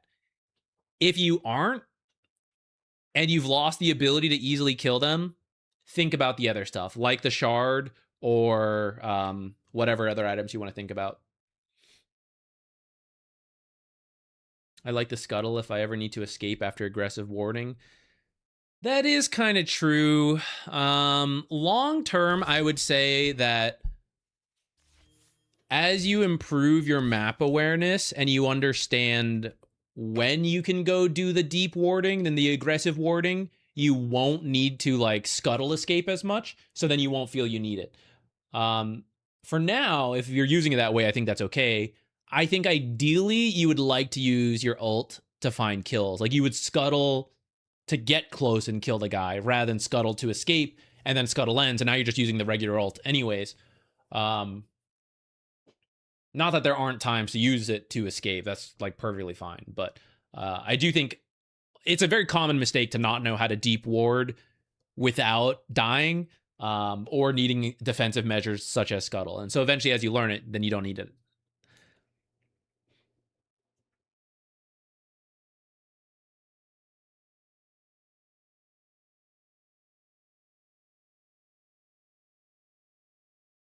Am I blind?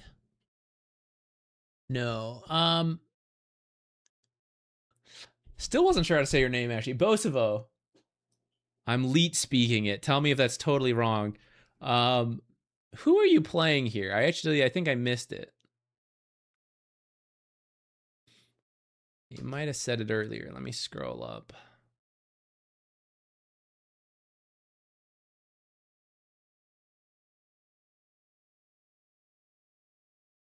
Oh, the bright lights are getting to me.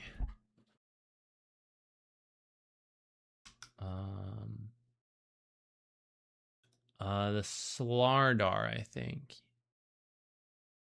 Yeah. Okay, Slardar.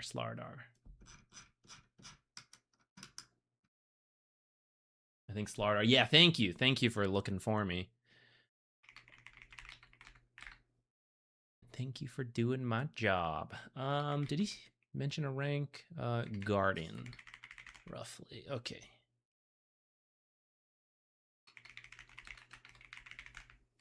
Gardena. Is that a Pokemon? Sounds like one. Okay. Need help with my lane. Game was a stomp. I'm a big noob in Dota, but I feel like I was missing something because lane went so badly. Any tips? All right, let's take a look.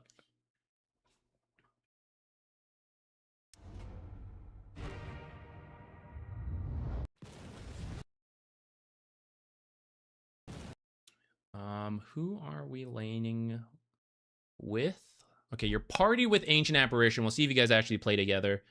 And they're a full stack. Okay, it looks like it should be Drow and Dazzle if I was guessing. Oh, I just thought this guy was in the party because the green, he's actually not in the party.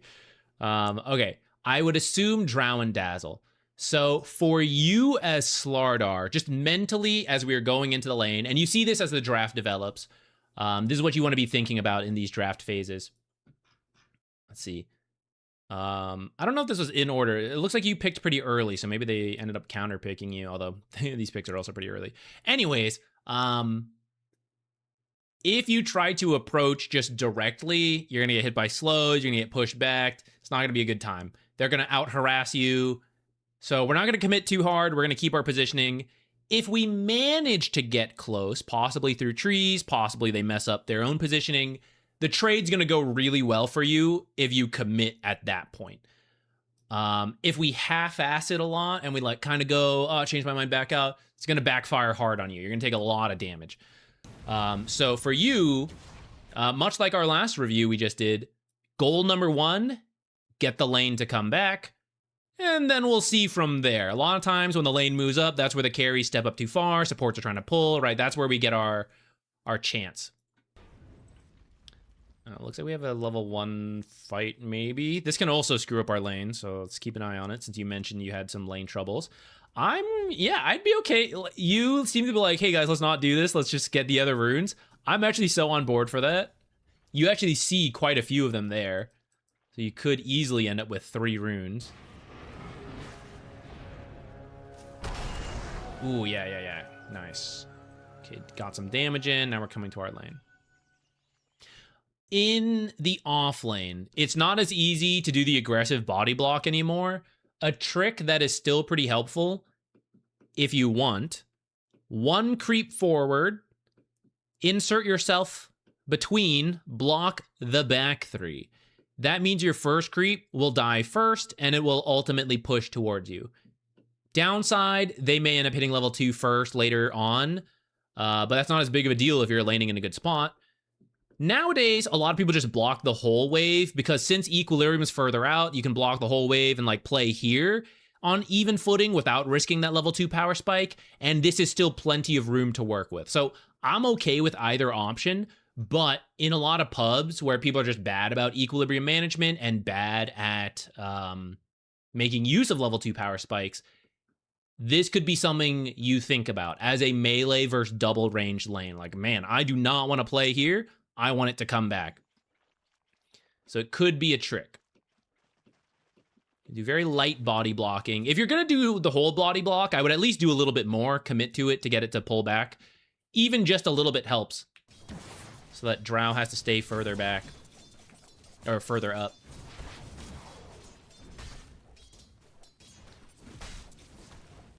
Okay, little too focused on this range deny. Still want to go for other things. Even if you can't get the deny, just harassing this, hitting it so it's low, will die sooner. Helps to push our lane this way. And you have time to hit it, turn around, hit this one for the last hit. Here's another one that's low. So a lot of creeps getting low at the same time. You don't have to go for all of them, especially like the denies. But this one could be dead. If we like hit it earlier, we could now be going for this one. And then we could be looking at this melee and this ranged at the same time and work with AA to get them. By the way, support players, this is why I always say try to be in the lane as fast as possible. AA has been here, has already done like 3 or 4 different attacks on like denies and stuff. And now Dazzle is here. Dazzle is joining a lane that is pushing up. We generally like to be in the lane nice and early. If you were to give up a creep, that melee one is okay. That one's a little dangerous to go for. Or let Ancient Apparition go for it.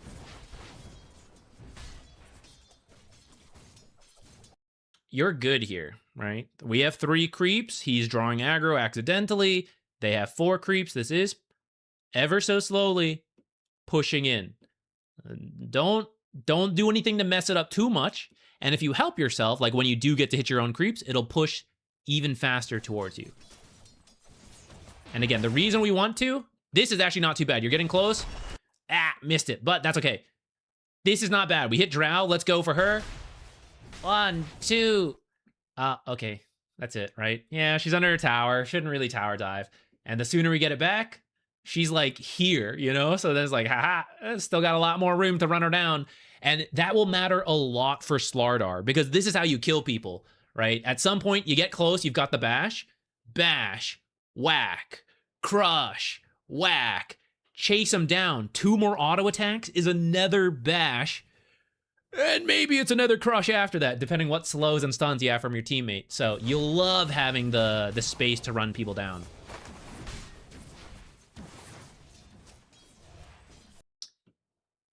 If you have the awareness to realize that Drow has stopped chasing you, you can actually turn and fight here. The health bars look similar, and they kind of are, but he has a creep wave on him. And in the future, this amount of health bar will actually be a lot more health because you're a strength hero. He took more damage from this creep wave than he just did to you. Now, because you are low, we are back in that cycle of I can kind of chill. See how you're on the right side? Dazzle came to the right side. You saw him like move this way, right? So you actually want to be left side over here. And then he won't be able to do this as easily. Now, if you also want to last it without risking yourself as much, especially when you're low, this is 400 range. Creep aggro is 500 range. So actually where you're good now, where you are now is good. Aggro off of Drow, Dazzle, anyone on the top bar that's showing on the map. Drag these creeps from here to here. And then you don't need to come up here to last hit. You can last hit from back here. And actually from back here, you can aggro again and last hit from back here. This is how you preserve your health a little bit. And think about where we just got this damage from. It's the poison touch, attack, attack, refresh, refresh. But if he poison touched me here, he doesn't get to chase as far. If he poison touches me here, he didn't chase as far because I'm already at the tower. Scary.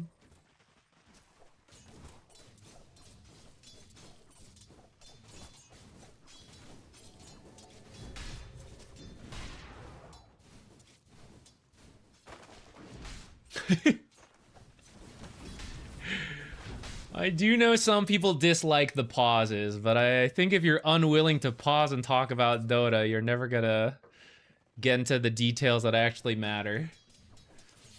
I recognize there's a lot of pausing, though.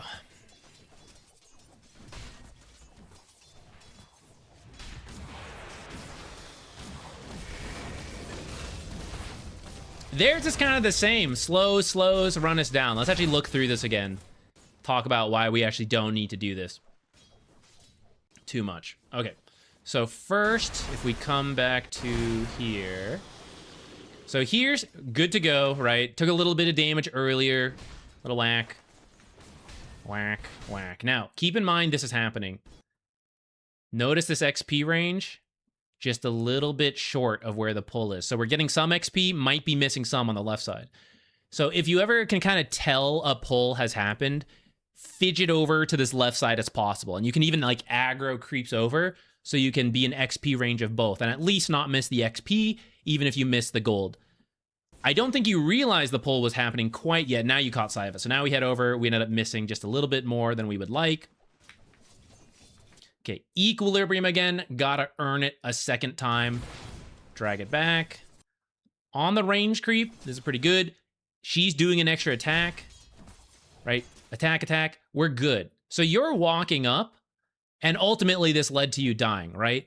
So here's where it's really important to recognize I have equilibrium to a degree, right? She could maybe hold these 2 creeps while you hold these 3 creeps.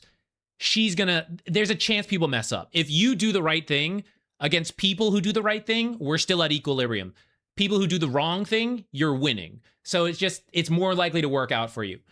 You drag this back, and you don't even have to drag back. They're just walking forward. We will pay 1 creep. Like maybe they deny this one, but we're not going to take any damage. We're at 600 health almost. That's good. But by walking up for this last hit, it baits us into the cast range and attack range of these heroes. And then, oh, that's a very expensive one last hit to go for, right?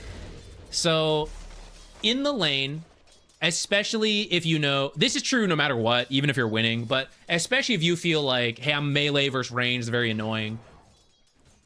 Prioritize equilibrium long term, right? Like getting it to come back here, and that will mean sometimes you have to miss a couple creeps. But because it then eventually comes up here and I have enough health to work with, it's now back in my favor. This is where I now deny them creeps, and if they step up too far, we can chase them down. So we actually had the window to like lane back here, but that mistake kind of cost us. So once again, we must earn equilibrium to try to get this back. Ancient Apparition maybe could have done some pulls earlier. I see this camp is stacked. Note, things are dying here and we're not getting XP, so someone being a little closer to get XP would be good.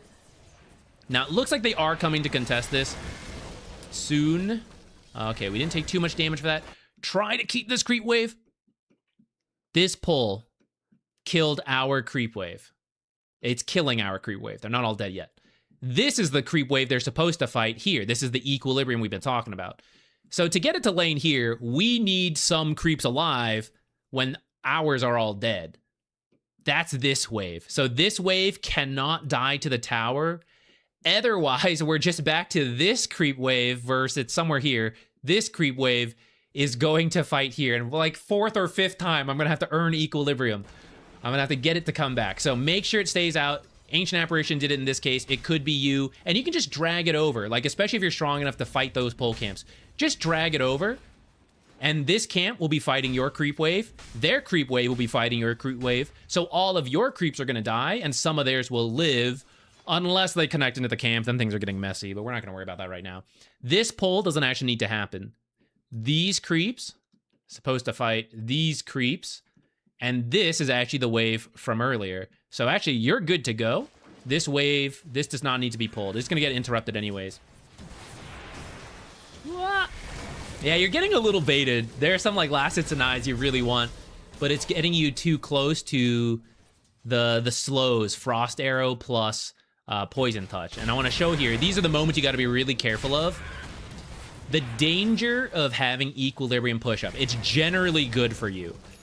But if you do end up dying because we're so close to our tower, this whole creep wave goes on there. And we kind of mentioned this in the last one we just looked at. This is the real punishment. The death cost is not that bad. They get some money, okay, right? Not the greatest, but manageable. Whole creep wave dying, this is now a problem. Unless she, like, walks under tower. I don't know what she was doing there. In the end, though, if you die, actually, let's do the math. Death cost is 37, not a huge deal. And she got 200 gold. So, like, 230 is not the end of the world. The amount of creeps that died was 300 to 400 gold, if I remember correctly, because I think there was, like, 6 creeps or something. Maybe that's a little high. Maybe we'll say 300, right? So that's double the pain for missing that out.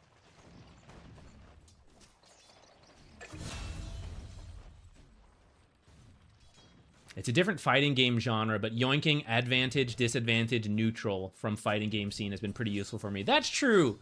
We could essentially think of the lane that way.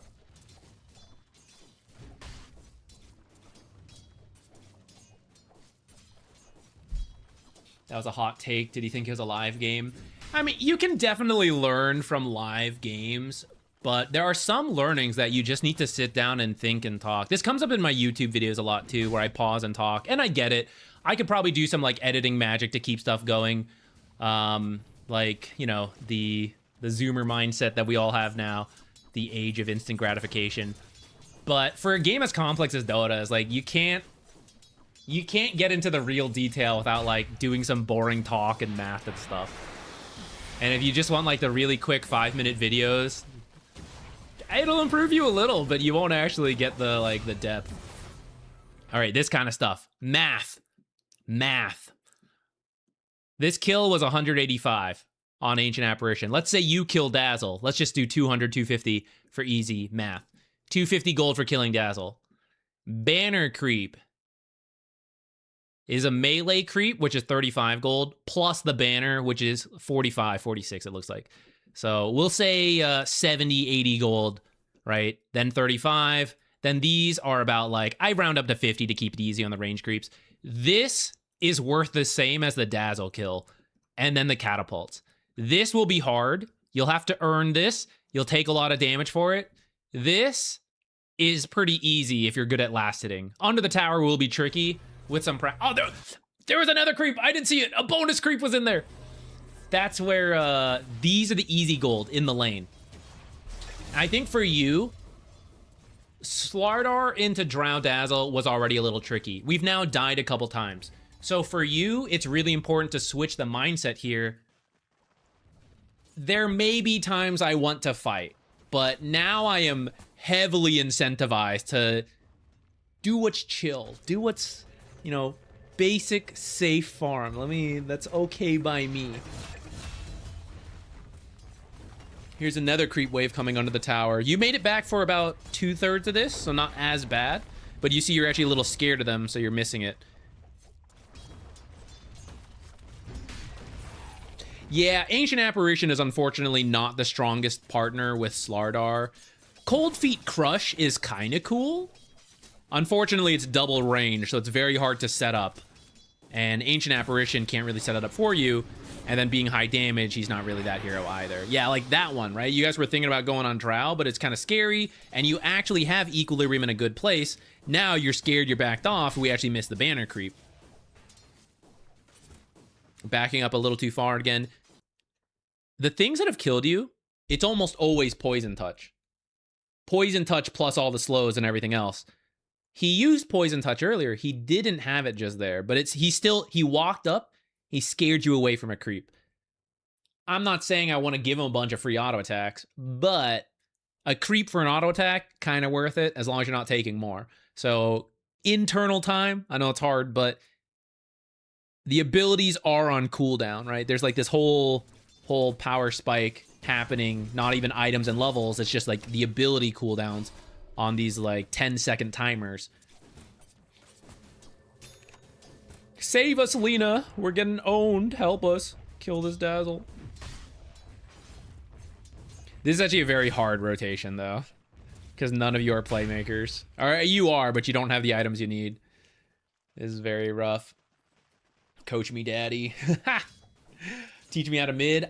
Mid is my weakest lane, but we can potentially try. I can give some pointers. Some specific stuff is maybe beyond me.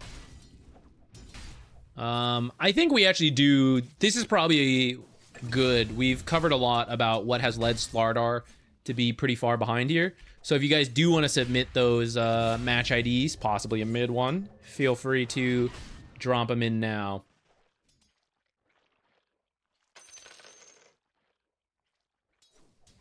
So here, just hang in the trees, get the XP.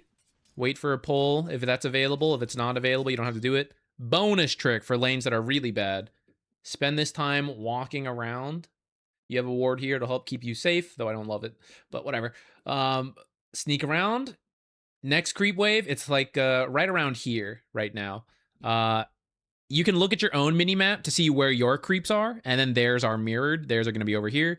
If you know the pull timings, you will also roughly estimate where creeps are, right? Oh, I hit the small camp and I drag it down around like 17-ish seconds, 20-ish seconds. Okay, minus, you know, if they're here at like when the pull is happening at like 22, 23, 24, then, you know, somewhere here, you know, just like work backwards a little. And you can creep drag in lanes that are going really poorly, which this lane has become.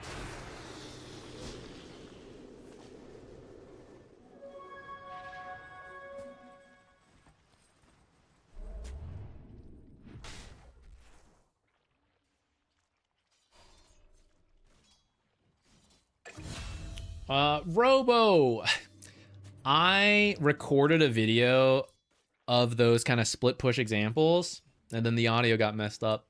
And at this point, I don't know if I'm gonna like redo it. I don't know. It's not that I shouldn't or I couldn't. I have no idea what to do for the thumbnail, even after all this. And having to like redo everything is always like such a pain. I could just do it down the line anyways. It's gonna come up again at some point. It's like permanently good, which is also why I should redo it, but I don't know. I don't know if I'm gonna do it. Thank you for thinking of me though. Thank you for bringing that up. Lena, tell me you've got LSA. Tell me you've got it. That was an easy double stun. I see you don't have it because we never used it. It's okay. We didn't need to use it. You knew. Whew.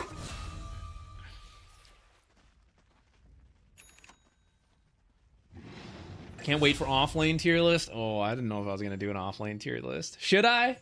I mean, you want one now. Maybe I should. I don't usually do the core tier list. I usually just do support stuff. Recently, I did one with all the roles. I guess we could. Like, every week we do one of the roles when there's a patch. Should we? I'll tell you right now, just so you're not waiting on a video that may or may not come out. For pubs, off-lane, Axe is still really good. Legion with her new innate is pretty solid. She's always been good in pubs. What else? Tidehunter, even after the nerf's pretty decent.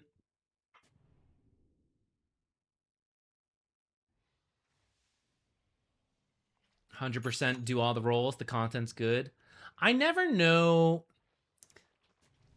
I guess the core roles actually wouldn't be as bad for this. But for support, I always feel a little conflicted because I feel like I am talking about the same stuff almost every time. From position 4 tier list to position 5 tier list. But then, like, the next patch happens, we move some heroes, but a lot of it stays the same. But I still gotta talk about those heroes. And it feels really repetitive to me, but I am the one doing it every time.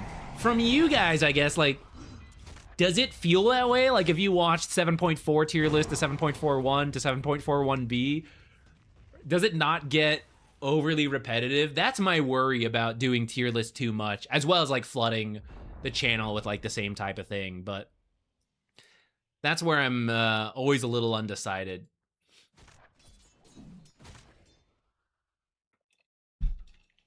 They do tend to perform pretty consistently, though, so maybe that speaks for itself.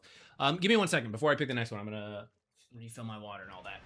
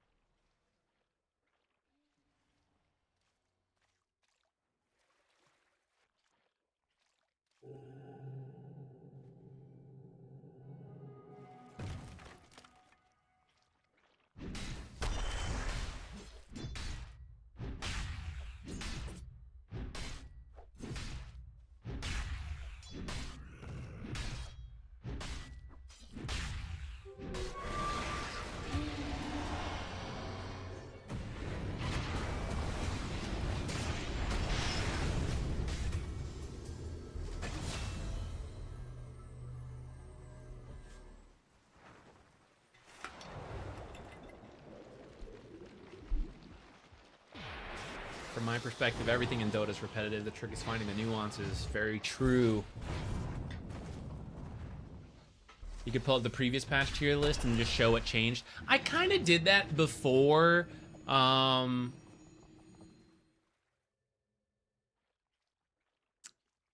people don't... A lot of the feedback was like, they didn't like that it was haphazard of like what hero was going to come up. I guess if I did timestamps for everything, that would help, but it's a lot to do like 80 timestamps every time. It's very tedious. if I keep doing Passionless. So I try to like have it so it goes in order, so at least people can like click through. I already show the whole tier list at once to like speed that up. I don't even hide that shit. Not that it matters on a YouTube video. You would just skip forward anyway, so that's why I do it. Might as well be helpful to you guys. Are you seeing Winter Wyvern offlane at all? I haven't. I actually saw that Dota 2 Pro Tracker had it kind of high, but I'm pretty sure the pick rate was pretty low, Fire. I think some Wyvern freaks out there, you know, they're doing it. And I think they're just winning with it because they're good at the hero. But it doesn't seem... It's not popular. Maybe it's being slept on, but... yeah, I have not seen it at all. I do... Okay, actually, with that said, I was looking at the new... passive, right? Yeah, the passive. The passive, which is a book you've got to activate. So when I read that change, I immediately thought, okay, Splinter Blast is probably the best wave clear, all that stuff. But actually, the scaling on Splinter Blast sucks with the book. Like when I started to look through it, because the book gives you, what is it, 50%? It's like half a level, you know, of like what the scaling of the abilities are. It just bumps all of it up by another half. The only things that scale on Splinter Blast are the damage and the movement slow. The movement slow is pitiful, right? It's like 4%, so it goes from 40 to 42%. And then the damage is, I think it's like 360, because it's 350, because it only goes up 30 damage, because the scaling is... No, I'm sorry. The scaling is 80 damage, so it does go up to 360. I can't math while talking on stream. I don't know. So it goes up to 360, which is honestly not that great. Like, you still need 2 Splinter Blasts to kill a creep wave. So, like, what's really the difference? A little bit more in fights. But I was looking at Cold Embrace, right? Cold Embrace scales the percentage of it scales base heal, percentage heal, and the cooldown. So like a third thing that is going up, and it's like 3 seconds is a good amount. So then 1.5 seconds. Arctic burn, flight duration, attack range, health burn, movement slow, and cooldown. 5 things that go up with the book. And then Arctic burn actually also has talents for it. So I could see a core Wyvern build where you're doing the Arctic burn level up with the book. You're getting more intelligence as part of the book as well. And then you take a talent. So let's say you do damage, right? Arctic burn, you're attacking from further. You're getting more damage per the talent.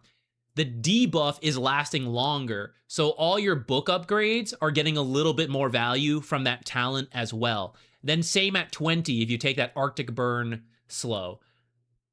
Heal, let's say you do the heal, 20 HP per second at a lower cooldown, longer duration, which actually maybe backfires on you sometimes if it's maybe you don't want it. No, sorry, the duration's flat actually. So maybe it's just lower cooldown. Never mind. Maybe that talent's not as interesting. But I just feel the Splinter Blast talents do not scale with the Splinter Blast book as much because this thing doesn't have cooldown, the duration's not changing, all that. So I actually could see a world where Wyvern Core is good and viable. I didn't think it was now, but I see some promise to it.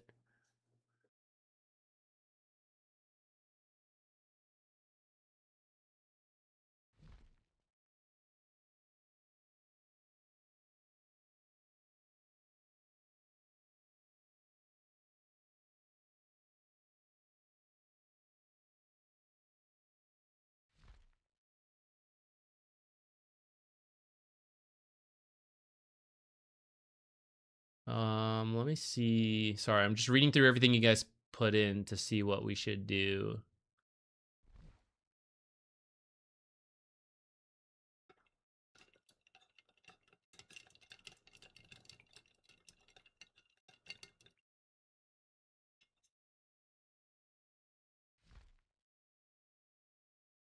Ooh. Is no one else submitting games? I see some. Maybe they're all on Twitch. But YouTube, I saw people, if I scroll up, I see some. I just have to go up a little higher. I will say this one actually just came in. Actually, I think this will be interesting to go over. So maybe let's do this one real quick.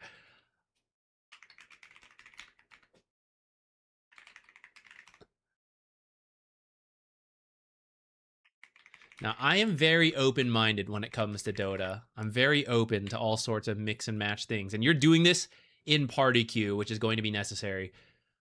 But you're not playing with a guy you're partied with. Alch 5 is, in my opinion, not worth it. It can be done. And what I hope to show here is like what it costs to do Alchemist 5, essentially. Which is kind of your question of like, when can I do this, blah, blah, blah. Which I would say, I just don't think Alch 5 is worth it right now. I don't think the lane is strong enough. I do like giving the Ags idea, right? I like it conceptually. I think you need a carry who can be left alone. Like if you're doing this as position 5, you need a carry who can be left alone. If you're doing this position 4, offlaners are a little bit more likely to be left alone, though you're also leaving a gap in like, usually we'd have an initiator here, but I'm Alchemist and I'm gonna go jungle. Can be awkward.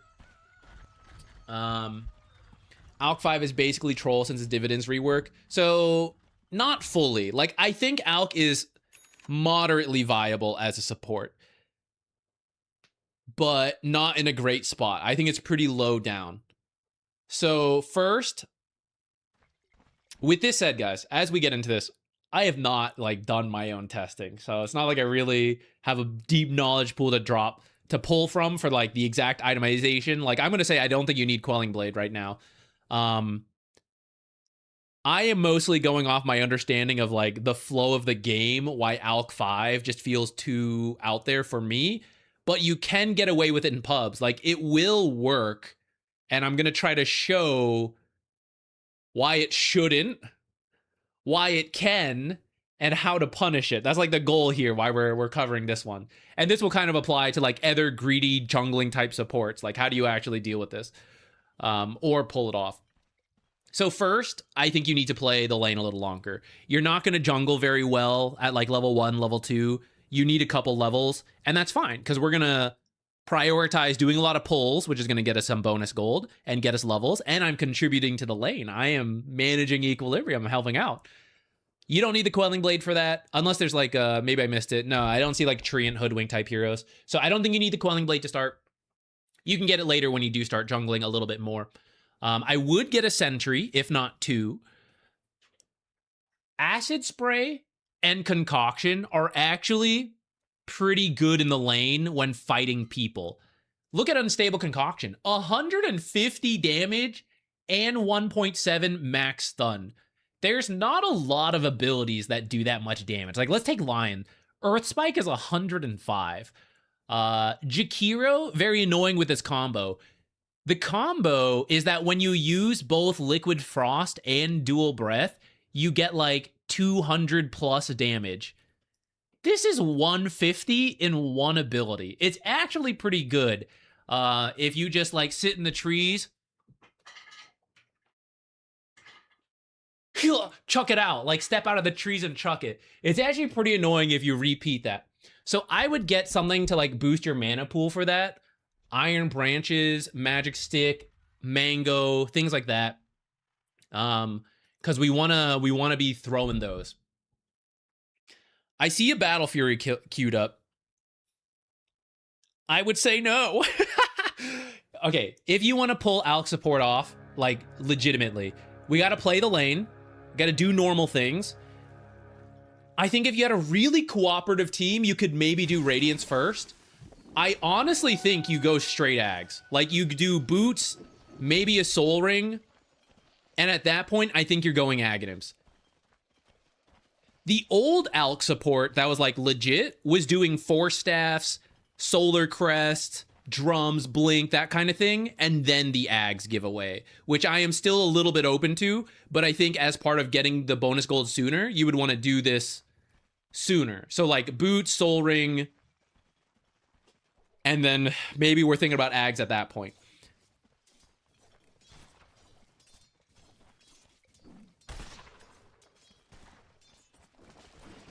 This is not Alch specific. I'm gonna let this play out a little bit before I talk about it. I'm just gonna let us all see what's going on. Because you could be playing any other support and there are some problems going on that will be amplified if you are playing Alchemist. Essentially, if you want to play a weird support hero, your fundamentals have to be really good. Like, no flex, but I can definitely beat, like, Herald through Archon through something with, like, a Spectre support. You know, give me some, like, weird shit that's like, that'll never work as support. The base fundamentals I have are really good compared to those ranks, and that will carry me through playing a Spectre support as opposed to a regular hero. But at some point, having both is best. So if you want to play weird stuff, try to have the fundamentals be good. So come back to this. What do I mean by fundamentals? Creep equilibrium, harassing, denying, managing jungle camps and pulls, all that stuff. So if we want to block early, we can already have done it. We can already have blocked with a sentry. Right now, we could be doing it and then come back. If you're saving it to do it last second, sure. We also have an observer that we never ended up placing because we kind of like hung around in the back. So we didn't place an observer, didn't give it to the other lane. Like, you know, maybe we don't need that one right now then. But sometimes it happens. Let's not worry as much about that one. Okay. Not body blocking, not looking for what the enemy is doing so we can adjust our block accordingly. Oh, they're doing a lot of blocks, let's also block. They're not blocking, don't block too much, right? We're standing back here so we can't see anything at all. Ignoring Alchemist, you're essentially a melee support right now. You're just like a tanky body, good stats, decent damage, right? Below 50, we can start hitting and denying this. 2v1, CK is on his own, no support. You want to be in the trees right now?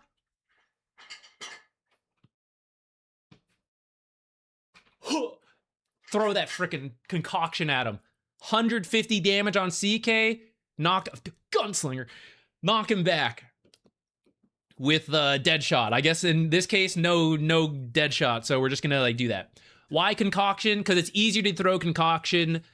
It does have an AoE, but it's easier to hit people and get full value out of it than acid spray. We are not the core. We don't actually want to be last hitting. So you can't use it as zone control like Underlord can with Firestorm. This is why Underlord support's no good as well.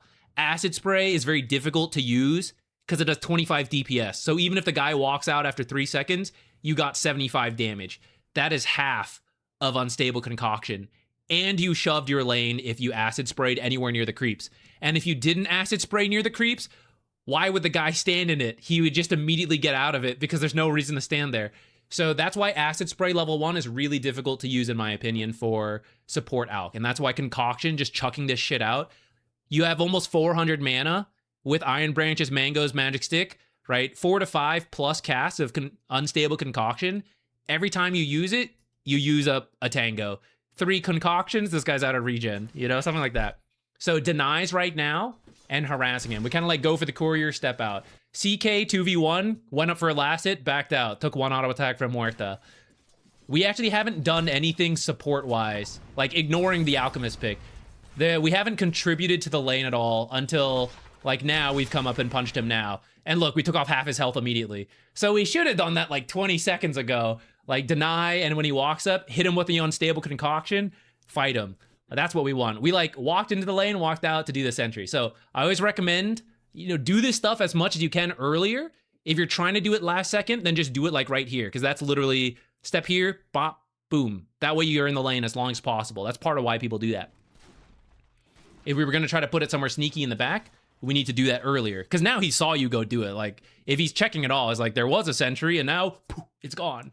So where could it be? Somewhere in here. Especially once they see the camp didn't spawn. Multiple creeps that are low. Get them. This is good.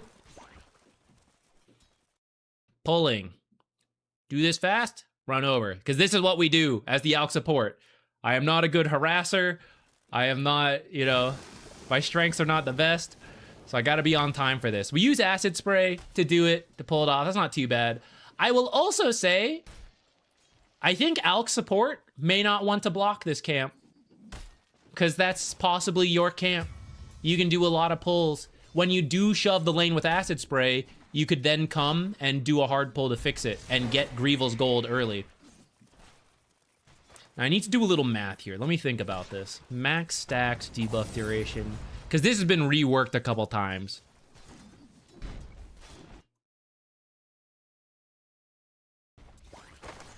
It's not as bad as I thought.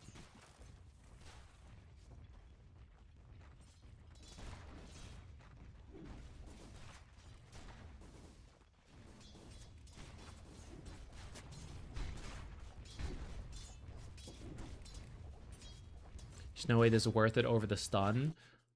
I would say this is way better for kills.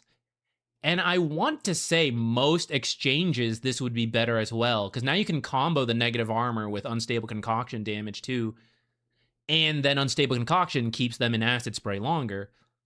That's why this would be my go-to default. Since this has been reworked a couple times, I'm now looking at like, is it 5% slow and 5% base attack per stack?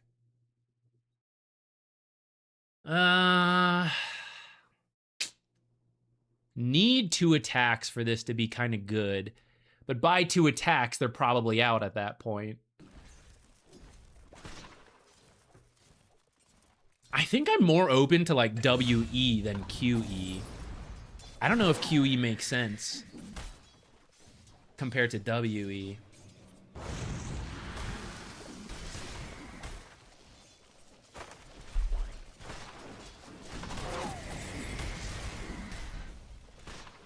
Oh, sorry, I was glancing at chat. What happened here?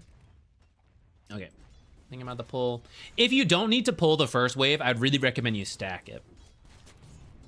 Because what we want to do is essentially get the lane in a good spot here so you can stack these a bunch, and then you can maybe Acid Spray farm it.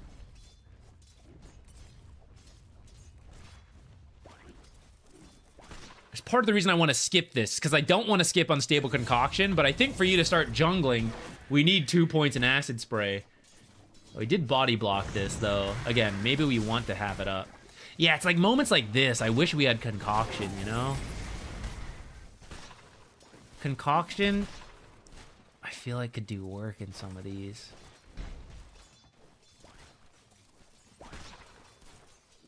You need, so, okay, for corrosive weaponry to be good, you need a really extended fight to build up stacks and then get value out of it.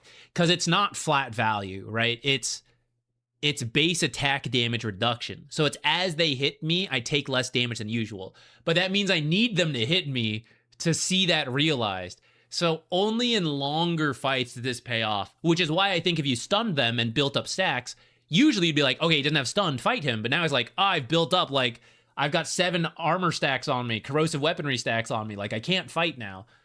That's why I think this would make more sense. There's no reason, they already don't want to stand and fight in Acid Spray, and now it's like, for the same reason, I won't stand and fight in corrosive weaponry. Okay, pull, full pull. These are support fundamentals. This creep dies, this camp has to be dead. Okay, Muerta now has to hold it outside versus Chaos Knight and Ogre, which is going to be tough. And she's also shooting them a little bit. So although we did a pull, we don't have equilibrium.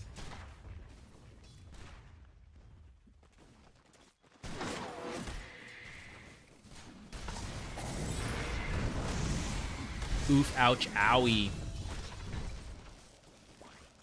I think it's actually okay. If you guys had just let that creep wave go through and then just Acid Spray farm this camp, it would be better. You've been trying E more against melee lanes, but I should probably try WEQ for 1-4 in that case. I'm a little open to that.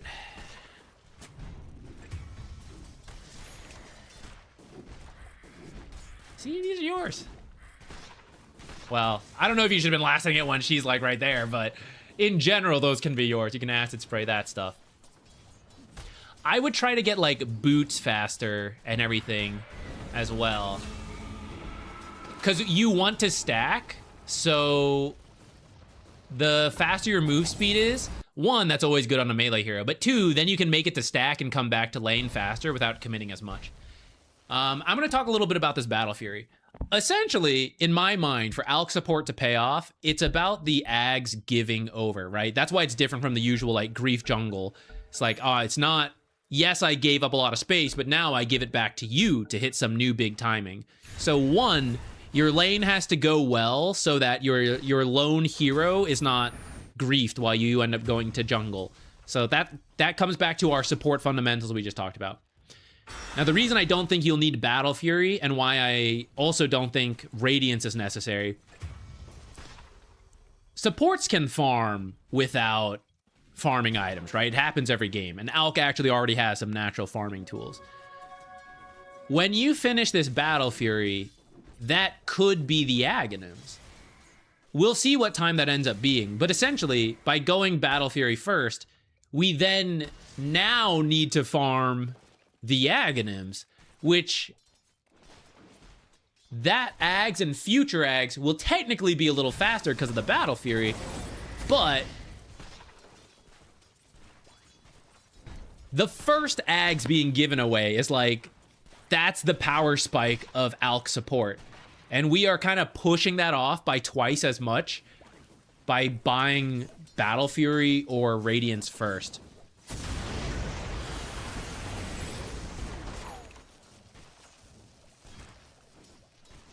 Also, I would buy Voidstone first, because you have infinite health once you're level 6. It's mana that's your issue.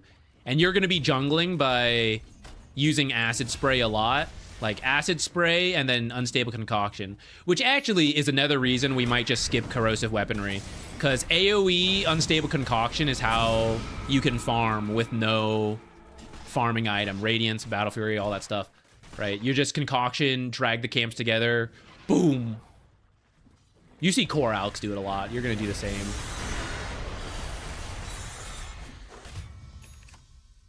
I think you don't even, like, start jungling that early. Like, imagine going with these guys and just throwing Unstable Concoctions, right? I think you just get money towards it. And then when there's downtime, then you do some jungling. I mean, that's, like, personally how I would approach it. I do think there is room to do the, like, greedy jungling. I'm kind of open to it as long as the team is. Your team is unfortunately not prepared for it draft-wise. You need a playmaker for it. Also, these guys, I don't know if there's really a great Ags game on anybody.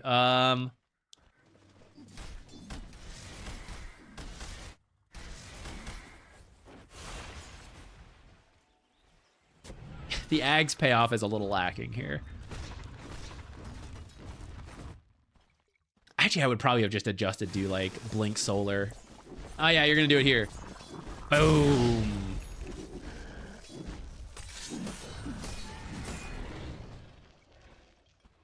Alch 5 going Battle Fury is actually just play, please no.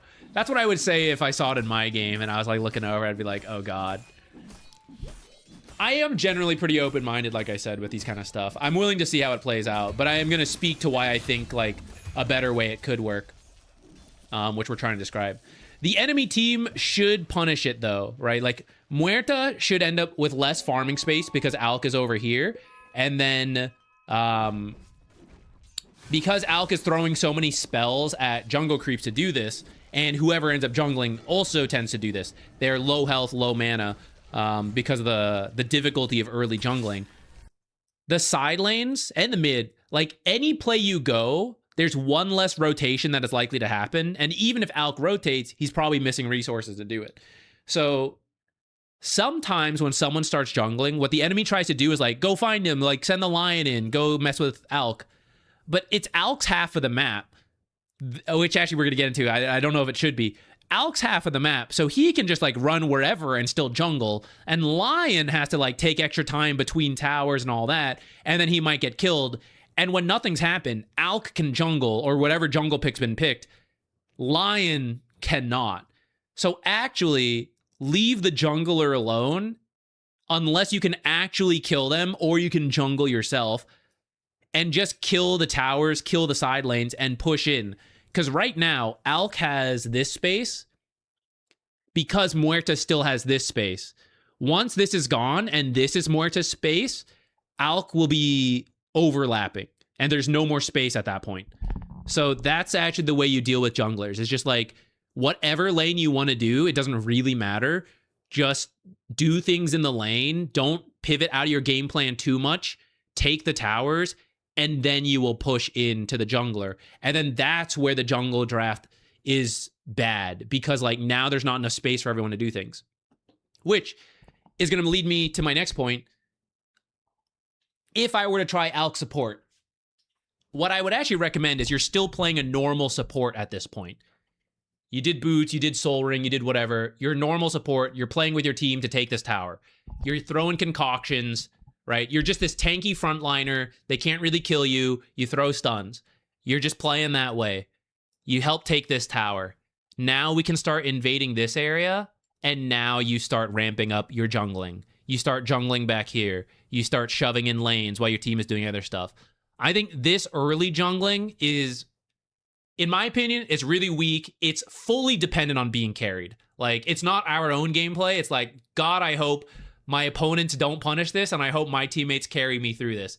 And then I will be useful, which I don't personally like. I think you can be useful being a normal support, like playing normal, get this tower, like get some early action done. It will create space. Your cores, at this point, they don't really have what they need to do stuff, so they can't make space for you. You get them what they need, they start doing things, they make space for you, then you start jungling straight to the Ags. Then you give that Ags back to one of them, and it pays off. Like, that's then the timing. You are still Acid Spray Concoction guy, but now here's a Razor with Ags. By the way, I wouldn't buy all these if you're not going to do all of them. Because you want to jungle, you're not going to move around the map as much, so your wards are not going to be as useful. Like, you're not the one who's like, oh, don't worry, I'm going to head over here to deep ward, because you're married to this jungle. So just buy like one or two.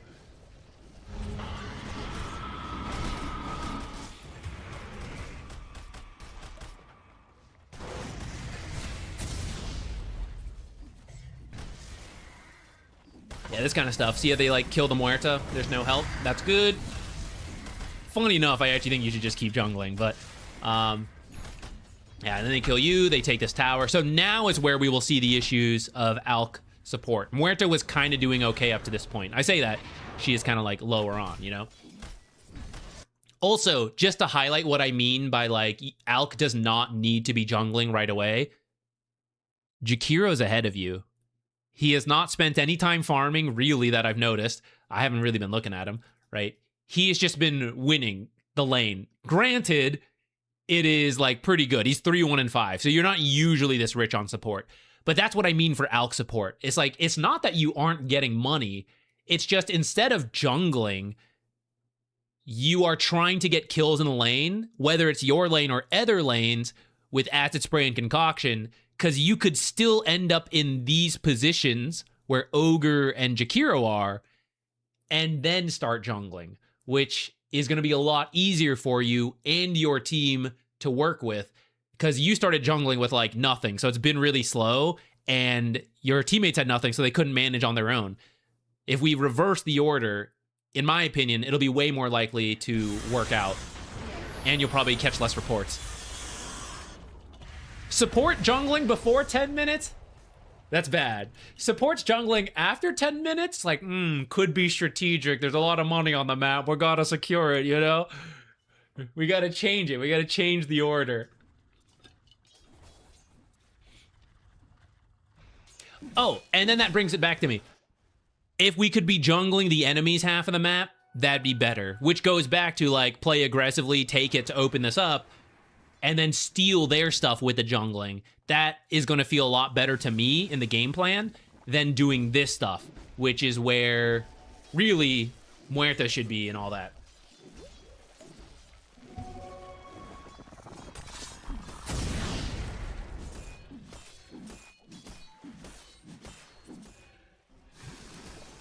I wonder if Meteor Hammer Alch is still doable. As long as they don't have too many elusive heroes, I'm kind of open to it. I genuinely think, if you think of Acid Spray, okay, let's say we're skipping corrosive weaponry, leveling these two, so it's like 3, 2, 0, 1. Maybe it's 2, 3, I don't know which. you are a physical damage support, you know? You are paired with, let's say, Razor. You're amping his physical damage because of damage reduction, and you're stunning for him to do his damage. Like, that's the part that I feel is, like, actually quite viable on Alchemist as a support. The thing is, core Alchemist does the same thing, which is why you don't need to do it as support. But if you're going to do support, right?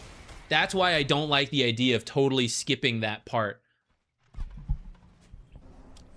It's like if you had Ogre who's like, I'm buying Solar, I'm buying Drums to buff these guys up. I think Alch does it in a different way by reducing the enemy with the negative armor, but it's, you know, conceptually it's very similar. And then you jungle after that. And then you jungle after that.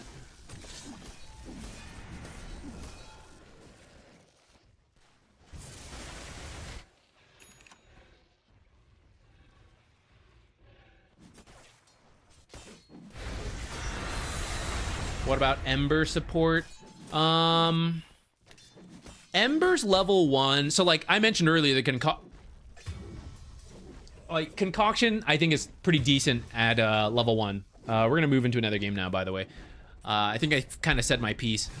We'll collect games. We're going to see when this Battle Fury finishes and then when this Ags finishes. If you had done the boots and stuff, we could say, okay, maybe we're not done with the Ags yet. But I would also say by having the boots and other stuff, you probably could have gotten more done to have the same amount of money. My case in point being the other people who are not building like pure jungling doing stuff, right? They are still keeping up with you in money while doing things. So I'm confident that by doing things, you can still have a similar amount of money at this point, if not more, because you will be getting bonus gold from what last hits we do end up getting. We will speed forward till we see when this Ags actually finishes. But essentially, the payoff could be... Oh, we're going back for power treads. The payoff could be very soon, right? Probably when Alch hits about a 5.5k net worth.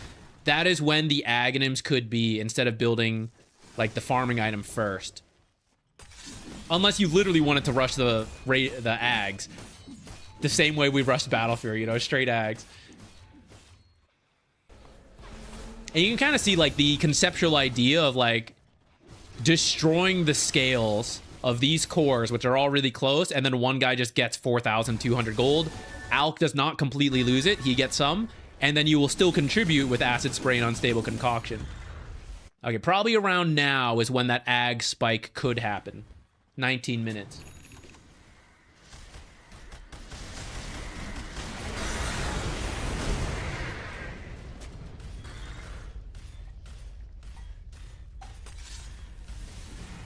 Thank you. It's a lot of useful advice. I know I've been sounding a little harsh. I don't know if the tone has been there. If you want to do Alch, I really don't. You know, it's fine. You're even doing it like in a party queue and everything. Though I would recommend you two lane together. If that would be my final piece of advice. If you do want this to work genuinely, try some of the stuff we talked about. Try to actually lane with the guy you're partied with. I know sometimes it's out of your control. The game puts you wherever. But I would recommend you two lane together. Someone like Timber is decent who can be left alone pretty well. Yeah, just like whatever that... A hero who could be left alone, but also if they do physical damage in the lane, that's where this will have the best synergy. Any kind of stun, slow, to help you keep them in Acid Spray, and then you both just right-click punch in the lane, that's when this will actually feel like, oh shit, this is legit.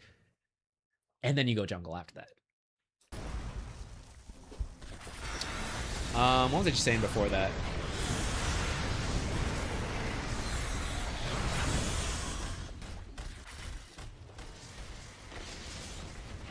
Would Gyro be a good duo with this?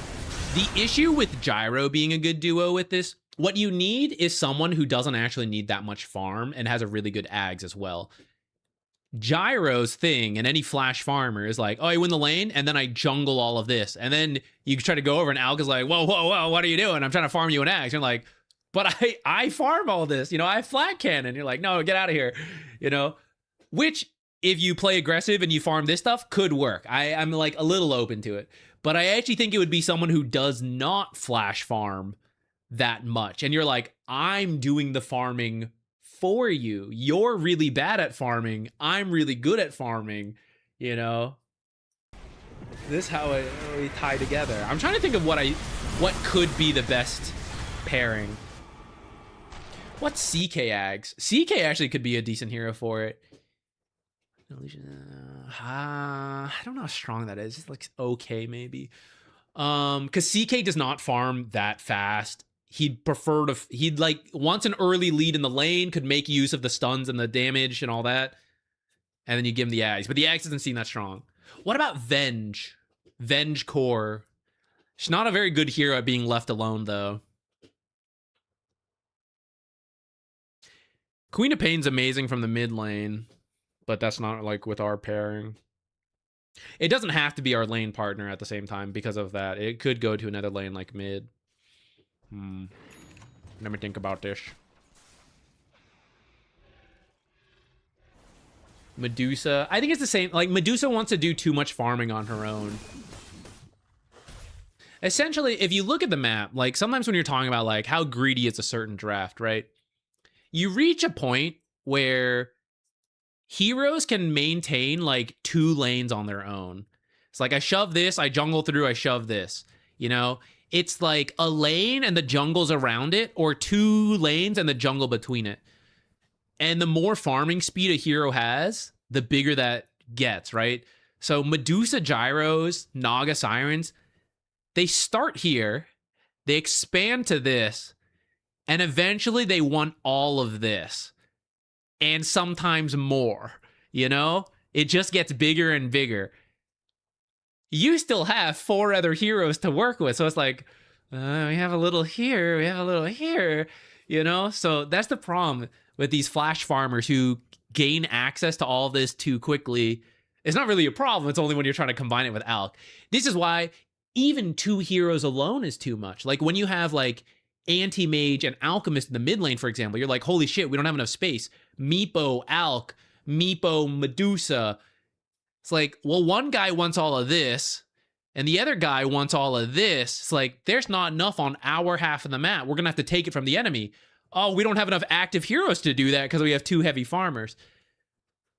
That's why supports needing too much jungle is tough to make work. Not that it can't, but it's tricky. Okay, where's this Ags? Okay, the Ags has finished at 25 minutes. So it's like 5-ish plus minutes later than when, if we had just gone like boot something, boot Soul Ring Ags. Now, when you give the Ags over, oh, sorry. Now when we give the Ags over, it is still a big boost, right? Now Luna, let's say, Luna's not on our team. Let's say Muerta, Razor, whoever gets it. They are 30, like how, I don't know how we want to split the math, like what perspective we're talking about. The ratio of being ahead is different, you know? The like 1600 to 1200, 16,000 to 12,000. It's like, okay, I'm 1 item ahead, but I have like 33% more net worth, or like 50% of their net worth, whatever. If we go back here, I don't, actually the math didn't, it kept pretty even, actually. I felt like the ratio would be stronger. I don't know if that makes sense. I'm not using the right words. The impact of the early Ags on certain heroes just feels more meaningful to me, I guess. I don't know. I guess that's actually not fully true, though. As I'm thinking through it, I actually could see some lineups where it's like the Ags at 20 minutes doesn't matter until you have a nether item. So actually, Alch could do other stuff until later, and then do the Ags has to line up with a certain power spike. So it's like which hero that is. So there probably are some drafts where you could do this. For example, these heroes actually were not the best Ags builders. So maybe this is a game where Alch could do like a farming item first, potentially.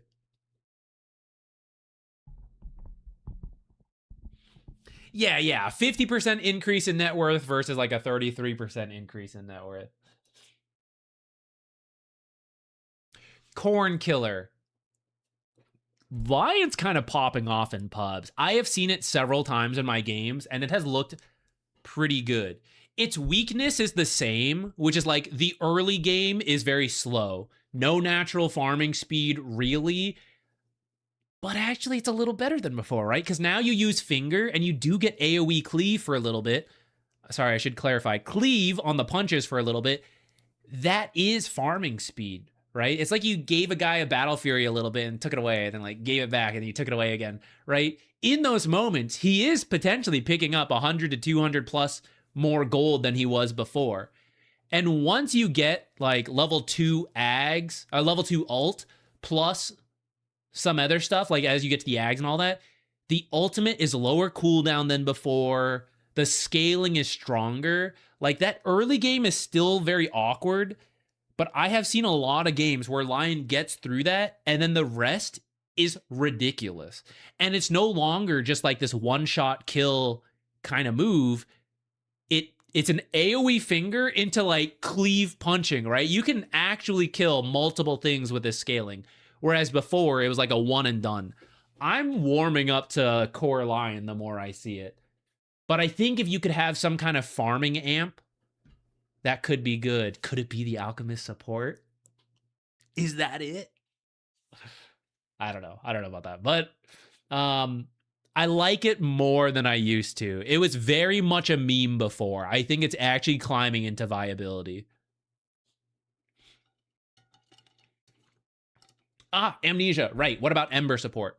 So the thing with Ember support, Atomic, thank you. Let me be ready to download this. It seems like the server is currently updating. We will not scam you of your money. If it can't go through today because the server suddenly crashes, I will make sure we get to it at some point. Thank you so much, though. I'll make sure we try to download this as soon as we can.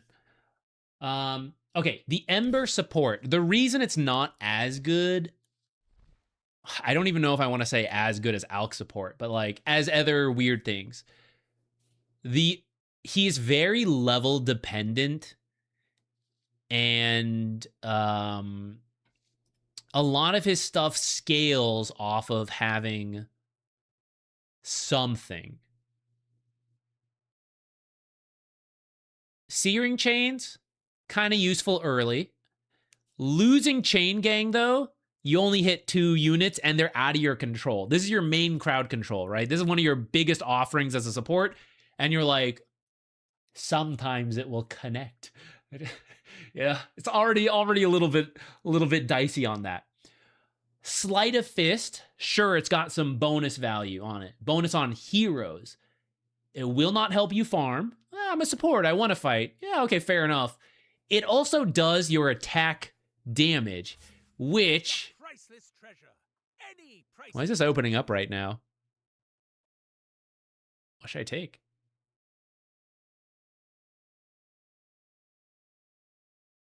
Should we just go with our ward collection? But what about our courier collection? I don't need more shards.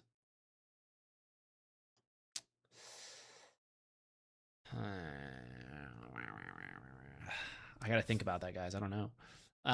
Let me download the game while we have a shot here. Hopefully it'll work and I don't have to like restart. Okay, maybe we gotta restart.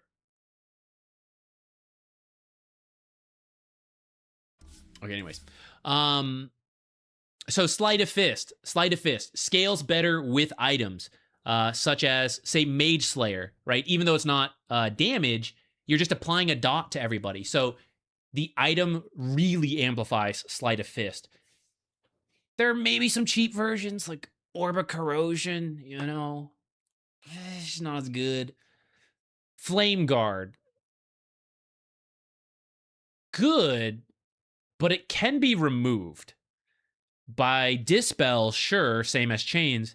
Straight up damage will remove Flame Guard. And if you're a support, you're not as high level. Core Ember does not always max Flame Guard, but when he does, it's kind of like this arms race where he's getting value out of Flame Guard because you can't kill it fast enough. But if you're a support, you're actually really underleveled. So you kind of lose the arms race immediately, and you pop Flame Guard, and then boom, it's gone. Because they just hit you with one ability, and they're higher level than you. So for those, like, even without even getting into his ultimate, there's a lot against his base abilities that a support Ember struggles with compared to a core Ember. Which is why mid Ember is the most popular role for him, because a lot of those things we just talked about are very level based, and the higher level you are, fastest from the mid lane, then you get the most time while those abilities are strong, and then you get items to cover those weaknesses because you're farming. That support Ember won't really get to do. I will also throw out, not that this is a complete death sentence for a support, all of Ember's stuff are difficult to use without pushing in the creep wave. That is typically not great for a support. And usually it's like, okay, one ability does it, I'll use this other ability. Or like, okay, I can harass with attacks and save abilities for like key moments. But Ember is like, ooh, harass without abilities? Oh, don't shove lane? I don't know if I can do that. It's so tricky. I didn't do any of my timestamps or anything. Hold on.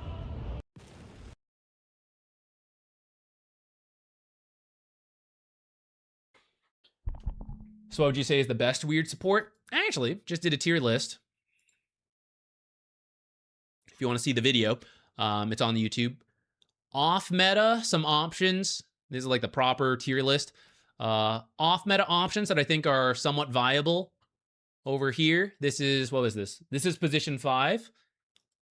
I'll give you a second to look at it while I type in our details for our replay we're about to do.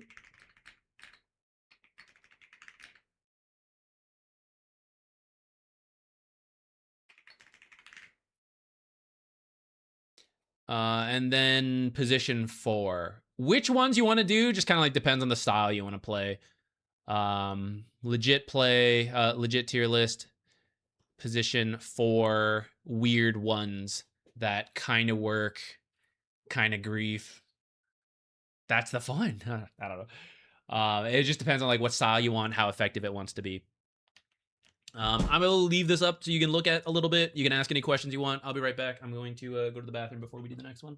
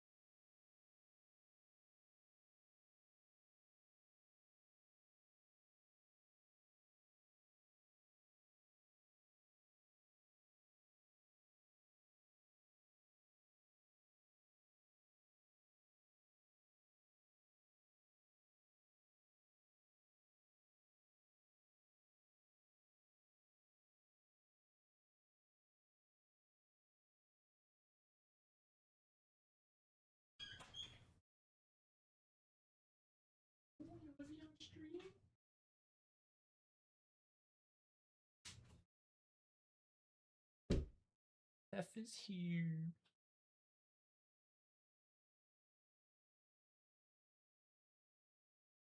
What's the name of this version? Here, 1 second, let me find it. Oh, it's about to end. Pause. Oh, 2 seconds left. Let me...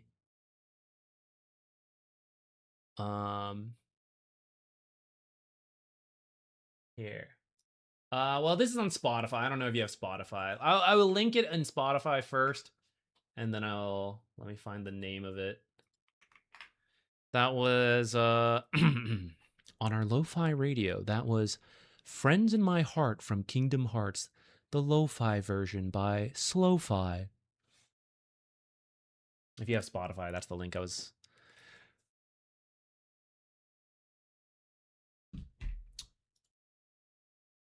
what makes Veno C tier at this time? So at a high level, Veno's actually pretty good, but he's very squishy. The value you get out of Veno is not as direct. A lot of the top pub supports are very like, I press button, it worked, great, you know? Veno is damage over time. It's literally not instant. It takes a while to get value. So you have to know like the trades you're going for. You can't overcommit and then feed on a very squishy hero. And then Plague Wards are a very easy to grief with ability. You can just feed endless money to the enemies. You can steal farm from your teammates.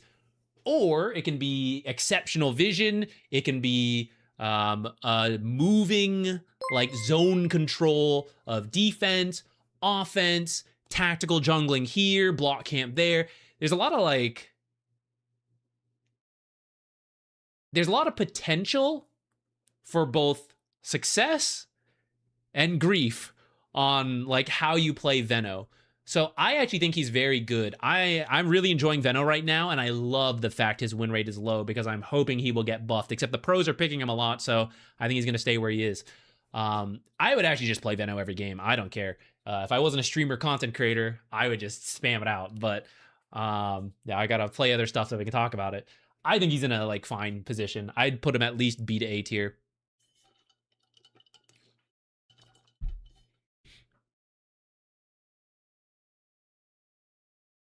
Where's our game we just downloaded? I gotta copy the match ID again. Oh no, I don't. Here it is. Haha! I forgot we already opened it. All right, let me just double check. No questions I missed, right? Otherwise, I will hop over to whatever. Magnus should be meta. He might be, but I would say Magnus as a support only pops in every now and then. He may fully enter the meta like coming up, but I'd say it's pretty early, so I didn't want to like chuck him in the tier list quite yet. It's a little bit arbitrary though. I mean, you could put him there, whatever. I've been actually meaning to try it out. I think Magnus is one I want to learn because he's kind of this like omni role hero, right? You can play him every position, and I have plans down the line to be grinding a bit more MMR. We're going to end up in those situations. We got to play the different roles. I think I'd like to be able to pull out Magnus, like, oh, panic, who knows what's happening, pick Magnus. Okay, guys, send me wherever, and I will do Magnus things. So you'll probably see me try Magnus support a little bit down the line. Okay. I think we are good to start this one. Let me know if you need a little more direction for the replay. Happy to skim the early game. Like just zoom through it. Actually, let me do the timestamp so we can just start talking about it. Okay. Curious about my macro decision making throughout this game. Love all you do. Oh, thank you. Yeah, if you have any specific questions, feel free to let me know. If it's macro throughout the game, yeah, we might kind of skip through the early game. But I'll let it play out while we kind of like set the stage on macro because I guess I do need to.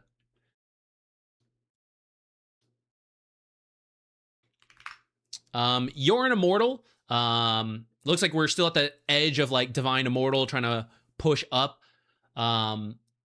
So I do think early on we can start formulating the plan. And so like, you know, as we play out the early game, our lineup kind of sucks actually. You have picked a perfectly fine support and not a one has given you any form of setup, not a core.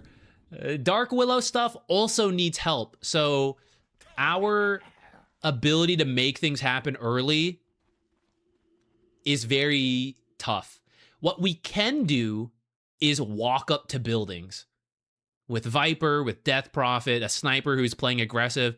Walk up to buildings, and when they come to us, we can fight. When they jump us, we throw arrows and we use Dark Brambles and all that stuff, right?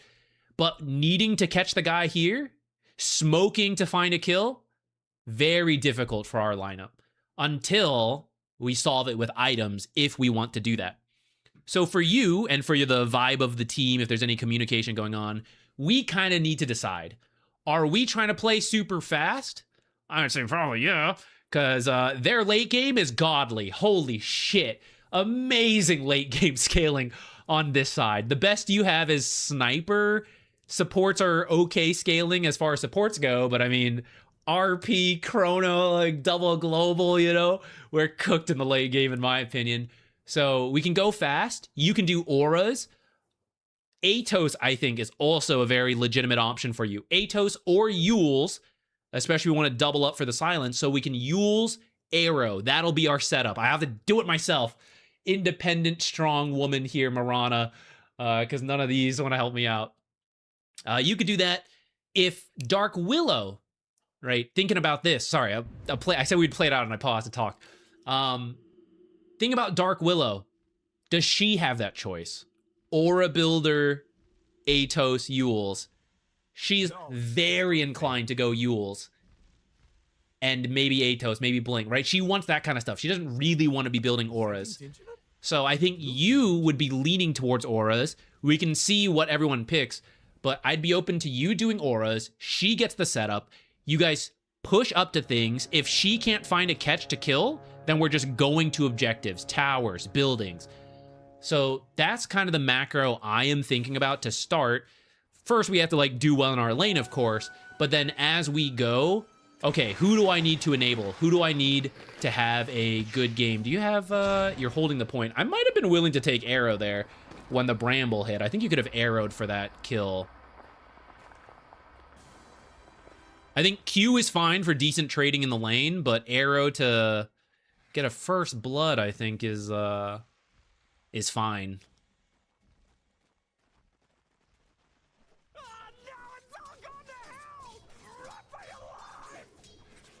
I forgot he had that one, actually.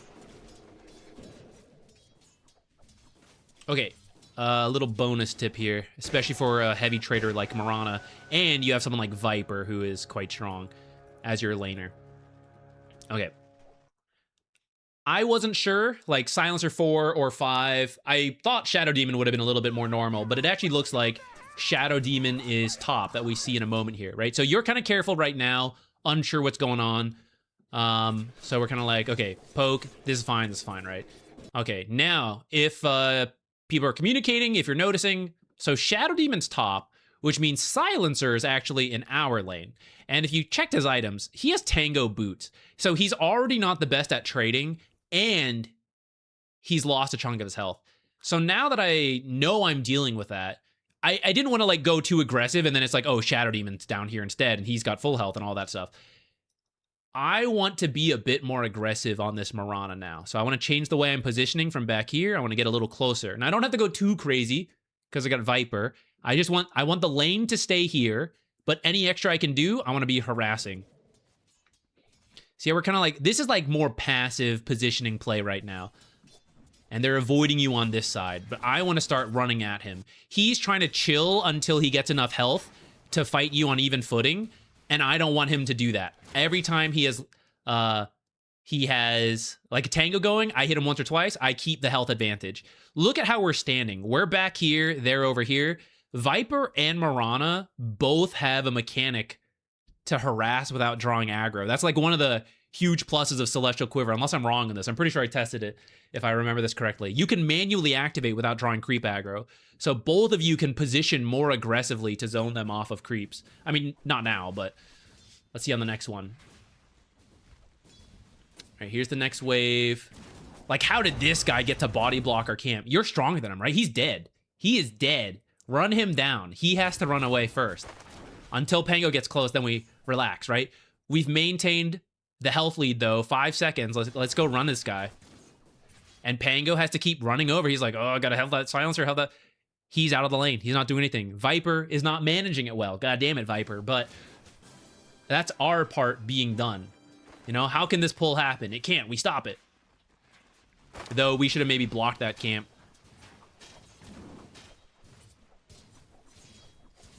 Or, this is why arrow can be okay to start, because then you just let it spawn, and then you arrow it as position 5. Which I think probably is your plan later. I think you could have tried for the pull this way. Looks like you're going to try for the pull here. I'm open to it. Just understand the risks. We're going to have to be very on top of this, because it's a double stack. Oh, actually, it didn't spawn. Thought it was gonna stack, actually. Maybe did you do that intentionally? Or is that just This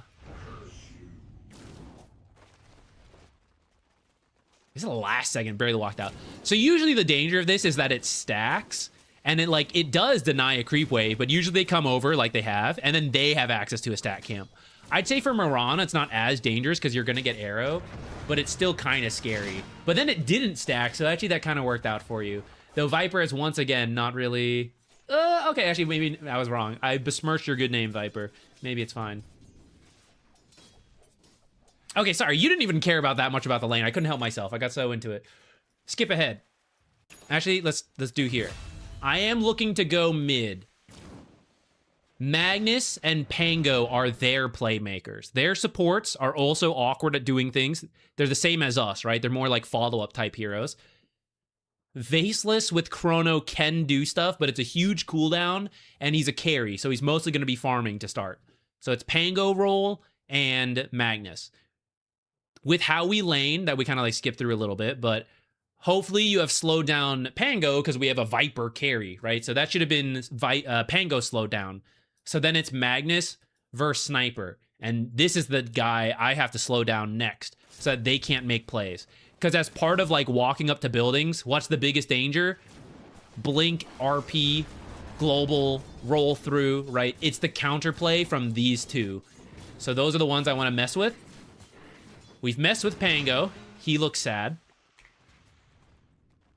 He is sad. Magnus, not sad. Does fine versus Sniper because you just like shove lane and farm. And you are on the way. So this is good. Excellent, excellent.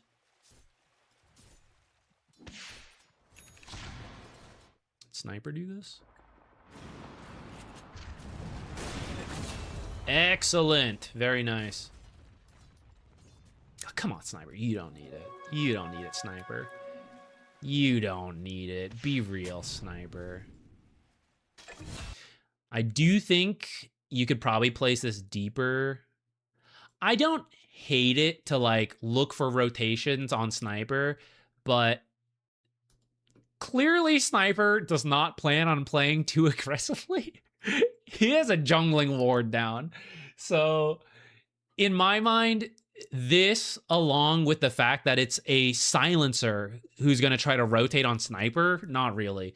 I actually don't think you really need to see into the river as much, and I would be more interested in finding the Magnus jungling a little deeper. So like putting the Observer deeper, which would also be more likely to survive, or holding it to either place in here, which I actually think Magnus will spend the most time in, or I am now going to be leaving Viper alone and I need him to not die, so putting something here to keep him alive.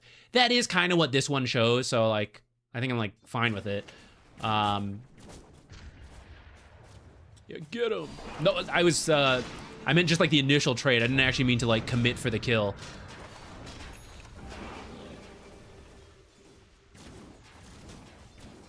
Okay, it has worked out. It has worked out, but I'd like to go back to this. The Wisdom Shrine is coming up, so it is kind of tempting. At this point, though, with our game plan of let Viper be once we win the lane, check. Good to go. Let's say this is the ward for him. I just took Silencer out as well. I didn't actually take him out, but what is Silencer going to do with 125 health? Very little. He's going to have to AFK for a bit. So if I am interested in speeding things up, that means I want to go mid a lot. I want to go off lane. This, to me, was good enough. Going for the kill opens up the chance I lose a lot, and then I can't, which is ultimately what happened, right? We go in, Pango shows up. Maybe we kill Silencer, but we also die. We don't die, we actually get Silencer. But, like, I can't go mid, I can't go to the other lane. And that's a little bit more what I'm interested in right now.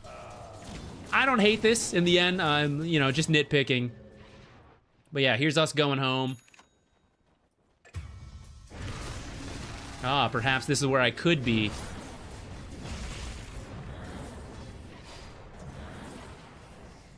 Aw, barely missed. Okay, let's see what you do after this.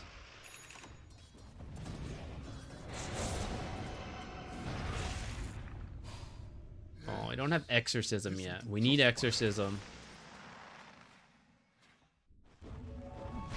Look at this guy. Look at all that space he's getting.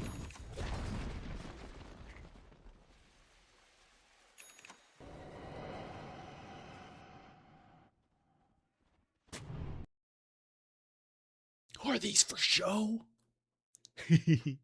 Sentry first if you can. I want this observer to survive. I like the spot you're using. Like, I'm looking for the Magnus farming back here. What if he has anything like here, you know? I gotta make sure. Because I need this thing. I need this thing to live. So I'd love a sentry over there.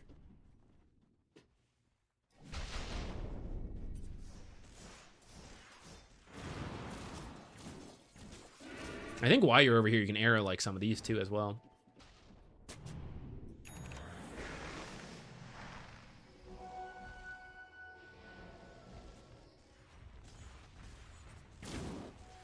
Nice.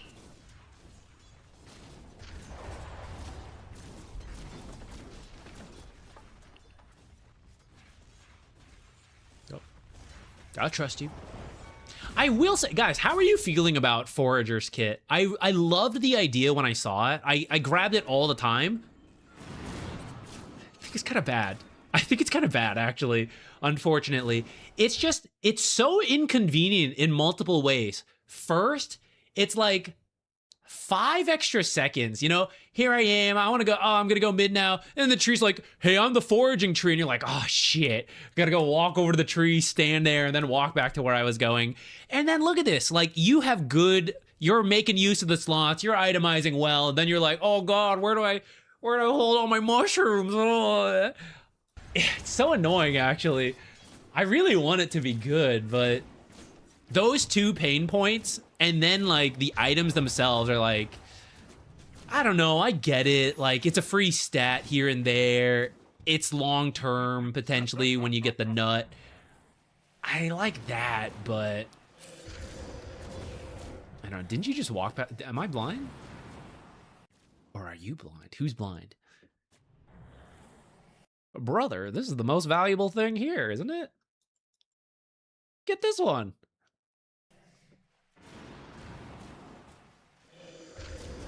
You're the kid at Halloween that you're like, hey, feel free to take as much as you want. And you grab like a piece of gum from the corner and you're like, that's all I want. Which is very nice of you, but like, there's a whole ass candy bar over there. Grab that one. This house has Pokemon cards. Like, nah, I'll take the baseball gum.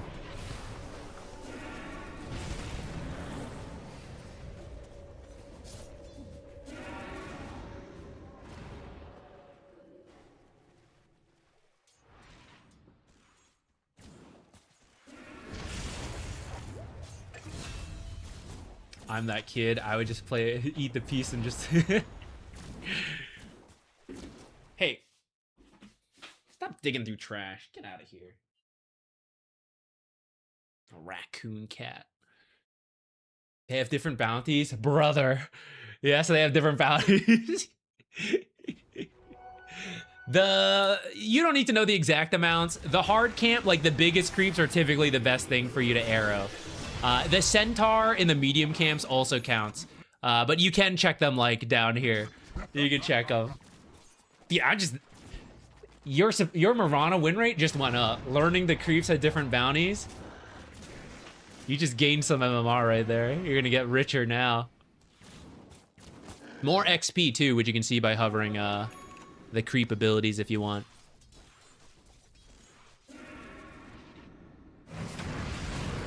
Hold on, I lost focus a little bit there. Halloween talks and all that.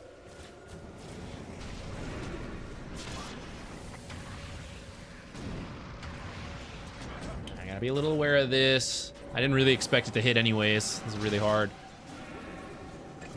So whether this works or not, looks like we did get a couple kills. The main thing I want you guys to notice here, why is there any level of success here? Why are they not just walking away from us? Because we said, well, how are they going to stun us, you know? We're trying to arrow like Magnus, Shadow Demon, Pango, all these heroes, right? Because we pushed up to their tower and they're trying to defend. So this is the initiation, right? It's not an Ember going in with Chain Gang. It's not Storm Spirit, Zip, Vortex. I am at their tower and they want to defend. Boom, initiation. So when your lineup sucks at that kind of stuff, this is essentially what you have to do if you're trying to force fights. You have to go up to a tower, and you can't like chase him in the jungle too much because it's just, I don't need to defend this jungle camp. Whatever, there's another jungle camp over here. I'll just go. But people inherently often feel like, yeah, we got to protect these towers, and that's where you finally get some of these fights. And even if they all get away from you, they're low, so they're probably going back. They're probably not jungling, so they have been slowed down. And if they do leave and they don't really defend, then maybe you're at least getting a tower for it. So we didn't find the heroes, but we found the stationary tower. Sometimes these lineups, like these kind of heroes, I see them like chasing the jungle too much. We do need to be careful of this, like the RPs and stuff. But this is why it's important to slow him down, right? Why did that not work? Because he had to walk in. When he has blink in the future, oh god, psh, dead, you know? That's why these early plays are very important. Why slowing him down in the mid lane was very good. He wants to blink first. Pango could do blink, but a lot of times they buy something else first. So you see him doing Mage Slayer. I actually think Diffusal has also caught on quite a lot. I actually don't think Mage Slayer is that necessary this game. But he usually does one of those and then the blink. So Magnus was the first blink builder. And for now, still good. Still 1,000+ gold away.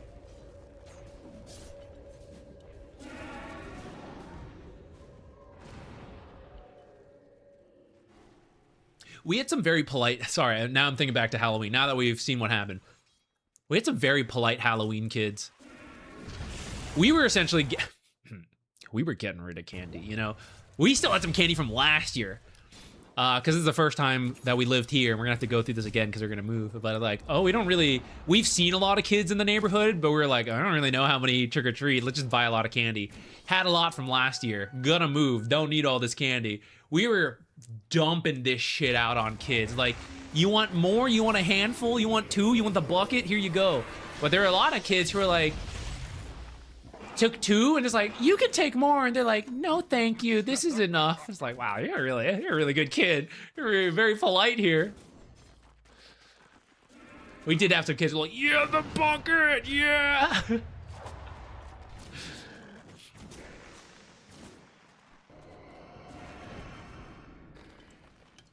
We had some last year, we had some, Costco had this like Halloween Pokemon card pack of like 3 cards in it. We gave those away last year. And I feel we would offer them to the parents too. And I feel like we had more parents who were interested. They were like, oh my God, Pokemon cards. Parents being like our age essentially, right? They just had kids. They were like, oh my God, yeah, Pokemon cards. I thought that was funny. Okay, focus up, guys. I got distracted again by Halloween. I like that you're stealing farm. I think this is good. As part of keeping them low, we're jungling up here. Though, what's going on down there? We should probably take a look.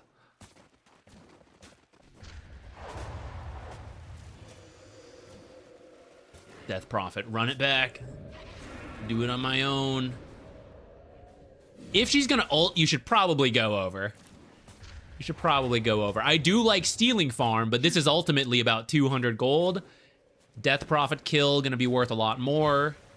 If we lose her, plus her exorcism.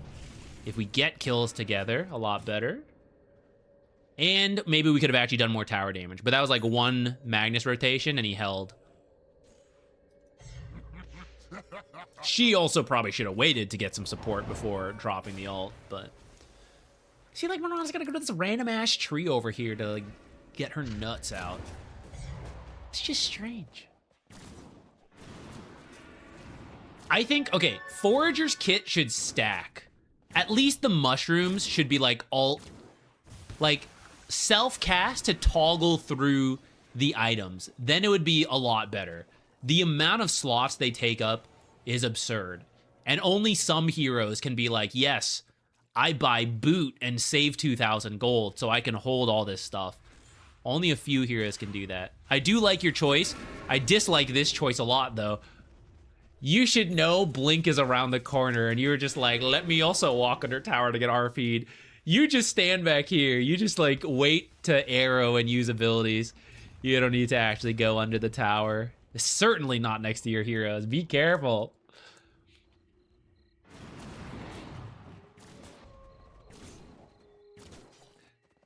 Please dox yourself so I can get Pokemon cards next Halloween. I don't know. This trade doesn't seem equal. I feel like I'm losing on every front.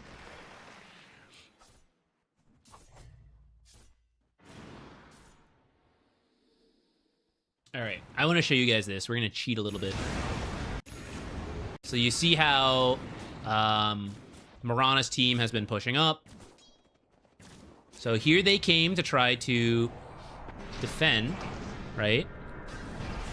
Let's pretend Mirana just got killed. Let's say a couple of them got killed. Maybe they didn't get killed, right? In this case. Okay, things settle down again. All right, so we're kind of on this half. They're kind of on this half. Because we were jungling in the area, 1528, right? Is there a camp here to farm? No, we already got that one earlier. I think that was us. Some of this stuff, our team did not quite make it to, so they do have a little bit of farm. But then it would be nice to move further to this stuff, and that's where our team is. So there's like an arbitrary line here. Maybe some of this has... Okay, in the end, actually, our team hadn't stolen that much jungle. At least one camp. We got one camp, right? But you kind of get this idea where they came back to their own half of the map. So even if they had killed us, by the time they walk to a tower, half of us are back up. So it's not a huge deal. Sniper probably should be pushing some other shit. Come on, Sniper. They just showed top. Get out there, Sniper. But this is what their team wants to do to push the pace and why they are building a gold lead.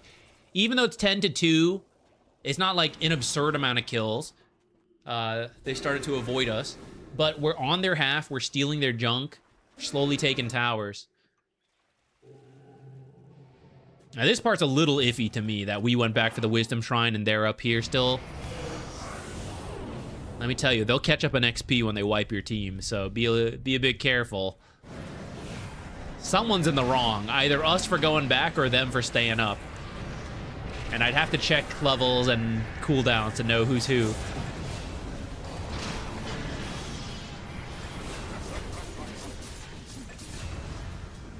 That was very close, but it has worked out in our favor. See? Look, Mirana has to, like, dig through her pockets, find her healing mushroom. This is overall good for them in the end now, though. Look at that. Big gold gain. So, this is the hard part about playing fast. You have to, like, choke them out on the map, but not go too far.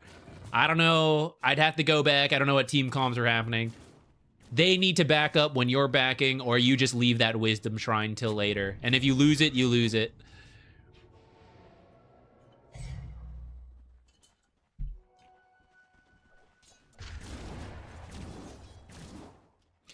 Okay, a way to make Forager's Kit better. First of all, just give it charges and I use it on a tree. Don't make me have to go pick random trees. Or if you're gonna make me pick random trees to fit the idea of foraging, that prize has to be better. It's gotta stack better, the value has to be more. It's just too iffy right now. I am losing value when I lose all these slots to hold mushrooms and stuff. And I know they know this, guys. Whenever Valve reuses an asset, they're uncertain on an idea, and it might be removed pretty quickly. When you dig from these trees, there's no animation for nuts and mushrooms. It is like the salves and the mangoes popping out. They're not sure if they're keeping Forager's Kit. This is very much a test. They might remove it. I hope they buff it. Forget the mushrooms, just keep the acorns.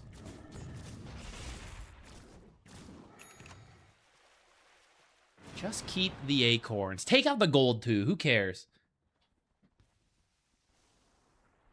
We all just want nuts. This is a little overkill. Though I see that this one is at least expiring, so I'm a little bit more open to it. But I will say, we kind of took this tower.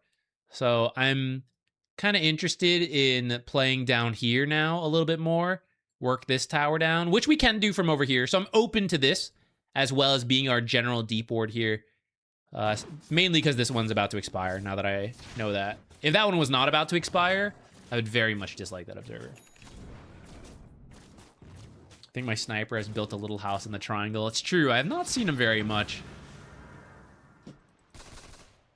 He could be playing much more active. You could maybe also orchestrate it. I don't know what team comms have been going on of like, hey, let's go smoke and do this. But definitely push it. Just be like, hey, let's go walk here. Bottom Tormentor tier 1. It's like a 5,000 gold play for your team. Along with like the farm as you go.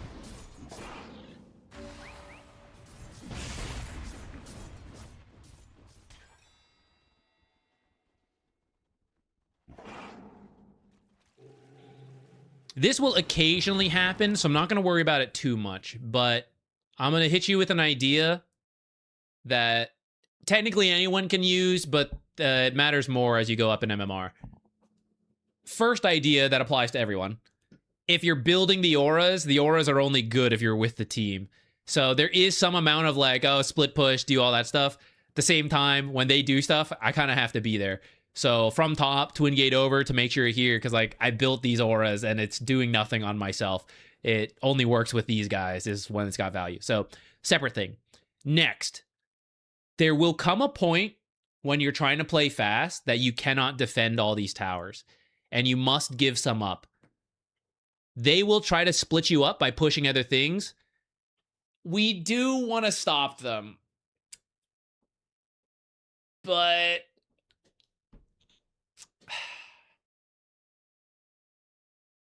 you can't get dragged around too much without finishing what you want to do, you know? Like, we go bottom. Let's say our team goes bottom here. And we're pushing, and then we see them push here and here. So then immediately some of us TP back. Kind of need to, but also need to finish what we're doing here.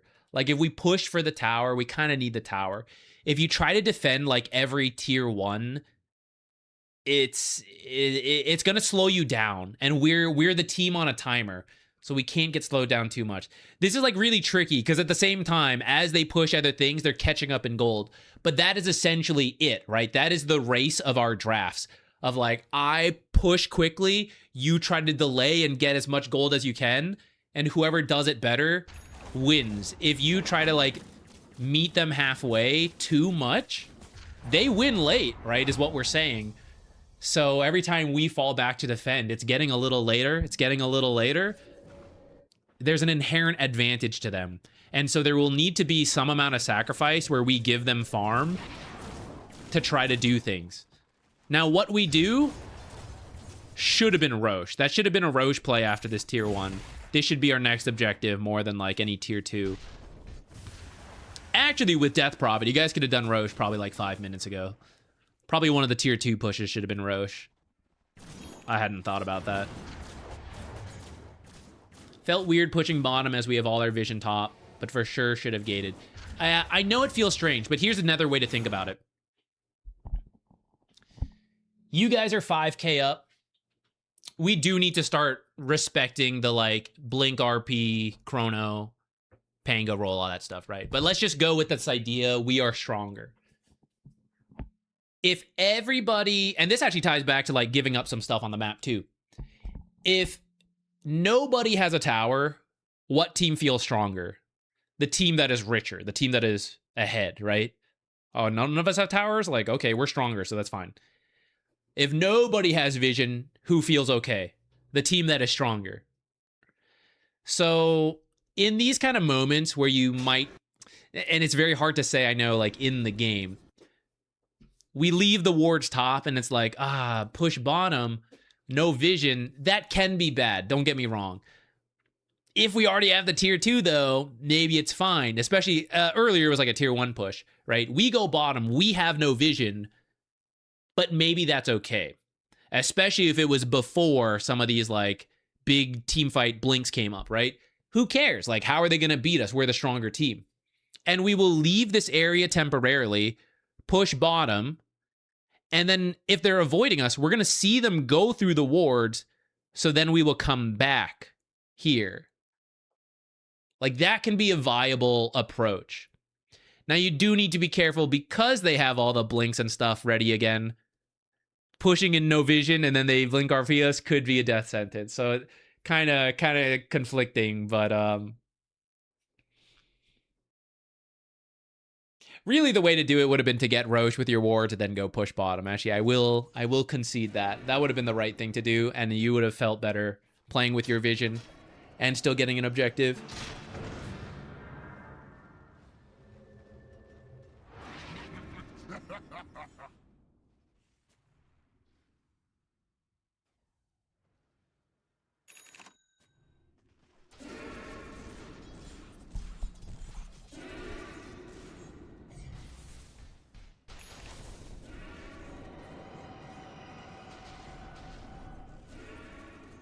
Sorry, I should probably be sitting on this mat.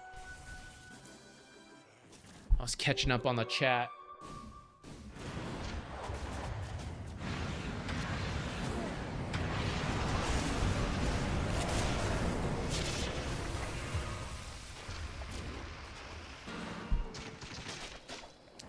I think not getting Roche has actually cost your team the game.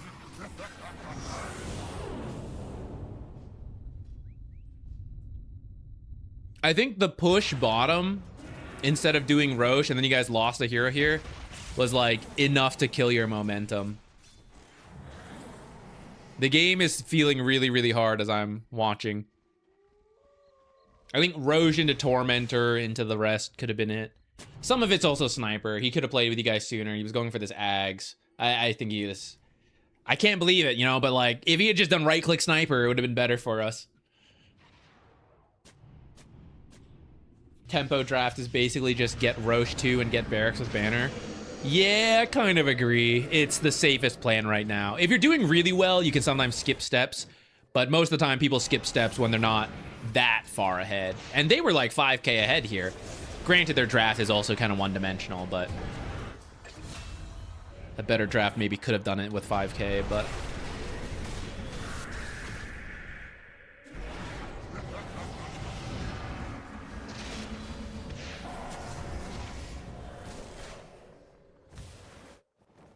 Let's get Roche. You know, so like the team won this fight, but like, what have we gotten out of it? All right, we're not going to go top high ground. And then mid wasn't pushed in, so they went to deal with that. Didn't get mid. So like, what did that fight really get us? Or did it just delay the game for the enemy, even if they lost the fight?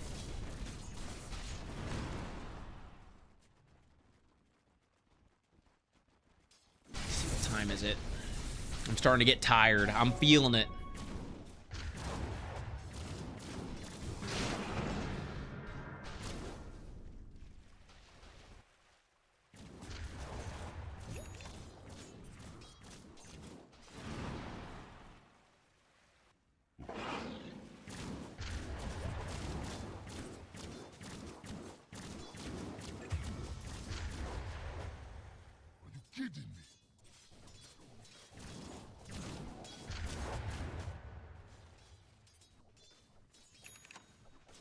Game is basically already lost, isn't it? In a pub game, you never know. Could keep going. I would say the enemy team should win from here.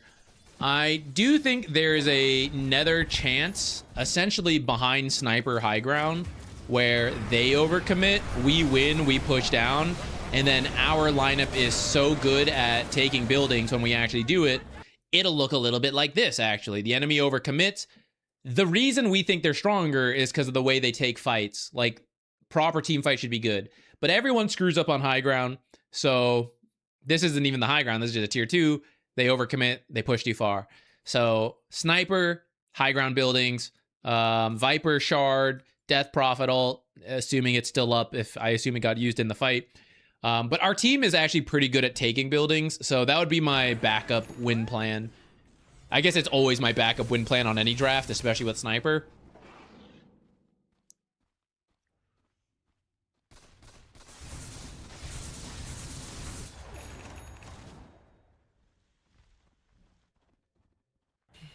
If you want to go crazy, Wind Waker or Hex could be another late game potential. Because essentially we would be theoretically losing fights because of chronos and RPs and stuff. So we have to save teammates or initiate without them getting those abilities off. And those are the items I could see us getting to create that.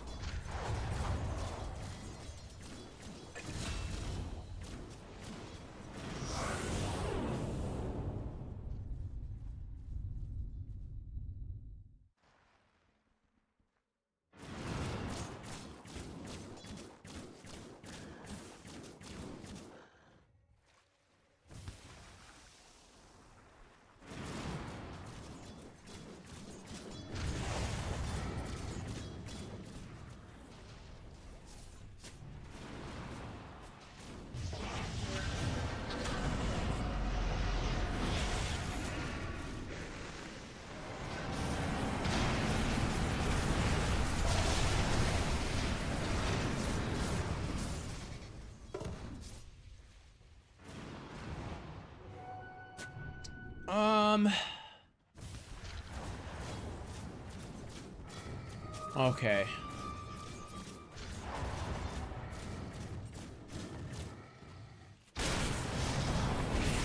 I think we'll stop. I was debating doing more or not, but I feel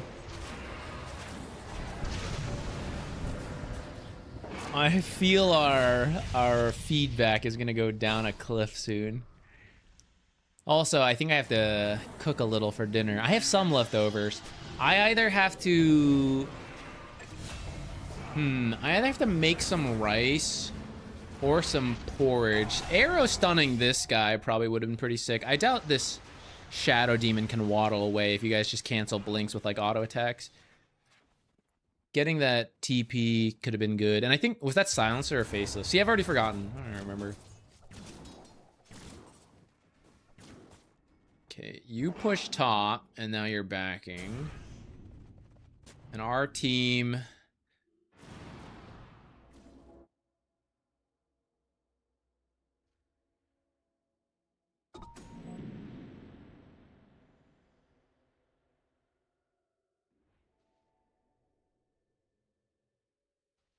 As long as you know Roche is the play and you call for it, that's like the most you can do. Sometimes teams won't do it. You lose those. But make sure you have called for it. You have said it's the right thing to do. Set it up beforehand. Guys, let's win this fight and go get Roche. You know, that sort of thing. Sometimes they love towers. They have not seen our gold movie to know that towers are worthless. Okay, guys, before we end, I don't know if we're gonna stream tomorrow or maybe it'll just be something I do on my own time, but what do we think? What hero should we work on a guide for if we're gonna do a guide? I haven't even committed to that. I want to play Rubik, I think. But I put him on the thumbnail of the tier list, and it's going to be confusing having two Rubik thumbnails. I mean, it's doable. It's not the end of the world, but there's also a very old Rubik guide, which is why I think it could be updated. But there's heroes we've never made guides for, so maybe we should be moving on to them.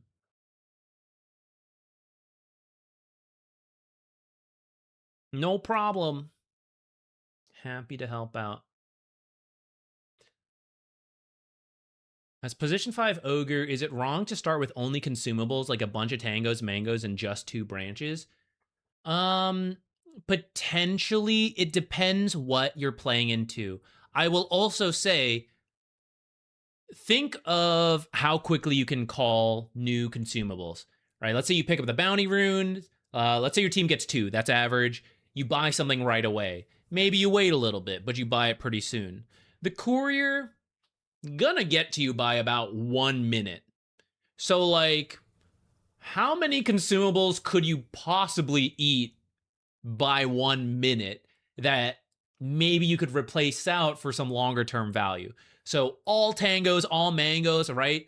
Are you really using, like, let's think of ogre. Let's say you start ignite, which I'd say in most cases you should. 80 mana. And this hero has 270 to start. Not a very smart hero.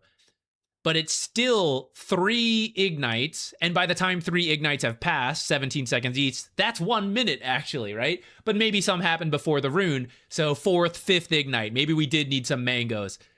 But did we? Like 5 to 6 ignites before the courier could get to us? Probably not. What about tangos and salves, right? Okay, lose like 100 health, tango up. Sure. I got 3 with one set. So 3 different tangos, that already covers you like almost a minute. Salve, like how much damage are we taking that we need all consumables? And we couldn't finagle a little bit to get like a magic stick to start building charges and then buy more consumables on the way. So if you are going a super heavy consumable start, it means you are looking to fight like crazy at level 1. Like non-stop aggression, spam spells. Like, hey, as soon as they get level 2, the lane's done. We have to go ham level 1, so I'm buying all this regen. And that's rarely the case. So you can go consumable heavy, but I recommend you buy what you need to start and then buy more later and sprinkle in branches, magic stick especially. Like if you're gonna go through so many consumables, you plan to use a lot of spells. Therefore, they will react with spells. So if you can sneak a magic stick in there, that's gonna get you some regen. Maybe you can skip out on some consumables and save money there.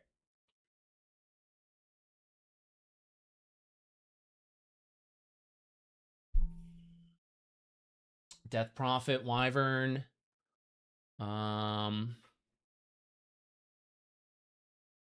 Maybe some Nyx, Grimstroke. I would kind of be up for Grimstroke, actually. There's an old Grimstroke guide as well, but I would enjoy running it back.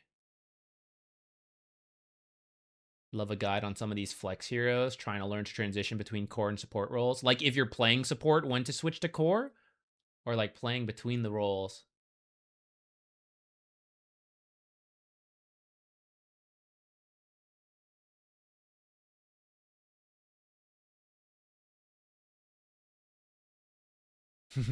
Gone are the days of infinite mangoes for HP regen. That was something, though. Casually look over 6 mango hero.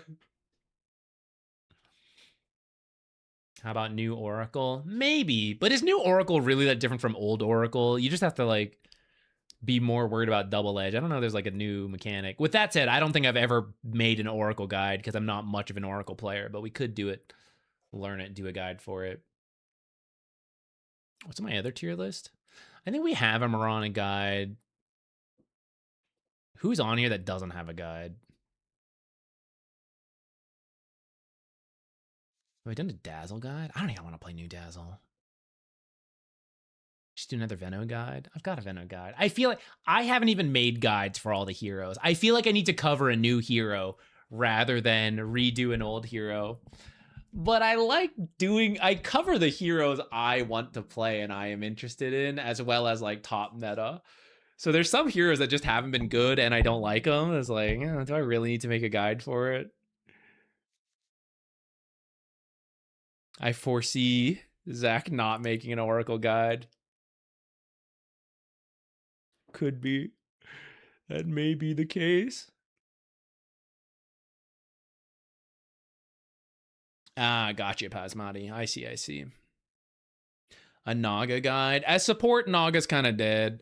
Not really a support now. Core Naga actually seems pretty decent. I don't know if I'm the guy to make a core Naga guide, though. The old guides are completely outdated. That is very true. Everything about Dota is different. I am different.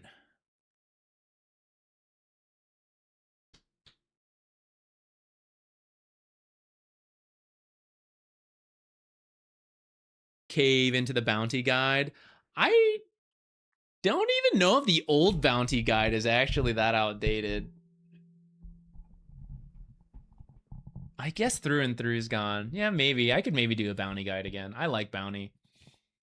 But I actually don't think there's that much different with him. I think it's still like early roaming. I think it's less about playing bounty and more like, can you read the map and like identify who you should be playing with? Who's your favorite hero to play right now? I'm having a lot of fun with Venomancer and Zeus. I think I enjoyed our Lone Druid playing, but it's also just stressful at the same time, where I don't know if I fully enjoy it because of that. Zeus and Venomancer have been a lot of fun. I think Bounty is also interesting enough, but it's not that different from old Bounty that I felt like I'd have to play more. I could be interested in IO, but I would really need to play a lot of IO to be able to speak to it. I mean, I could lie through my ass. It would only be like 70%. No, swap it. It'd be like 30% lying of like, I don't really know because I haven't played enough. But 70% like I do know and I played it in the past. But I don't generally try to do that. So I need to play the hero a lot to fill in that 30%.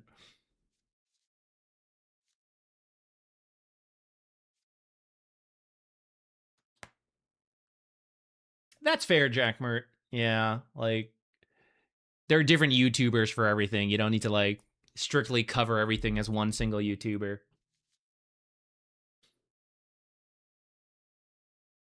Consider the Alch 5 like you did Lone Druid. Let me look at the numbers before we end the stream.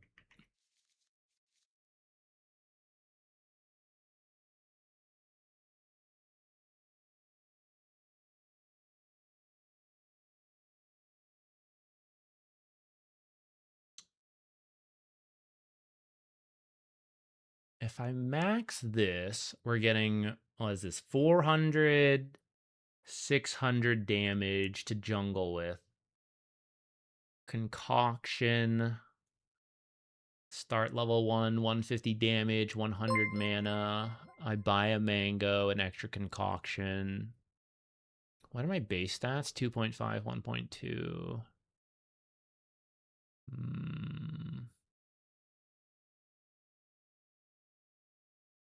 Berserk.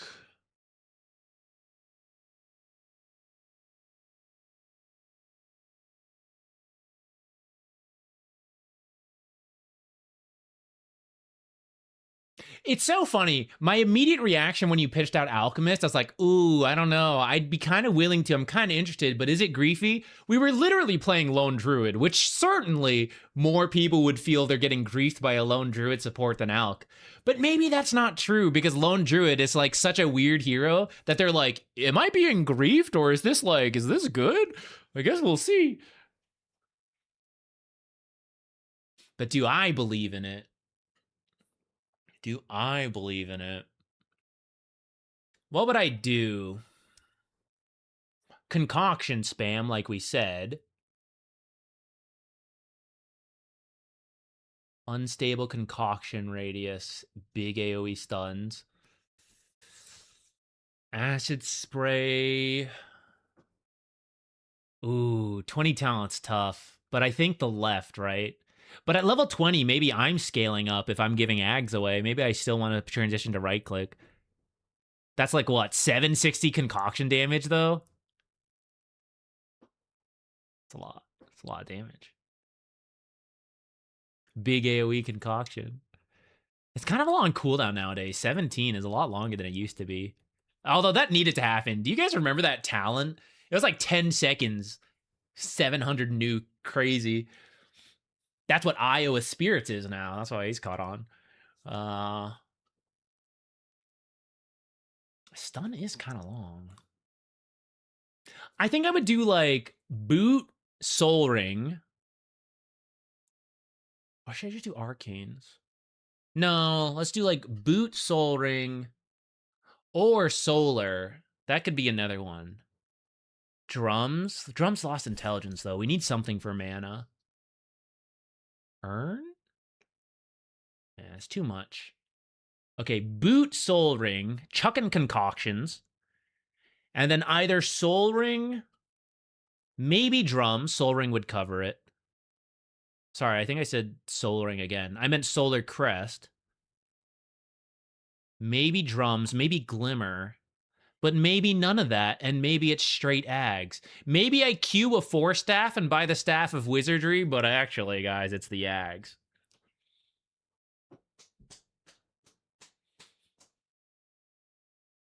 What do I do after that, guys? What do you build out? Do you just keep giving out ags?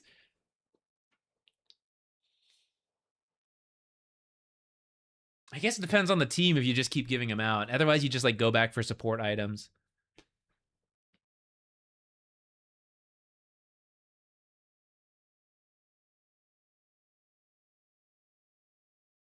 Maybe I do want an urn. I'm going to fight a lot.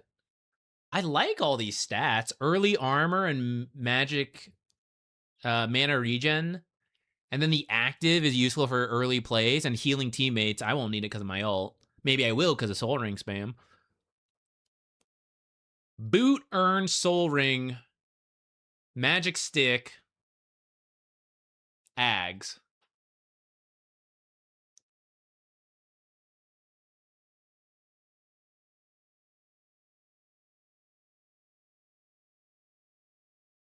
Feels like I might be smitten with the idea of Alg video. Maybe. I like to think through the thought experiment, right? It's one thing to just say like, oh, that hero's no good, it's bad, whatever, because it's like historically that way. But Dota is always shifting, and I think it's worth at least thinking through ideas you don't believe in. Which Alk is kind of an idea I don't fully believe in, but it would be funny. It would be kind of fun to do. I won't lie. I'm a fun gamer, you know?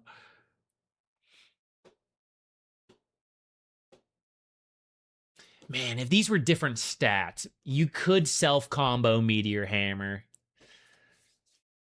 But the stats just make no sense on an Alchemist. Damn. Yule someone and then stun them on the drop. Phylactery. Nah, it makes no sense. There's too much over-investment in the stun. This is already the half the Ags already at that point. Yeah, I think I would do like the boot, Soul Ring, maybe in the urn, and then either blink if my team needs initiation, so I can keep blink, stunning, back out, repeat, or go for Ags. And then if I do the blink, then I do Ags after, I think. And maybe there's a boot upgrade, but I'm not 100% sure on that. Oh, that was the other thing. Yeah, Shard, but I don't want to get that too soon. I do like the idea of having a Dispel for teammates, though. Dispel, attack speed buff, HP regen, it's all pretty good. I wish the cooldown was a little lower. I do kind of like it. Yeah, I don't know. Maybe I am getting sold.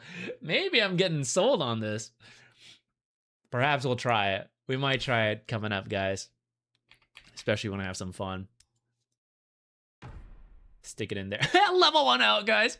How do you think you see that? You see me pick one level 1 Alchemist as your position 5 support. Oh no. Oh no. How many games of Alch have I played? Oh no, guys. This pops up on the screen too. You see a level 1 Alch. You see it load in ZQuixotix 3 and 15 Alch. Last game 559. 1000 GPM though. Damn. What was I doing? Probably game ended too fast. Game with the boys. 2019 is the last time I played Alch, guys. Surely I'm a much better player since 2019. Now we can make it work. Now, it's a different game since then, guys. It's essentially the first time I've played Alchemist. Is that better or worse? Oh, man. Okay, we'll simmer on that, guys. We'll simmer on that. I've kind of warmed up to the idea a little bit, but we'll see. Okay, I'm gonna think on it. Phoenix might. Okay, Phoenix is actually a legitimate one we might do. I've always meant to like really sit down and get good at Phoenix because it's been such a popular hero for so long, and I've never really been a Phoenix player. I like kind of understand it, and I dabble every now and then, but I feel like I need to churn through like 10 Phoenix games, and then I'll have a much better grasp, and then probably more, but like at least like a good handful in a row, you know? Maybe it'll be Phoenix, because I don't think we have a guide on that either. Okay, guys. I think I will start. I'm gonna start a raid over to a B cop. Let's do that. How do I use Winter Wyvern's new innate? I thought Splinter Blast would be the default, and I think it is still good when you need to split push. It's like a little, it's not a lot of damage, but like, hey, any damage is a little damage to speed things up. I actually think the scaling on Q and E are pretty good with talents. So I think if you can justify either of those, it's decent. But I'm not 100% sure because I have not done it. I don't think you hold it. I think you use it pretty quickly as support. I think as core, maybe you could to get a little bit more intelligence. But I think a core would also want the levels in Q sooner. 1,000 GPM and lose feels bad. Yeah, it must have been my friends. They must dead weight, you know? They're where I must be losing. Couldn't be me. Couldn't be me. All right. I don't know if we're going to stream tomorrow. I don't know a video I want to work on, so maybe we will just end up streaming tomorrow. But otherwise, Wednesday we'll be back, more replays. I still don't really have a topic, so bring whatever. I feel like we need to bring topics back. I liked the idea of topics, and we haven't done it in a while, but I just haven't really had an idea to go with. So I'll think on that for the future. Anyways, see you on Wednesday at least. Maybe tomorrow is like some Alch support stuff. We'll see. All right, Twitch gang, I'll see you later. Everybody have a good rest of your week. Bye-bye. YouTube, peace out. It's not stopping. YouTube, I think we're still here. Going. Song's a bopper, though. Legend of Zelda remix.